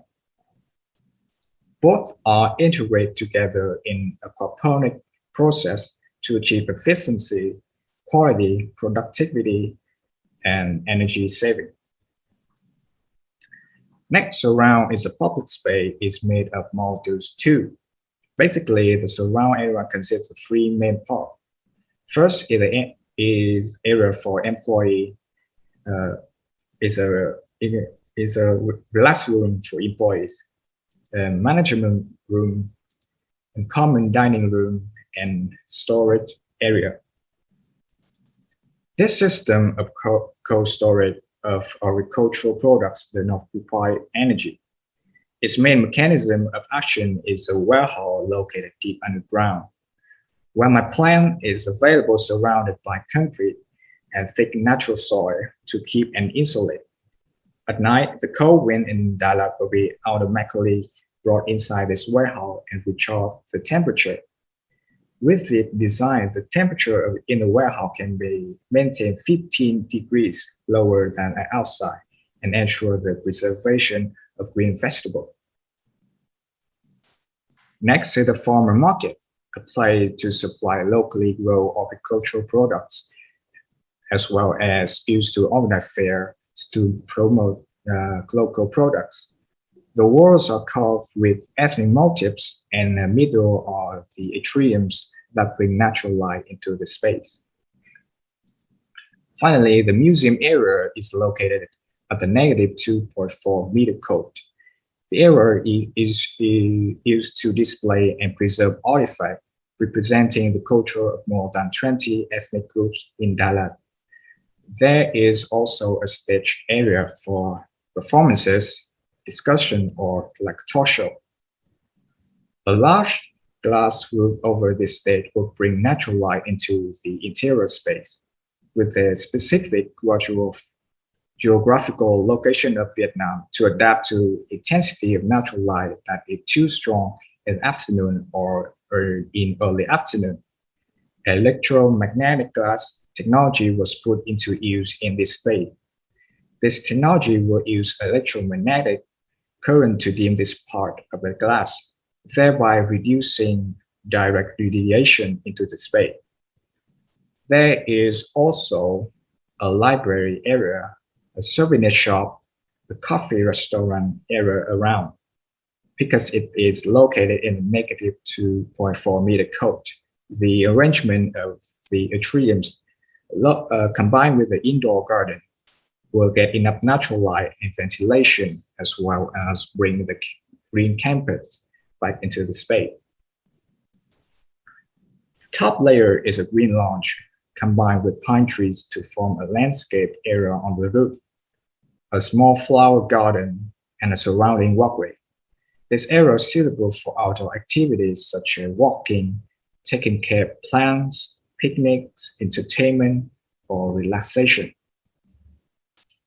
At the section views, it can be seen here that the use of planting funnels here is not just a form of green roof, but long-term roots can grow deep into ground.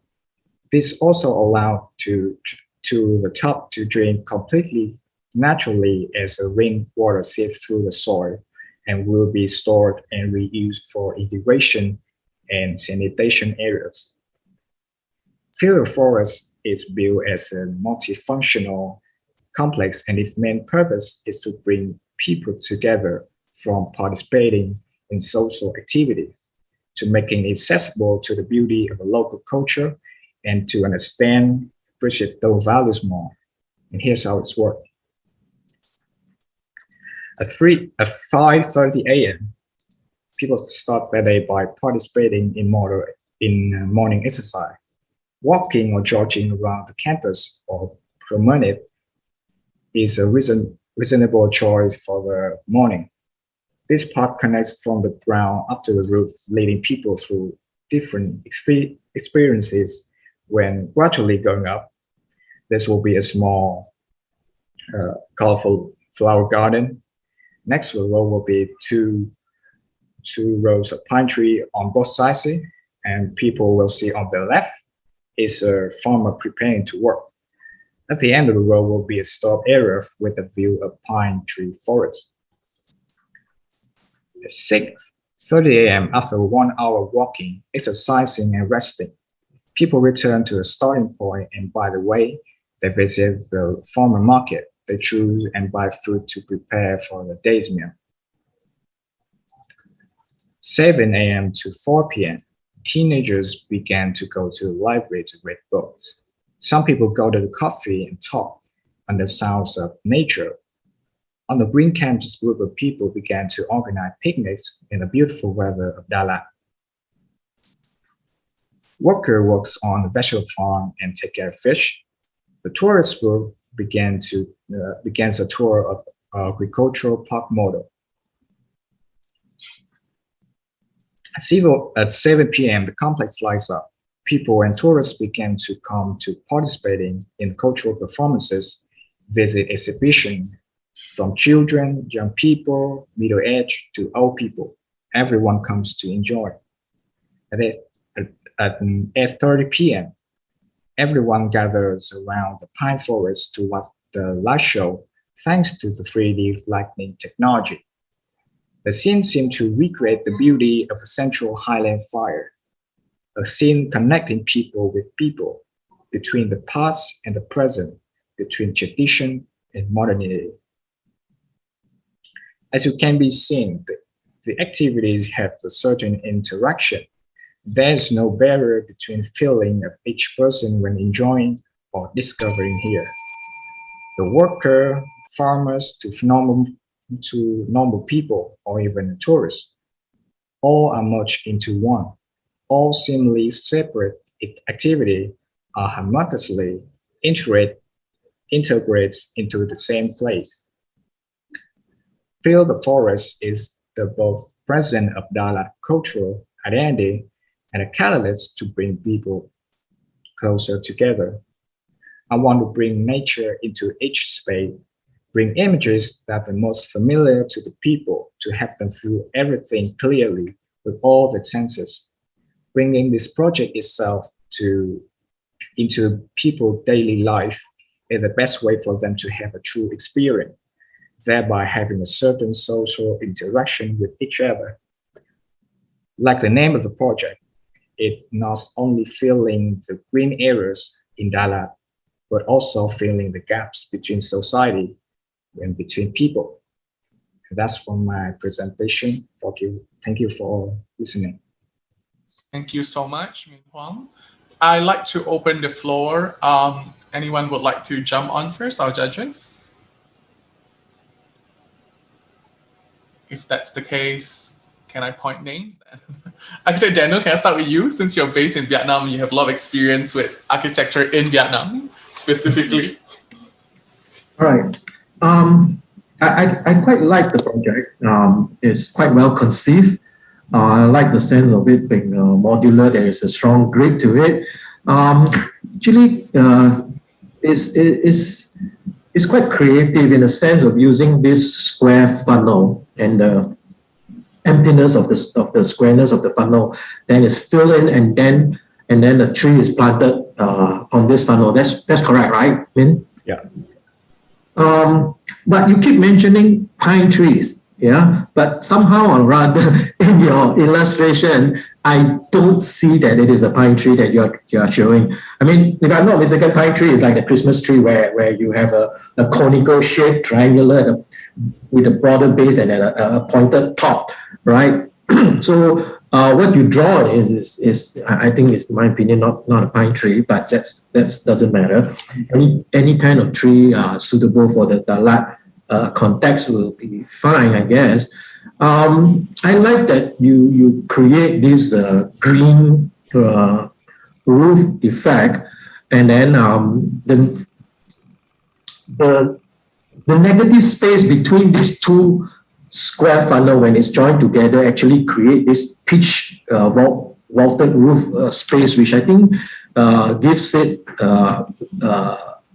volume, gives it height, and I think the usage of that kind of space as what you have fleshed out can be quite interesting and diverse and varied, and there can be commercial value in it in terms of generating. I mean, Dalat is a tourist city also. It's got good weather, and I think there is definitely a commercial intention or commercial value in a project like that, where it composes a place of like a market, fish farm, and other things like that. So I think architecturally also is quite defined by the structure itself and the shape and everything. So I think it is. I will say, as a student project, I think it is quite well thought out. Yeah. Thank you, Architect Daniel. I'll hand over to interpreter for the translation, please. Mình rất là thích cái dự án của bạn về cái cách bạn cảm nhận về thiết kế, cũng như là cách dàn dựng các module và cả cái cách thiết kế của mình để mà ra được cái hỗ trợ cho toàn bộ cấu trúc của dự án. Và đặc biệt là tôi rất là thích cái sự sáng tạo của bạn khi mà bạn dùng cái dạng phễu vuông như vậy, xong rồi mình lại đổ nước vào trong đó và mình trồng cây lên đó, thì đây là một cái ý tưởng rất là hay.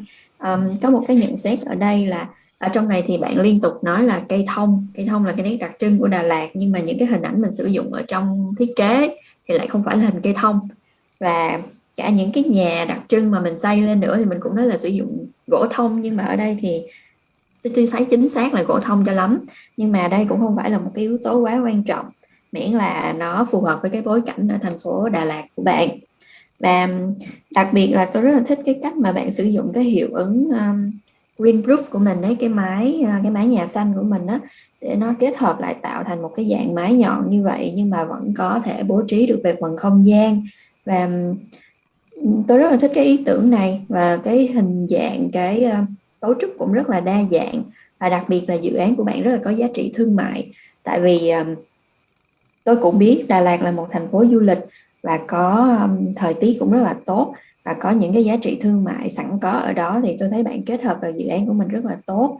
Ví dụ như là bạn có chợ nè, rồi có những cái khu để nuôi cá, trồng rau nè, thì cơ bản là tôi thích những cái khía cạnh thương mại này, và tôi nghĩ là nó có thể phát triển lên được về khía cạnh thương mại. Còn nói chung về mặt kiến trúc thì tôi nghĩ đây là một thiết kế rất là có đầu tư và rất là chỉnh chu về mặt suy nghĩ. Thì đó là toàn bộ nhận xét của tôi thôi. Ok, I'm done. All right, thank you.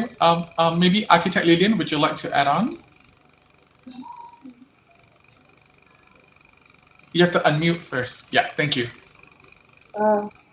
I struggle a bit to understand the problem that Min is trying to address, whether it is deforestation or is it the ugliness of what has taken its place, you know, the sprawl of greenhouses. I mean, I think they're real problems, but I'm not sure whether the solution, his solution doesn't address the problem, which is obviously there's a need for increase in density of production, and his solution is still very sparse. So I don't think it quantitatively addresses the problem I think he's trying to address. And it also doesn't, his solution also doesn't give me a sense that it has resolved these issues of loss of community or loss of social sort of connection and cohesion. I think I mean, it could look like many things. The solution, it's quite an elegant solution, but it could be anything. It could be, a recreational, ground, and so I'm a bit lost on where he's heading. Even though obviously he's quite skillful in taking, forms and innovating a bit. So I would like him to really address the problem he has posed, which is deforestation, because I don't see that the solution is that green. If it's about people, I see it doesn't bring people together. It's quite a rationalized solution. So I would have liked to see a simpler problem and solution approach. Okay. Okay, thank you, Architect Lillian. Interpreter, over to you, please. Ok, bạn Hoàng. Đối với thiết kế của bạn á, thì thực ra là tôi cảm thấy hơi khó để hiểu được, để nhìn ra được rõ ràng cái vấn đề mà bạn đang muốn nói đến là gì, cũng như là giải pháp cụ thể của mình. Tại vì ngay từ đầu bạn giới thiệu á, thì tôi cũng chưa thấy rõ được vấn đề sẽ là tình trạng phá rừng quá mức, hay là cái hình thức nó không còn đẹp khi mà xuất hiện quá nhiều nhà kính như vậy. Thì hay là cái vấn đề ở đây là do cái sự gắn kết của con người, thì thực tế cái vấn đề bạn muốn nói đến ở đây là gì, và cái giải pháp bạn đưa ra cho nó là gì? Bởi vì ngay từ đầu vấn đề nó đã không rõ ràng thì tôi cũng không nhìn thấy được là cái giải pháp nó hướng đến cụ thể và nó giải quyết được một cái vấn đề cụ thể nào cả. Thì nhìn chung về mặt định lượng ấy, là nó chưa có đủ tương xứng để mà cái giải pháp nó phù hợp với cái vấn đề. Ngoài ra thì ở đây thì tôi thấy bạn có nói đến cả một cái vấn đề nữa là cái sự tương tác của con người trong xã hội hiện tại nó bị giảm đi, nó bị thiếu tương tác với nhau, nó thiếu cái tình cảm với nhau. Thì tôi cũng chưa thấy nó thực sự là giải quyết được cái vấn đề này lắm, bởi vì toàn bộ cái dự án của bạn nó giống như là một cái nơi để mà giải trí và rất là nhiều hoạt động ở trong đó, kể cả đi chơi, kể cả giải trí, kể cả sáng tạo, thì nó thành ra là quá là chung chung. Riêng về mặt thiết kế hoặc là kiến trúc thì tôi thấy là có đầu tư, nó đẹp, nó phù hợp, nhưng mà riêng về cái khía cạnh mà xác định vấn đề và giải quyết vấn đề là cái quan trọng nhất mà ngay từ đầu mình nói á, là phá rừng quá nhiều á, thì chưa có thấy được cái sự giải quyết của vấn đề đó ở đây. Và cái khía cạnh mà xã hội để mà đưa con người đến gần nhau hơn thì cũng chưa thấy được rõ ràng lắm. Thì tôi mong muốn là cái thiết kế nó sẽ đơn giản hơn để mà chỉ ra được vấn đề, cũng như là đưa ra được cái giải pháp nó đơn giản hơn nhưng mà dễ hiểu hơn. All right. Minh Hoàng, do you have any response to Architect Lillian's question? Em sẽ trả lời câu hỏi của giám khảo, đó là với cái thời lượng 15 phút thì em chưa nói rõ được cái vấn đề lúc đầu, và em xin trình bày chi tiết hơn. Đó là cái hiện tượng phá rừng ở Đà Lạt dẫn đến là thiếu hụt cái mảng xanh nó đi, và bù lại là cái hiện tượng mà xây ồ ạt những cái nhà kính lên thì nó lại lấn át những cái diện xanh đấy. Và như em nói là những cái nhà kính đấy nó thay thế cái cách sản xuất nông nghiệp thông thường, khi mà mọi người đều có thể tương tác với nhau bởi vì nó không bị nhốt trong một cái lồng kính.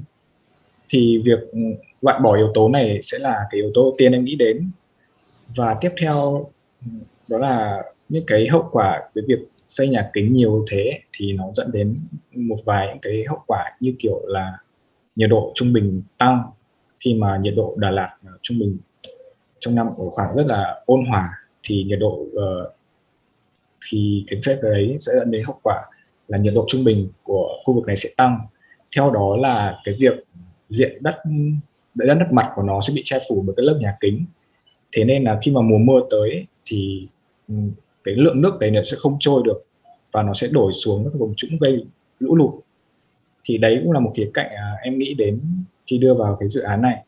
Thì cái giải pháp cho nó chính là một cái không gian tổ hợp nhiều chức năng, và những cái bức tường hay những cái kết cấu mà ngăn cách những cái không gian với nhau thì em làm mờ đi bằng cách là em không sử dụng tường và sử dụng các vách ngăn được chạm trổ các họa tiết dân tộc. Tiếp theo đó là việc sử dụng cái mái xanh là để tăng cái diện đất mặt và để nó tiêu thụ cái nước lũ đi, nó không còn cái hình ảnh là những cái nhà kính trắng phau ồ ạt nữa, mà nó là một mảng xanh lớn. đây cũng là một cái công trình có thể coi là một biểu tượng của thành phố.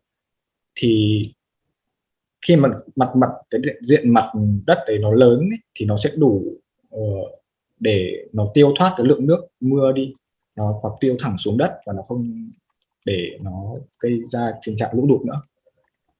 Thì đấy là một cái ý em xin trả lời các bạn khảo. Okay, regarding the George Lydian comments, I would like to feedback that because within 15 minutes it was not enough for me to address the problem, but I would like to add a little more details that at the beginning, I mentioned the deforestation and it leads to less green area. And also the appearance of a lot of greenhouses also occupy the left green area, which is already limited. So this leads to the replacement of traditional reaction between and among people because they are now locked in their own greenhouses and they don't have social communication at all. So firstly, I would like to solve this problem by removing the greenhouse and bring people to the same area where they can interact more. Secondly, with this replacement of green places, the average temperature of the city is increasing. And because greenhouses occupy the ground surface, so water in rainy season cannot discharge and they may concentrate everywhere or flow to the lower area, causing flood. So with this multifunctional complex, I would like to, let's say, the first is to remove the greenhouses so that we can, let's say this complex can become also a landmark of the city. So it increase the tourism value. And also with this complex, it can help us to reduce the temperature by absorbing the temperature and maintaining it inside the complex. And also I remove all the, let's say, rooms by using whole walls with also ethnic decoration. So it also show the traditional, traditions, and also connect people to each other with those kind of walls. And water will not be concentrated anywhere underground, but it will be used within the complex. And also, maybe if we cannot use that all, it will be absorbing gradually into the ground and down to the soil layer rather than causing a flood anywhere. Thank you so much. Dr. Arash or Architect Sivarani, would either of you like to wrap this up because we have a bit of a time constraint? Apologies. Who would like to? Yeah. Dr. Arash. I'm okay. Yes. Okay, I'm okay. Well, it's an interesting project, interesting problem that he put on floor, and it's in some way the first things that when I saw the project, this modular that you choose, it's remind me the airport in London, the Stansted Airport in London, and in this case, you guessed the same actually attitude to bring the light in. So I think it's and it's nice that you put it on the ground to actually minimize the impact of the building on the environmental. The colors, I think, in this case, okay, you maintain this attitude of natural, and but in some way, I think that you can go more further about the functionality of your project and go more deep inside the project. You actually introduce us and explain us about the concept, the idea, but maybe if you go more practice, maybe it can be more useful. Thank you, Dr. Arash. Interpreter, over to you, please. Tôi cảm thấy đây là một cái thiết kế rất là thú vị, rất là hay, bởi vì bạn cũng đưa ra được cái vấn đề rất là rõ ràng và cũng là một cái vấn đề rất là thời sự.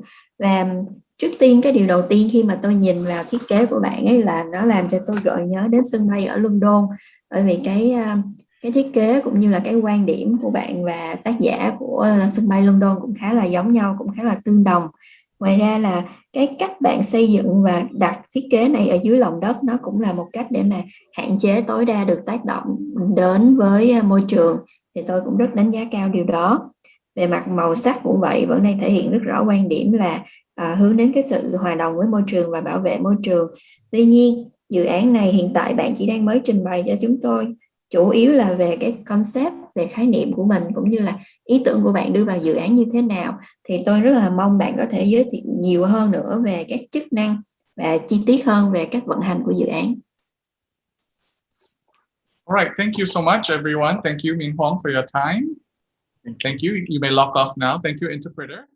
Next, judges, I would like to invite Neha Harish with her project, Requiem for Tolerance. Neha, are you ready? Yes, I am. All right, over to you. Thank you, everyone. I hope my screen's visible. Yes, maybe a bit louder, hun. Yeah. Sure. Hello, everyone. Firstly, I'd like to thank everyone for allowing me to introduce and share this project with you all. My name is Neha Harish, and I'm from India.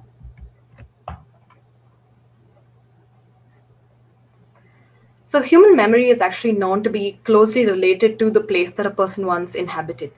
This binds architecture with the core of context. And as a city dweller, I find myself longing to be rooted to the place that I'm from. So what happens to these relations with the natural, physical, and sociological context in the events of a forced migration? So circumstances in our present day world have sadly led to many fleeing their country of origin due to natural calamities or socio-political conflicts in the hope of finding refuge. Similar to most genocides, and the civilians are the ones that are getting caught under the crossfire of the warring sides. And this project tries to throw light on the implications of the feeling of placelessness and a loss of identity by highlighting the connections between architecture, place, and living memory. In René Dubos's words, human diversity makes tolerance more than a virtue. It makes it a requirement for survival. During events involving ethnic cleansings and forced migrations, people don't always look for architectural expertise or professional aid to find shelter. However, situations of such nature require solutions that go way beyond the present means of emergency aid, which is provided in the form of curated shelters. And this is a similar situation that took place after the civil war of Sri Lanka, where the genocide was the reason for many to emigrate to their neighboring countries. It is also amongst the lesser known and the lesser documented genocides. A poem by an internally displaced Wani student, which is in northern Sri Lanka, reads as such. Living we were on Wani soil, living we were. Educating ourselves we were, joyfully educating ourselves we were. Running around we were, with friends, running around we were. Came the airplanes on us, throwing bombs. Died relations, our relations fell. Race destroyed, Tamil race destroyed. Suffering, we sadness imposed. Caged by war we were, trapped in suffering. Enough the sorrow, we escaped to survive.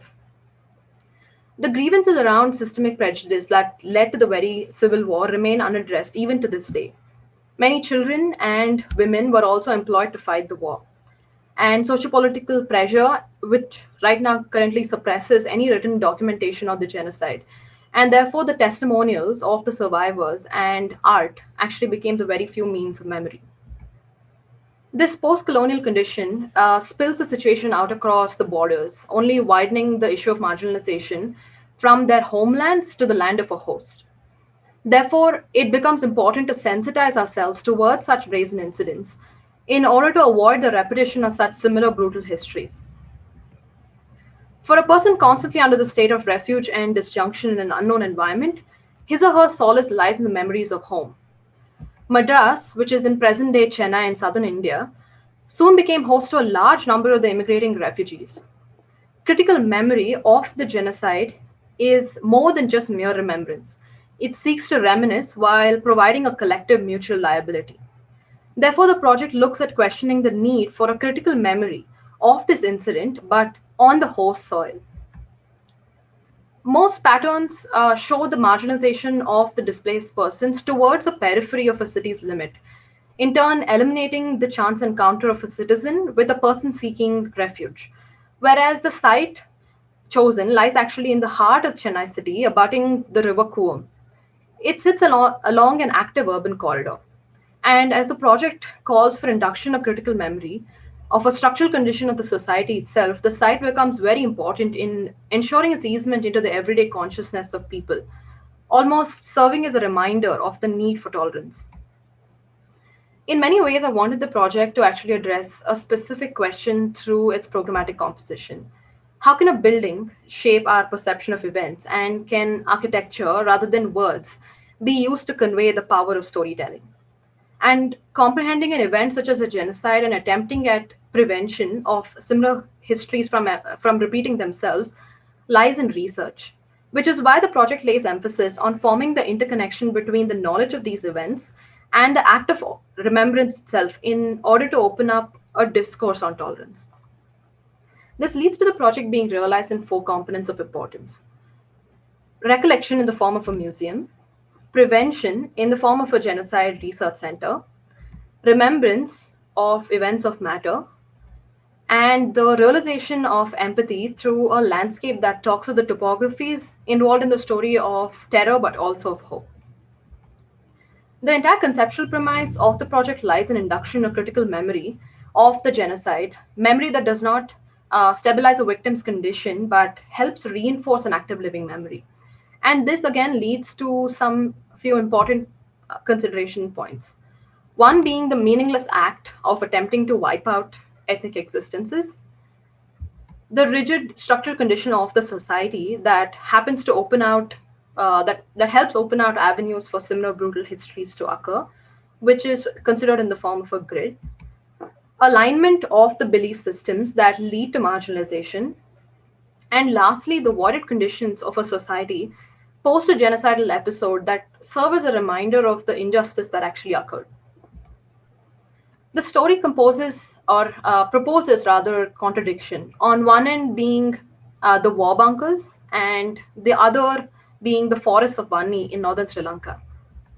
Therefore, the project tries to capture these two vast polarities of the story through the abstraction of the war bunkers, which was symbolic of the disorientation, the discomfort, and the disjunction that the people actually felt, as well as the Vanni forests, which served as a place of hope during these hardships.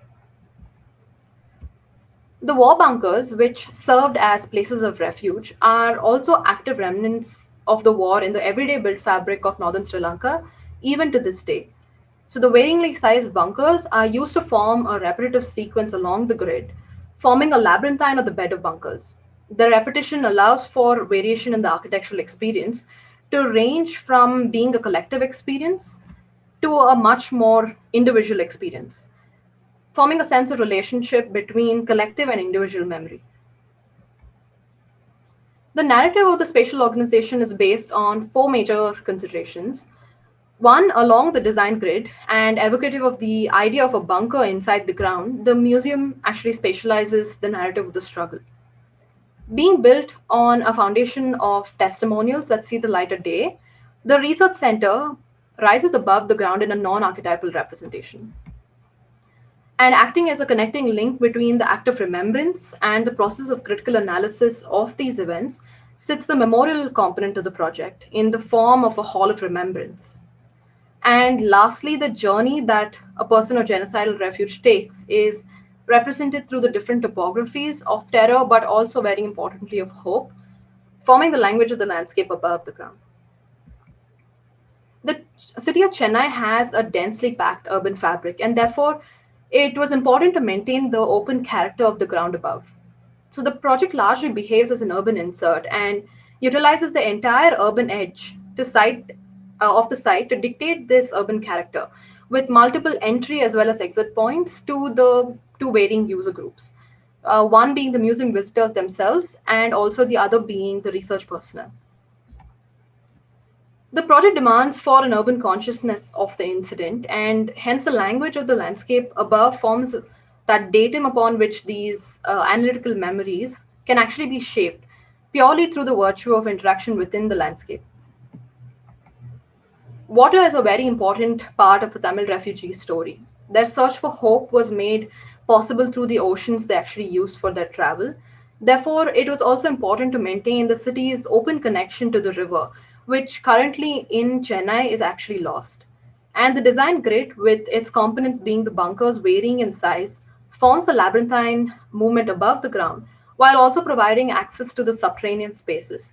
That is the museum entry through the bunkers themselves, as well as the sunken courtyard that provides access to the research center. The subterranean exhibition spaces are arranged on either side of a central liminal space, and that is something that is lit up through the bunkers above that act as connectors between the two levels. The southern edge of the museum is flanked by the Hall of Remembrance, and it forms a connecting crux between Remembrance, which is the museum, as well as Preventive Measures, which is the research center. The idea was to provide spaces for a continual dialogue between remembrance and initiatives for prevention. Therefore, this transept through the research center shows the public components on the left and the private administrative spaces on the right, which provides that opportunity for the visitors to interact with the research personnel as well. The large inverted volumes on the right serve as north-side openings, while the same volumes on the left allow for them to be a point of experience. The space atop the Remembrance Hall forms a sound gallery where the water trickling down the walls creates a tranquil, resonating experience. It's also part of the urban character above the ground. And the Remembrance Hall provides advocacy to all of the unidentified faces of the war times as well. The sunken courtyard, which acts as the common access point to the research center, as well as the Remembrance Hall, which forms opportunities for conversations to actually occur, which would eventually interest a person to revisit.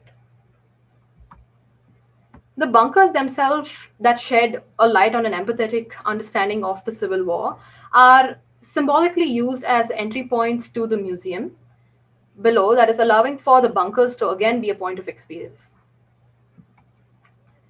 There is a possibility to maintain that constant connection between the landscape above and the spaces, the subterranean spaces below. And the bunkers act as the connectors as well as the skylights illuminating the central exhibit, while also acting as the visual connectors between the two levels as seen here. A point of consideration was the material for the bunkers itself. Earth was actually used to signify the archetypal presence of the bunkers as elements of the ground, while symbolically representing the raw, unaltered truth of the story. And the experience through the bed allows for or provides an opportunity for a person, either affected by the genocide or even an ally, to reflect on the incident under a collective as well as individual light. The varying density along this bed actually and along the axis, due to the volumetric interactions within the bunkers of the varying height, defines a densely packed space while also allowing for free and open public spaces. The bunkers that are used as the landscape planter boxes or seating along the urban edge provide a habitable character to the urban landscape above. And they also act as the skylights for the naturally lit museum spaces underneath, which provides a sense of connection between the two levels again. Today, while many of the internally displaced people and refugees still face the repercussions of a genocide, it becomes all the more important to acknowledge their journey, as this issue is common to many nations and regions across the world, and it becomes the first stepping stone towards empathy. While it is hard to feel rooted to a new place away from home, I feel that architecture can actually be that dignified backdrop for a possible social edification. This project was intended to begin a foundation of research and preliminary studies into the relationship between architecture and conflict. And the hope for the space is for it to be able to cultivate an active and open dialogue with its people, both affected and allied, and by providing the much needed platform for a positive genocide discourse. Thank you. Thank you so much, Neha. I'd like to open the floor to our judges. If you have comments or question, anyone would like to take the lead?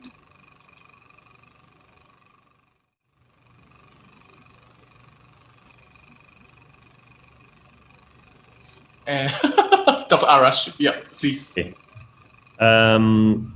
Well, it's very actually, for sure, iconic, let me say, and a memorial actually project.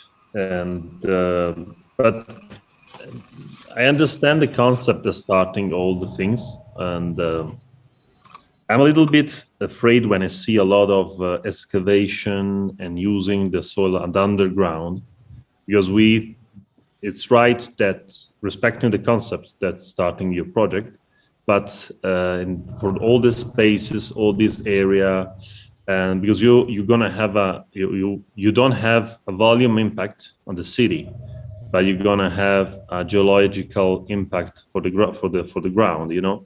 So in this case, it's a little bit maybe heavy impact, but in general, what I would like to know, especially these questions coming to me when I saw the last slides of your presentation, and how is the relation between this project and the city? I mean, you show us these places near a square, but I didn't feel this connection. I mean, it's something like working by this side and doesn't have a relation with the city.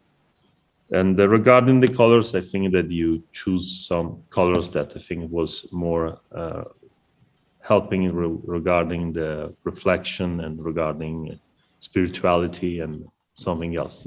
You can confirm me this impression. Thank you. Thank you, Dr. Arash. Neha, would you like to respond? Yes.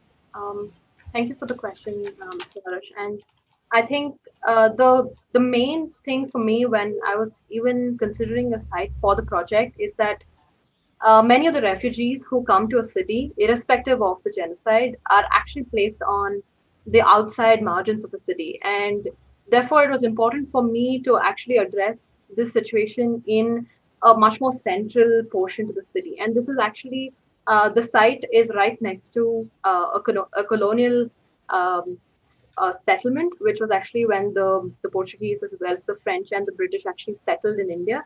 And the result, I mean, the genocide is also a final denouement of the colonial movement itself. And therefore, that connection to the site was also important for me. And another thing was that I think in terms of a direct connect back to the city is that right now, a lot of the Indian cities, as well as a lot of cities actually worldwide, are losing that connect to the rivers of their city. And we're seeing more and more loss of the rivers in the city. And therefore, I still wanted that connection just to the city itself, so that by providing just an open landscape above, you get to have that connect with the city, which you don't use currently. And many of these rivers right now are just treated as dumping yards, and they're just a backdrop to the buildings, which are high rise, and they're just they're actually cutting out the connection to that river itself. Therefore, that is actually the reason to take the whole museum space subterranean as well. And with regards to the color, yes, I think there was one way for me to actually go the complete opposite direction and take the colors to be symbolic of the sad and true story that I was actually talking about. But it's also going to talk about hope. Therefore, I did want the colors to speak a little bit more of the hope as well. Thank you, Neha. Thank you, Dr. Arash. Akasi Barani, do you have anything you'd like to add? Not from me at this moment. Probably I listen to the other first, so I can. Okay, sure. Thank you. Architect Lillian. Yeah, thank you. Just to congratulate Neha, I think it's a very, very well framed exploration and a very cerebral exploration of a very humanistic issue of displacement and facelessness. I feel I'm back in school in the US somewhere. It does remind me very much. I think the whole thinking is very well rationalized, thought through, and I just have I just have a problem with the forms. I feel the forms are not connected with the culture, with the culture you're trying to respond to, the loss of connection with culture of the Tamils or of that place. The forms are so rationalized, very much in the tradition of French neoclassicists of the 18th, 19th century. So I think that is a bit unfortunate, because I think you have posed a very beautiful question, and obviously a desire to address a very strong historical, cultural, and social issue that needs to be remembered and celebrated as you have. But I just feel the forms are not tied to the locality and that its original culture. Thank you, Architect Lillian. Architect Jenny, would you like to add on? I want to add on to what Lillian just said. I think it's a very powerful project statement about a very dark period of the history of Sri Lanka, about war, about genocide, killing, death. And big part of the project is actually subterranean, below ground. And I think it's symbolic in a way that this is part of the history of the country, which they're not proud of, and it is remained kind of like buried, hidden. But they also the student obviously has brought light into this basement space to kind of it's in a symbolic way trying to shine light to this aspect of humanity, which probably is not very proud of. Yeah. And so but I want to ask one thing: is the site itself originally or naturally sloping, or was it a flat site that you actually have to dig down and actually create all these subterranean spaces? The site that since it's sitting right next to the river, it's actually a park slope site where it has like a gradual inundation towards the river.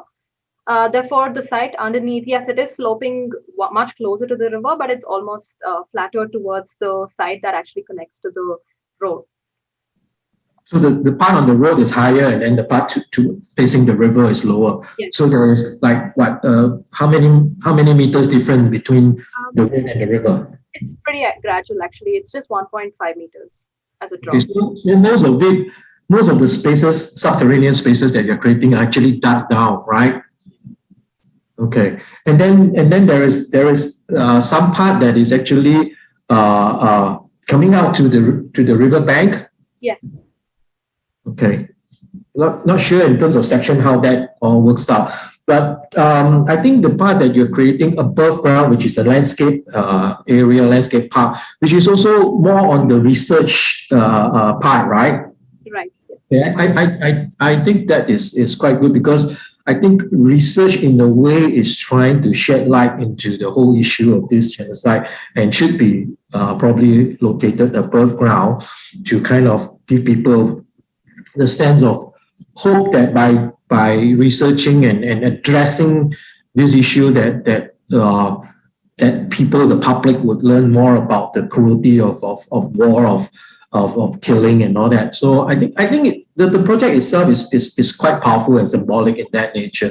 But I do agree with Lillian that in terms of the actual form chosen is not very contextual in a sense, or maybe you did not illustrate how it is connected back to the people, the culture, and the location itself.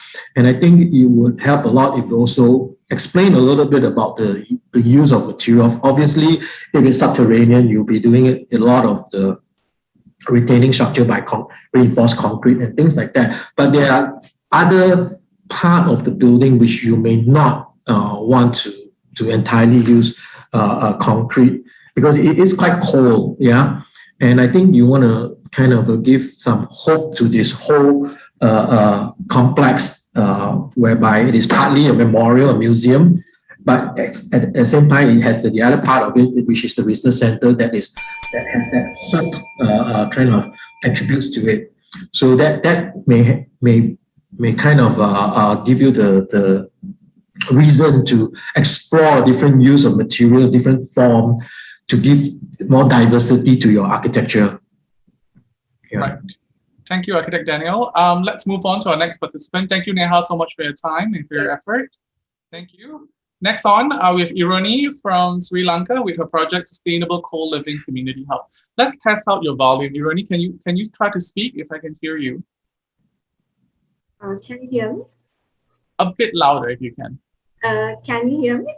Okay, this is amazing. Thank you. Okay, judges, I present Irani. Over to you. Yes.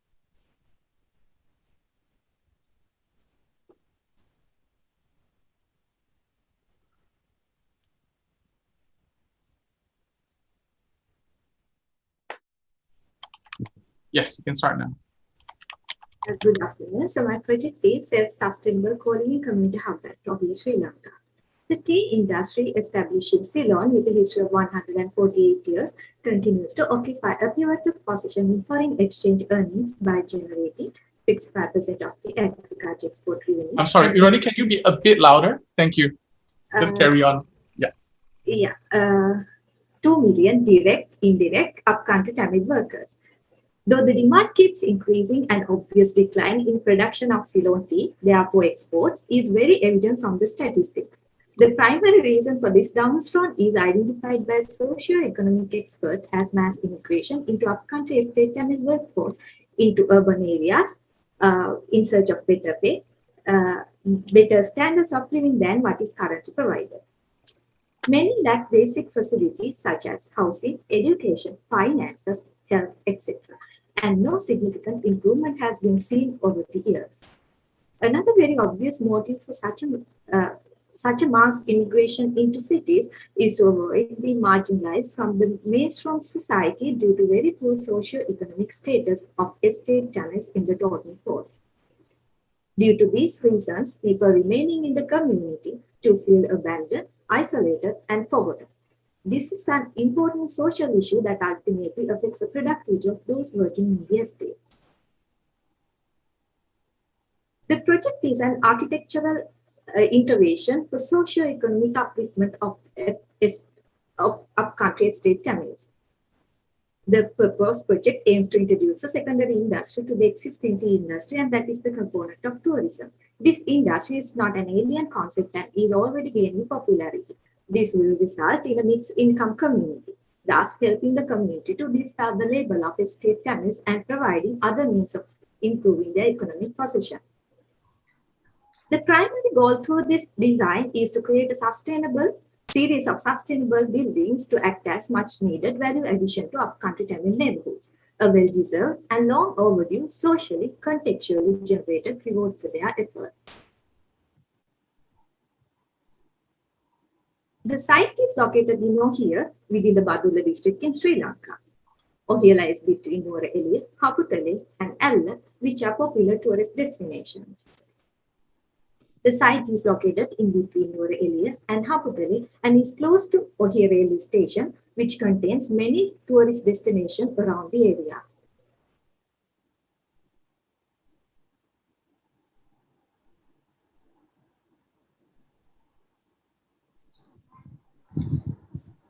The site consists of an abandoned tea factory and existing line houses. The project will be implemented and funded by Lankan Ceylon PLC and Ministry of Plantations. Their primary objective would be to uphold the standards required to maintain the project. However, all components will be implemented and maintained by the community. The concept of a rural biotope is implemented in the project to conserve a rural tea estate with an abandoned tea factory following ecological and socio-cultural concepts. The co-living community hub in Ohia consists of 3 components: an upcycled tea factory, tourist facility center with 30 chalets, areas of existing line houses that redesigned and retrofitted with homestay facilities. The design of the building is inspired by the line houses seen in estates. Some spatial principles followed in the design have also been derived using the existing line houses. The main entrance to the facility is through an entrance square that leads to the tourism facility center.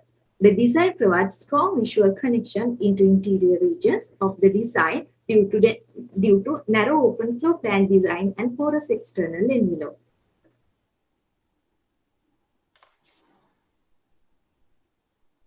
Tourism Facility Center is linked to the abandoned tea factory by a cultural gallery, which is a transition building. It facilitates a smooth transition and showcases the revolution and culture of hidden estate community.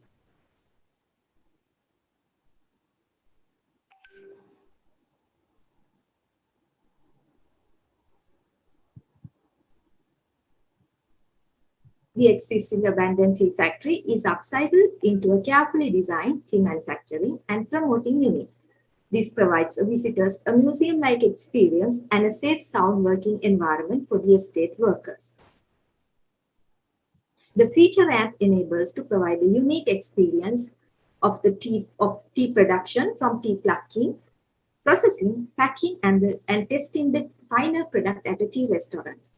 Projected boxes are included in the design to facilitate these additional spaces.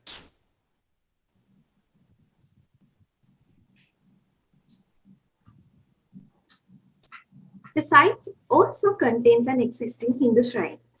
This is the central design element across which public spaces are connected to each other via physical and visual links.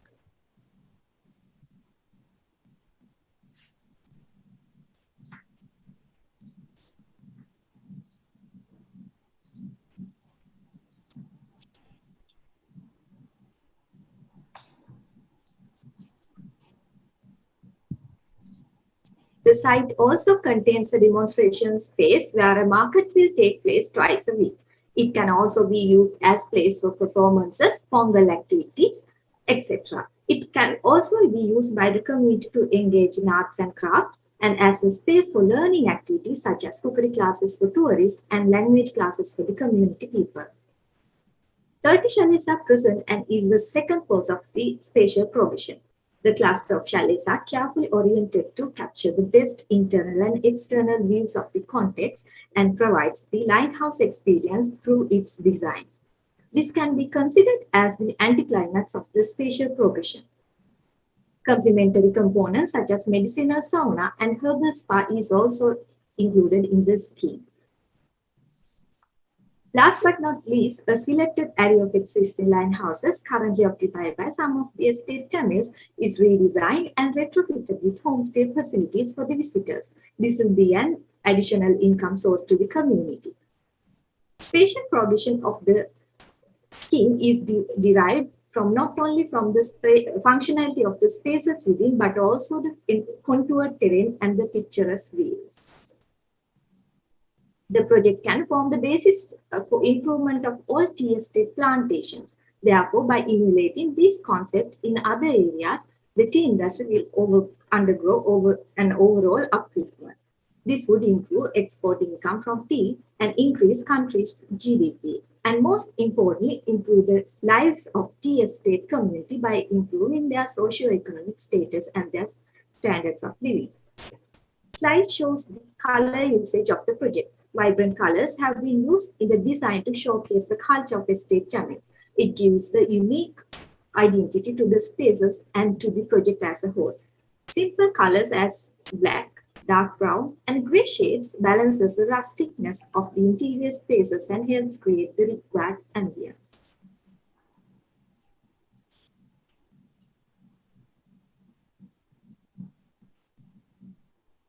This slide shows the sustainability practices that have been incorporated in the project.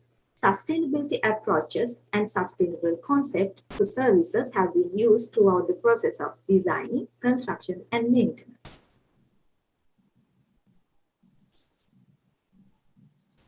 The project incorporates sustainable practices, components such as solar power generation, rainwater harvesting, a biomass gasifier, and a biogas plant. The energy generated is also provided for the consumption of the community. The project is also designed with energy-saving practices to minimize the wastage of water and electricity, etc. The design uses locally sourced materials whenever possible. Materials such as microtimber, bamboo, cane, lath and plaster walls, and rubber have been used. Reused materials such as doors and windows from existing line houses have been used for decorative purposes and helps to showcase the estate workers' hidden struggle. Used tires and barrels have been used to build retaining walls, and railway sleepers have been used for decks.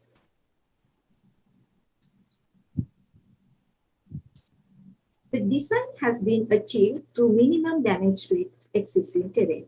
The site is divided into different segments, identifying both the natural condition of each area and this proposed activity, and has been treated accordingly. Both soft and hard landscaping is done to merge the man-made landscape with the natural context seamlessly.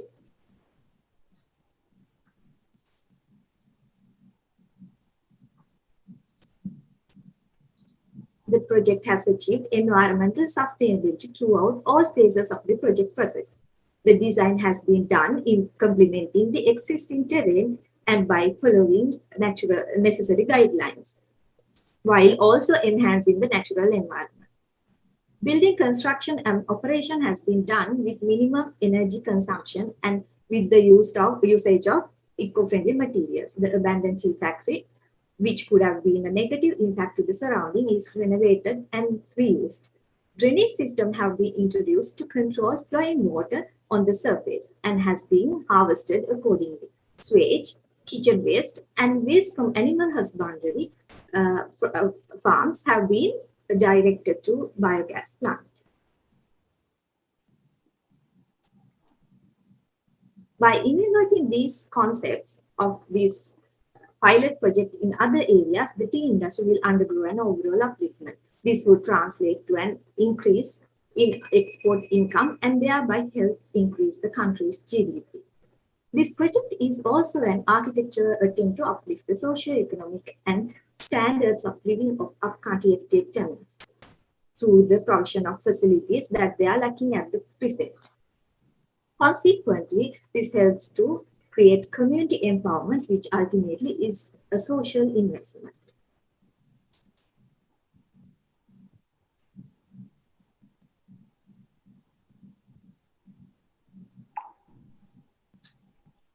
Self-sustainable rural villages merged with tourism is seen as one of the most promising sectors for the development of domestic tourism in the Asian context. The pandemic has highlighted the ease at which disease spreads in densely populated areas across the globe. Potential food and supply shortages and travel restriction due to the pandemic have most people considering a shift to a self-sufficient lifestyle. Therefore, self-sufficient villages can be seen to be safer and sustainable in the long run due to the ease to the spread of disease can be controlled and ease of management and distribution of resources. Thank you for listening. Thank you, Irani, for your presentation. Architect Sibarani, would you like to take the lead, please? Yes, hi. Okay. Your name is Irani, yeah? Irani. Oh, Irani. Okay.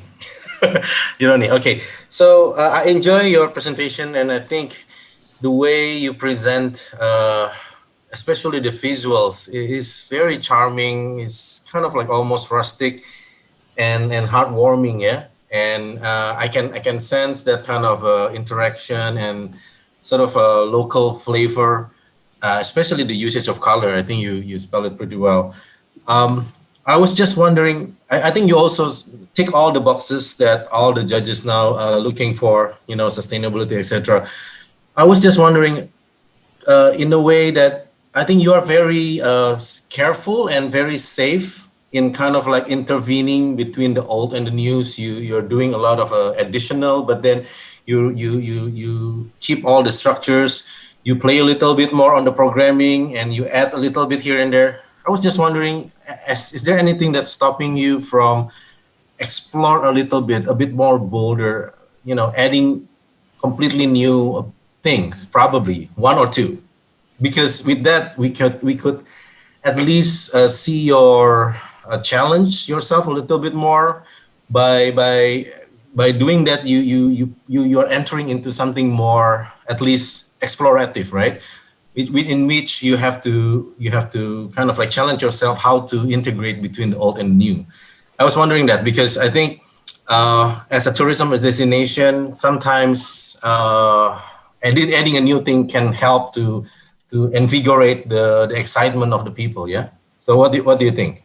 Yeah, because so my project is basically culture tourism, something like that. So I'm promoting the estate Tamil workers' culture. That's why I derive form and everything from Lion House, because Lion House is something very unique to estate workers, estate workers. So I derive form and everything from Lion House because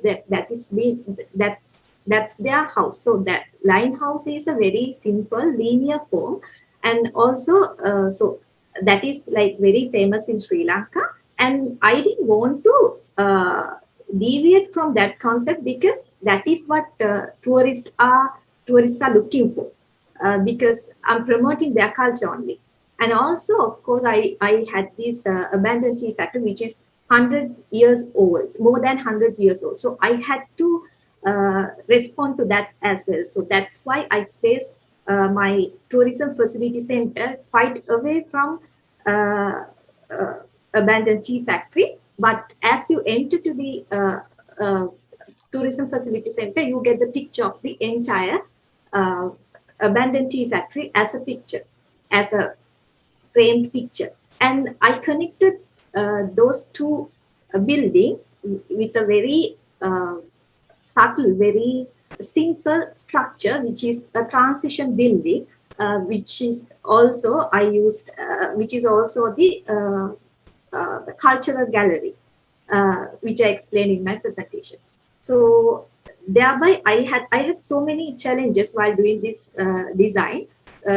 One side respecting to the old building, and also from the other side, how to merge these two different industries together. So I think by incorporating, by introducing this tourism industry, I think I provided them what they really look for, because they come to Sri Lanka, and they go to those areas looking for these people's culture, which is really vibrant and unique. So that's what I wanted to promote that. That's why I didn't go to a very unique, very contemporary design, but promoted their Lion House culture and all. Okay, thank you, Irani. Thank you. Fellow judges, anyone would like to add on comments? Dr. Arash? Okay. Well, I agree with your consideration, but in some way, maybe considering that this is a competition, understand your approach to respect the traditional and to respect actually the shape of the building. But maybe it was the case to push more on your design, maybe to follow a little bit more actually a new shape of your architectures, of your design actually. But I visit once only Sri Lanka, and because I think there is a lot of potential that you have in your country, and basically I think that this kind of let me say village, like basic on tourism, it's very interesting, and it's very actual. It's very important because it can grow the economic of a place, so it can be sustainability and anything else. But just one point from my side is that maybe you can push more on your design to make it more special, especially for this competition. Thank you. Thank you, Dr. Arash. Architect Daniel? Okay, what I precisely like about the project is that it is very adapted. Yeah, it is very well adapted to the context, to the terrain, to the fact that it's actually an abandoned tea factory and that you are rehabilitating it and reusing it. It's very well adapted to the culture, the people. I think in terms of the use of the simple building forms, which is kind of gives the feeling of very village like and all that. So actually, that's the part that I like very much. But however, because you mentioned that this is also the part that you have actually kind of integrated the industrial feel to the architecture, that part I think is quite relevant. But what I really agreed with the other two architects' comment was that I think the fact that it is a tourism project, that you got to understand people is going to be coming by the bus load, and that this is a tea growing, tea making, tea tasting, tea selling complex. There must be some interest. I think tourist interest from both domestic and abroad. Of course, we're talking about post-COVID period, and I think that's where it is a little bit lacking, or maybe you did not elaborate on that a little bit. I think if that part could be improved, I think I like how the project is very well integrated into its context. Yeah, thank you. Thank you, Architect Daniel. Architect Lillian, would you like to add on? Okay. Well, I think a very warm-hearted scheme and study of the tea factory. Actually, I don't know why it's called factory. Actually, when you go to these, I've been once to a tea plantation in Sri Lanka.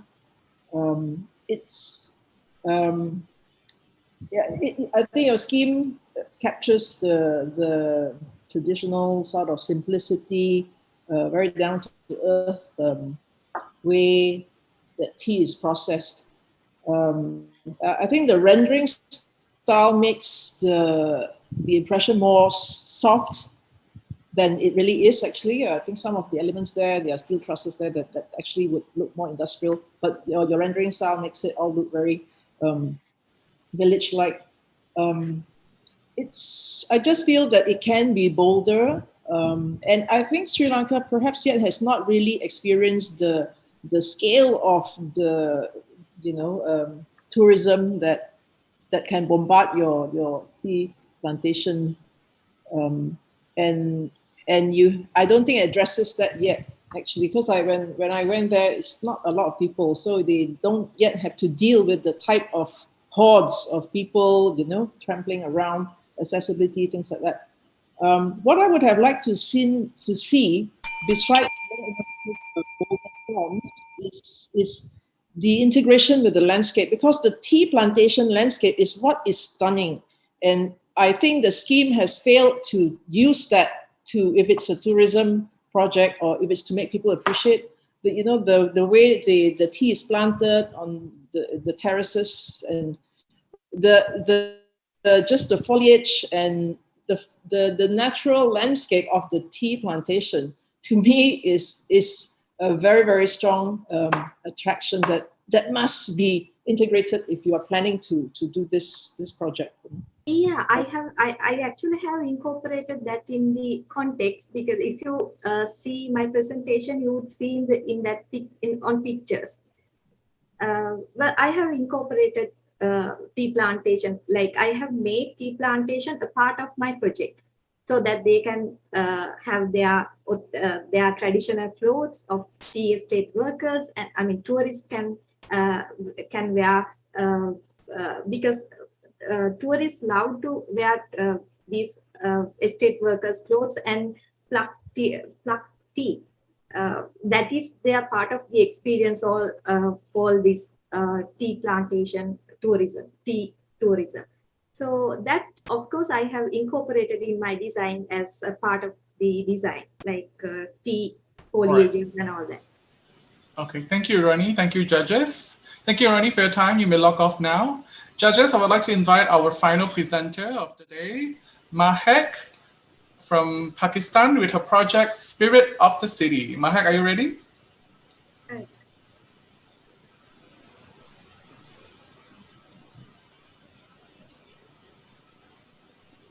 Hello, can you hear me? Can you be a bit louder, please? Can you hear me now? Okay, great. Keep this volume, yeah? All right, over to you. Okay, hello everyone. It's great to meet you all and it's a pleasure to be here. My name is Mehak Khwaja and I'm from Lahore, Pakistan, and the project I present to you today is called The Spirit of the City, which showcases an amphitheater fit for human-centered design. So I made this building for the teeming hub of Old Lahore, locally known as the Androon Sheher or the walled city of Lahore. And basically I made this building which caters to a number of functions, but more specifically highlights the idea of different elements coming together. So my project was carried out in 3 phases, the first one being digital documentation. And so I had taken photographs to study the essence of Old Lahore and its inhabitants, and also to capture the city's existing relationship in the form of still images. So now I would like to play a video. I've made video content as part of my process. So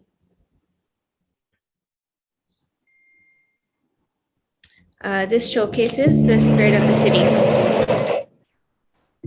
So we start at the Delhi Gate, an entrance into the walled city of Lahore, which brings us into the infinity of individuals.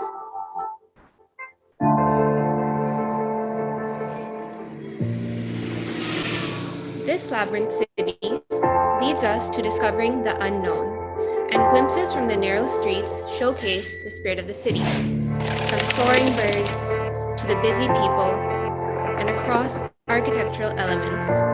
Movement is ever present, and the mingling merchants also working a hustle among the crowd. Yet the Suneri Mosque lies here humbly, acting as an instance of peace among the lively Kashmiri bazaar.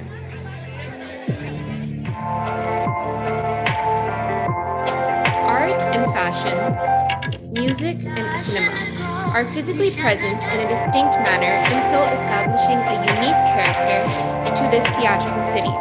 But not to forget, the last surge of calm rests in Boli Garden.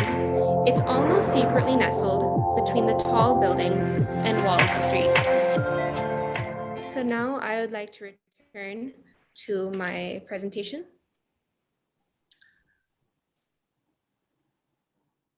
And forming concept development collages was a part of my phase 2.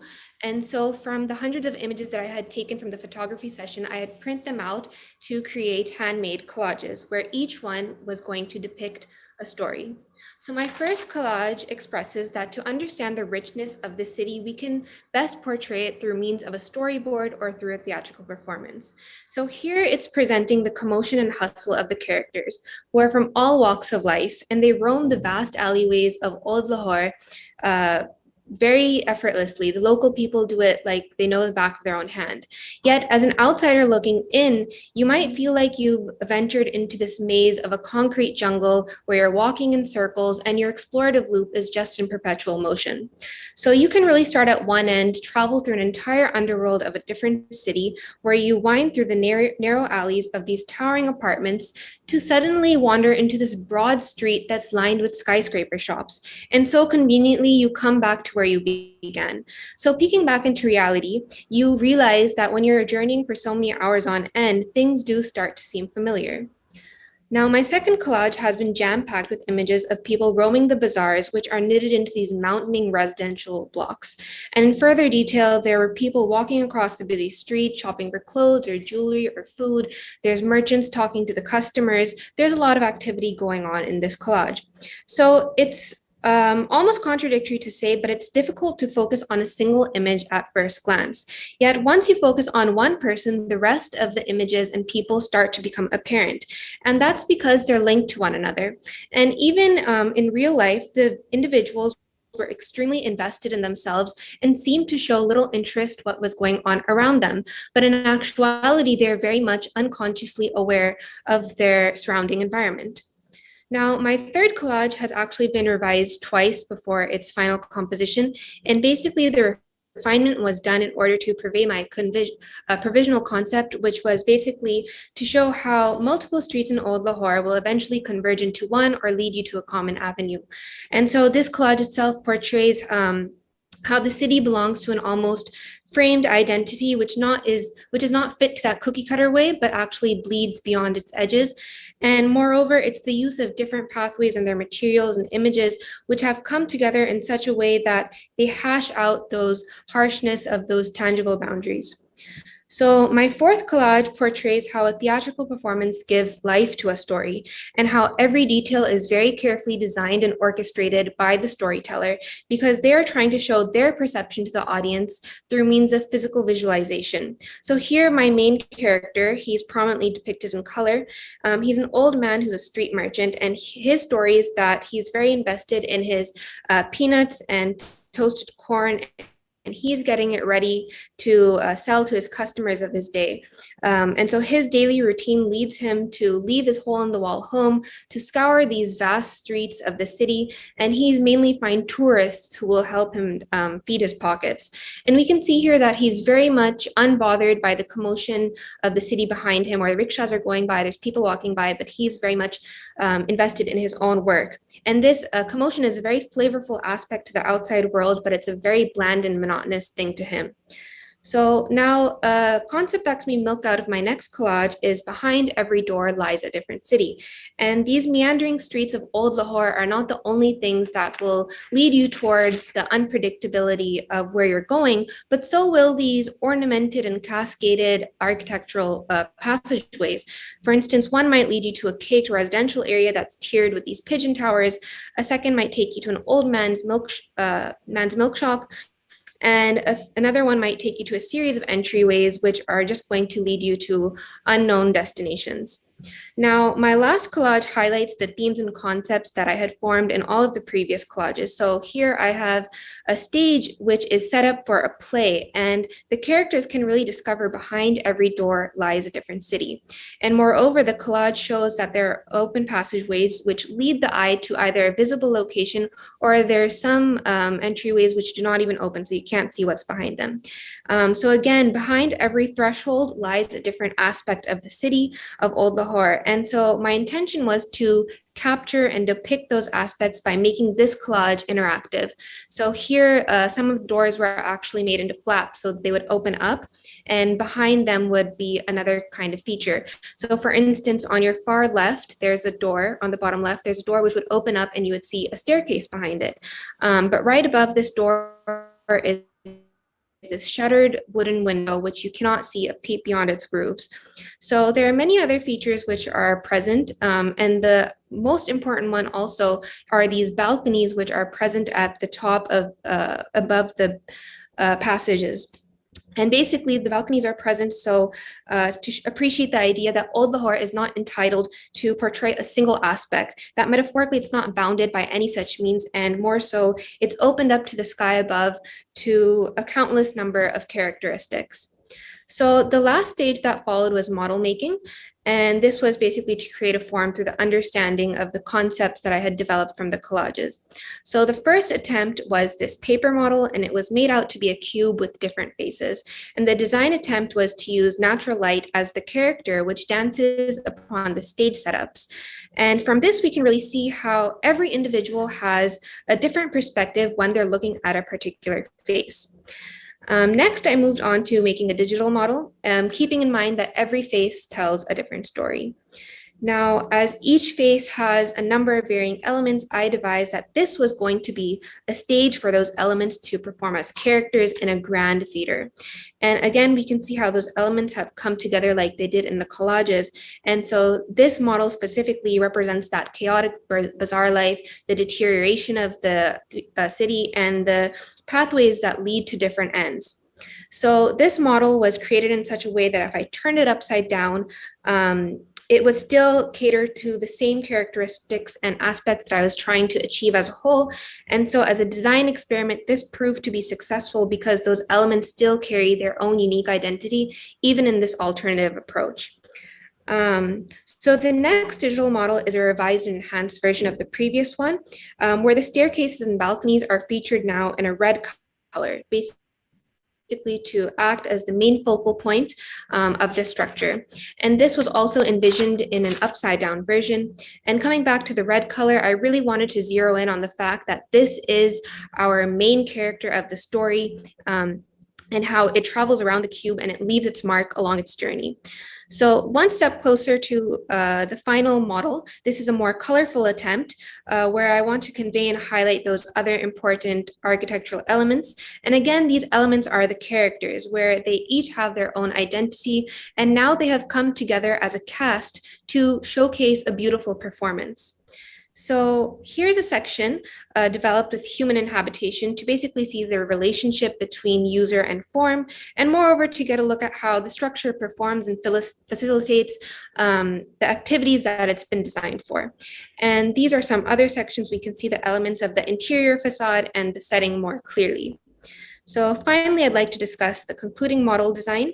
And formally, my objective was to create the semi-covered theater, which would include a stage for all performances and social gatherings, where the social gatherings are not pertain to just artistic content, but also technical, scientific, and religious gatherings too. And most importantly, to cater to the audience that will be present in these social gatherings to observe those performances, where they're going to be assisted by informal seating, which is going to be very fluid and connected. So a park has been designated as a structure's location, which I had previously shown in the video, and it is secretly nestled between the alleys of this busy bazaar. And it's a very humbling setting, an inviting setting for all walks of life. So this is a plan which houses the auditorium spaces. The formal one here allows for talks and performances to take place, and then formal auditorium spaces for those larger social gatherings and religious congregations. So here's a 3D visual of those auditorium spaces. And this is another plan which includes more area for social interactions and also to be utilized as a rooftop garden. So the functionality of the building includes a cafe for the users, and it gives opportunity to which both public and private spaces have been developed. And I was able to bring these multifunctional spaces together by introducing protruding and recessed balconies. And with all of these elements together, they create this meandering structural loop throughout the building. So here are a few other sections of the model which house these hanging spaces, floating like spaces, and also we can see the level shifts in the form. So I've also included a sectional light study, and this is what a summer morning would look like. And here's what a winter morning would look like. And so the color palette that I use is towards natural earthy tones, and this was implemented basically so the whole ambience remains very subtle and calm to really ensure that every user of any background or age feels very relaxed, free, and welcomed. So conceptually, the cube was meant to house a set of ideas, and this was executed by having every face of the cube representing an idea. So moreover, it's the different elements coming together to create that larger entity. So the facade on the left side here, we can see it's more closed off than the right. So it's depicting privacy, deterioration, growth, and nature. And the right facade, on the other hand, is more transparent and allows more eyes to peek through its walled area, which has been also chiseled with these streaking apertures, which I've taken inspiration from the collages. So another inspiration and the most important character is the street vendor for my fourth collage, who is depicted in color. And he's basically been translated into this meandering pathway, which protrudes and wraps itself around the building and also intertwines within the building's volume. And he is literally the epitome of Old Lahore, where he traveled along the winding roads in rain or shine. So now I'll just take you briefly through some perspective images which display the exterior and interior. This current display is of the single main entrance of the garden, and it's basically that hidden passageway that is found between two shops in the bazaar. And upon entering the site, users are welcomed by a grove, which further directs them towards the structure. And this is the first staircase entrance, and this is the second one. And here's a view of the garden from the amphitheater's porch. And again, this is the formal auditorium space that's seen with the passage of time from morning, afternoon, and evening. And this is the interior of the cafe, which is at the second topmost floor and further gives access to the rooftop garden.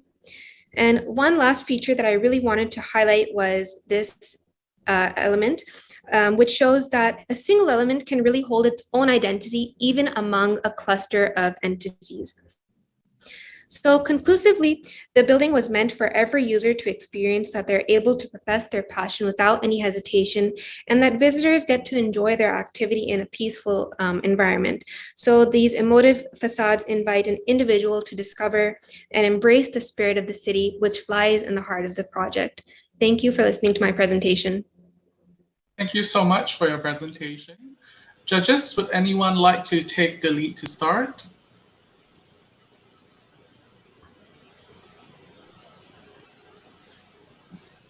Maybe Architect Lillian, would you like to start first? Hi, I'm still digesting, but since I'm called on, I shall. I'm sure you'll do great. Yeah. I must commend Mahe. Is that how you pronounce it, Mahe?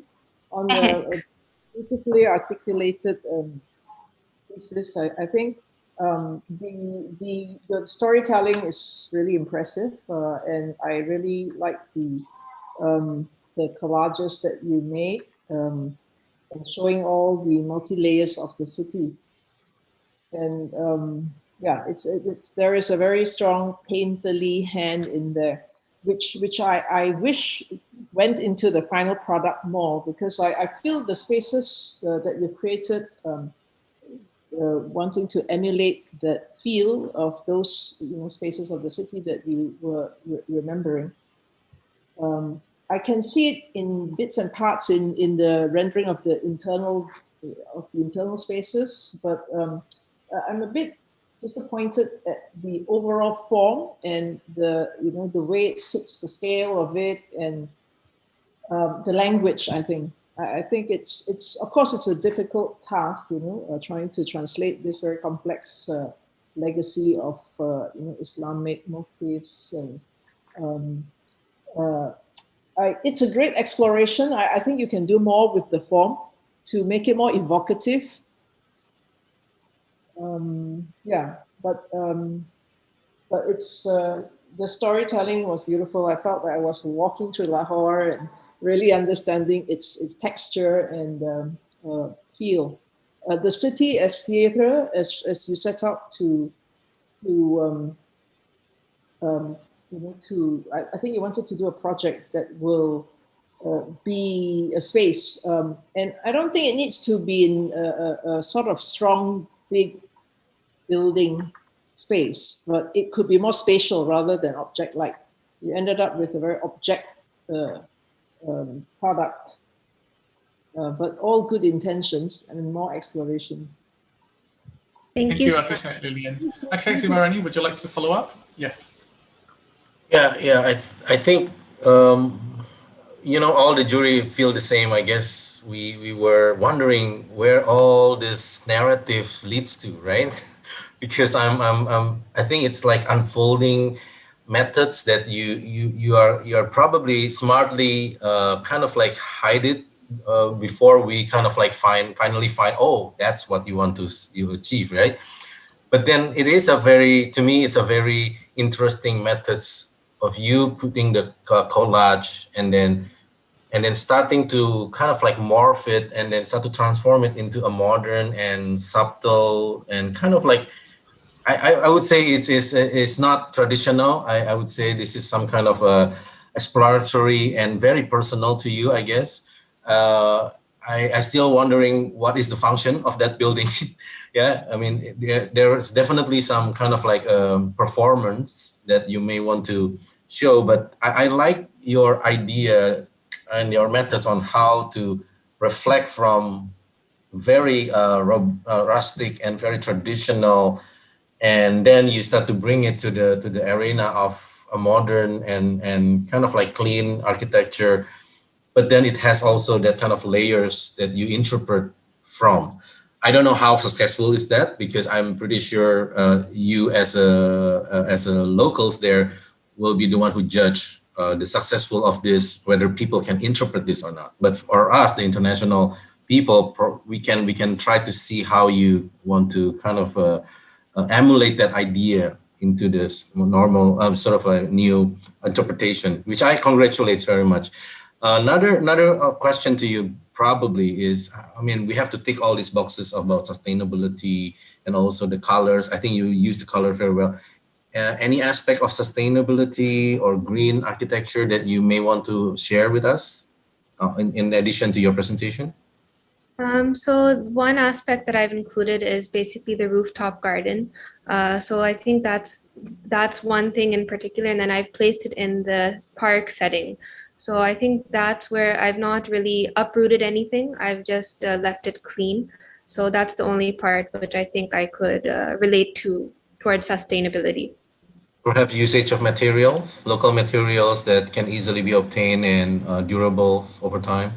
Yes, I think, well, the whole construction would be through local materials, because I don't want the feeling of this building to be very alien in the context. That's why even its proportion is very much the same in those towering buildings. That's why it's like that. So yes, I would use local materials to make sure that it doesn't feel alienated among the context. Okay, thank you. All right, thank you. Architect Daniel, would you like to add anything? Yeah, I'm so flabbergasted by your presentation, Mahesh, that wow, I mean, it's really amazing. I think I almost give you full points in terms of your delivery and your presence and the way you presented it. I think as a student, that's really amazing. It's so much better than many of the practicing architect that I've known.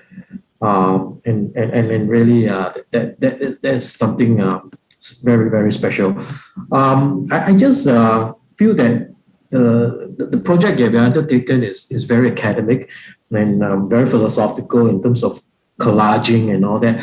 But I still find it a little bit cold, and I'm not sure how this cubic form actually is derived from. I mean, I can see some of the details, some of the different facade is derived from the context of the street that you mentioned and all that. And it's a mix of everything. I'm not sure there is any priority in terms of shapes and forms in terms of the facade. Yeah, it's quite complex.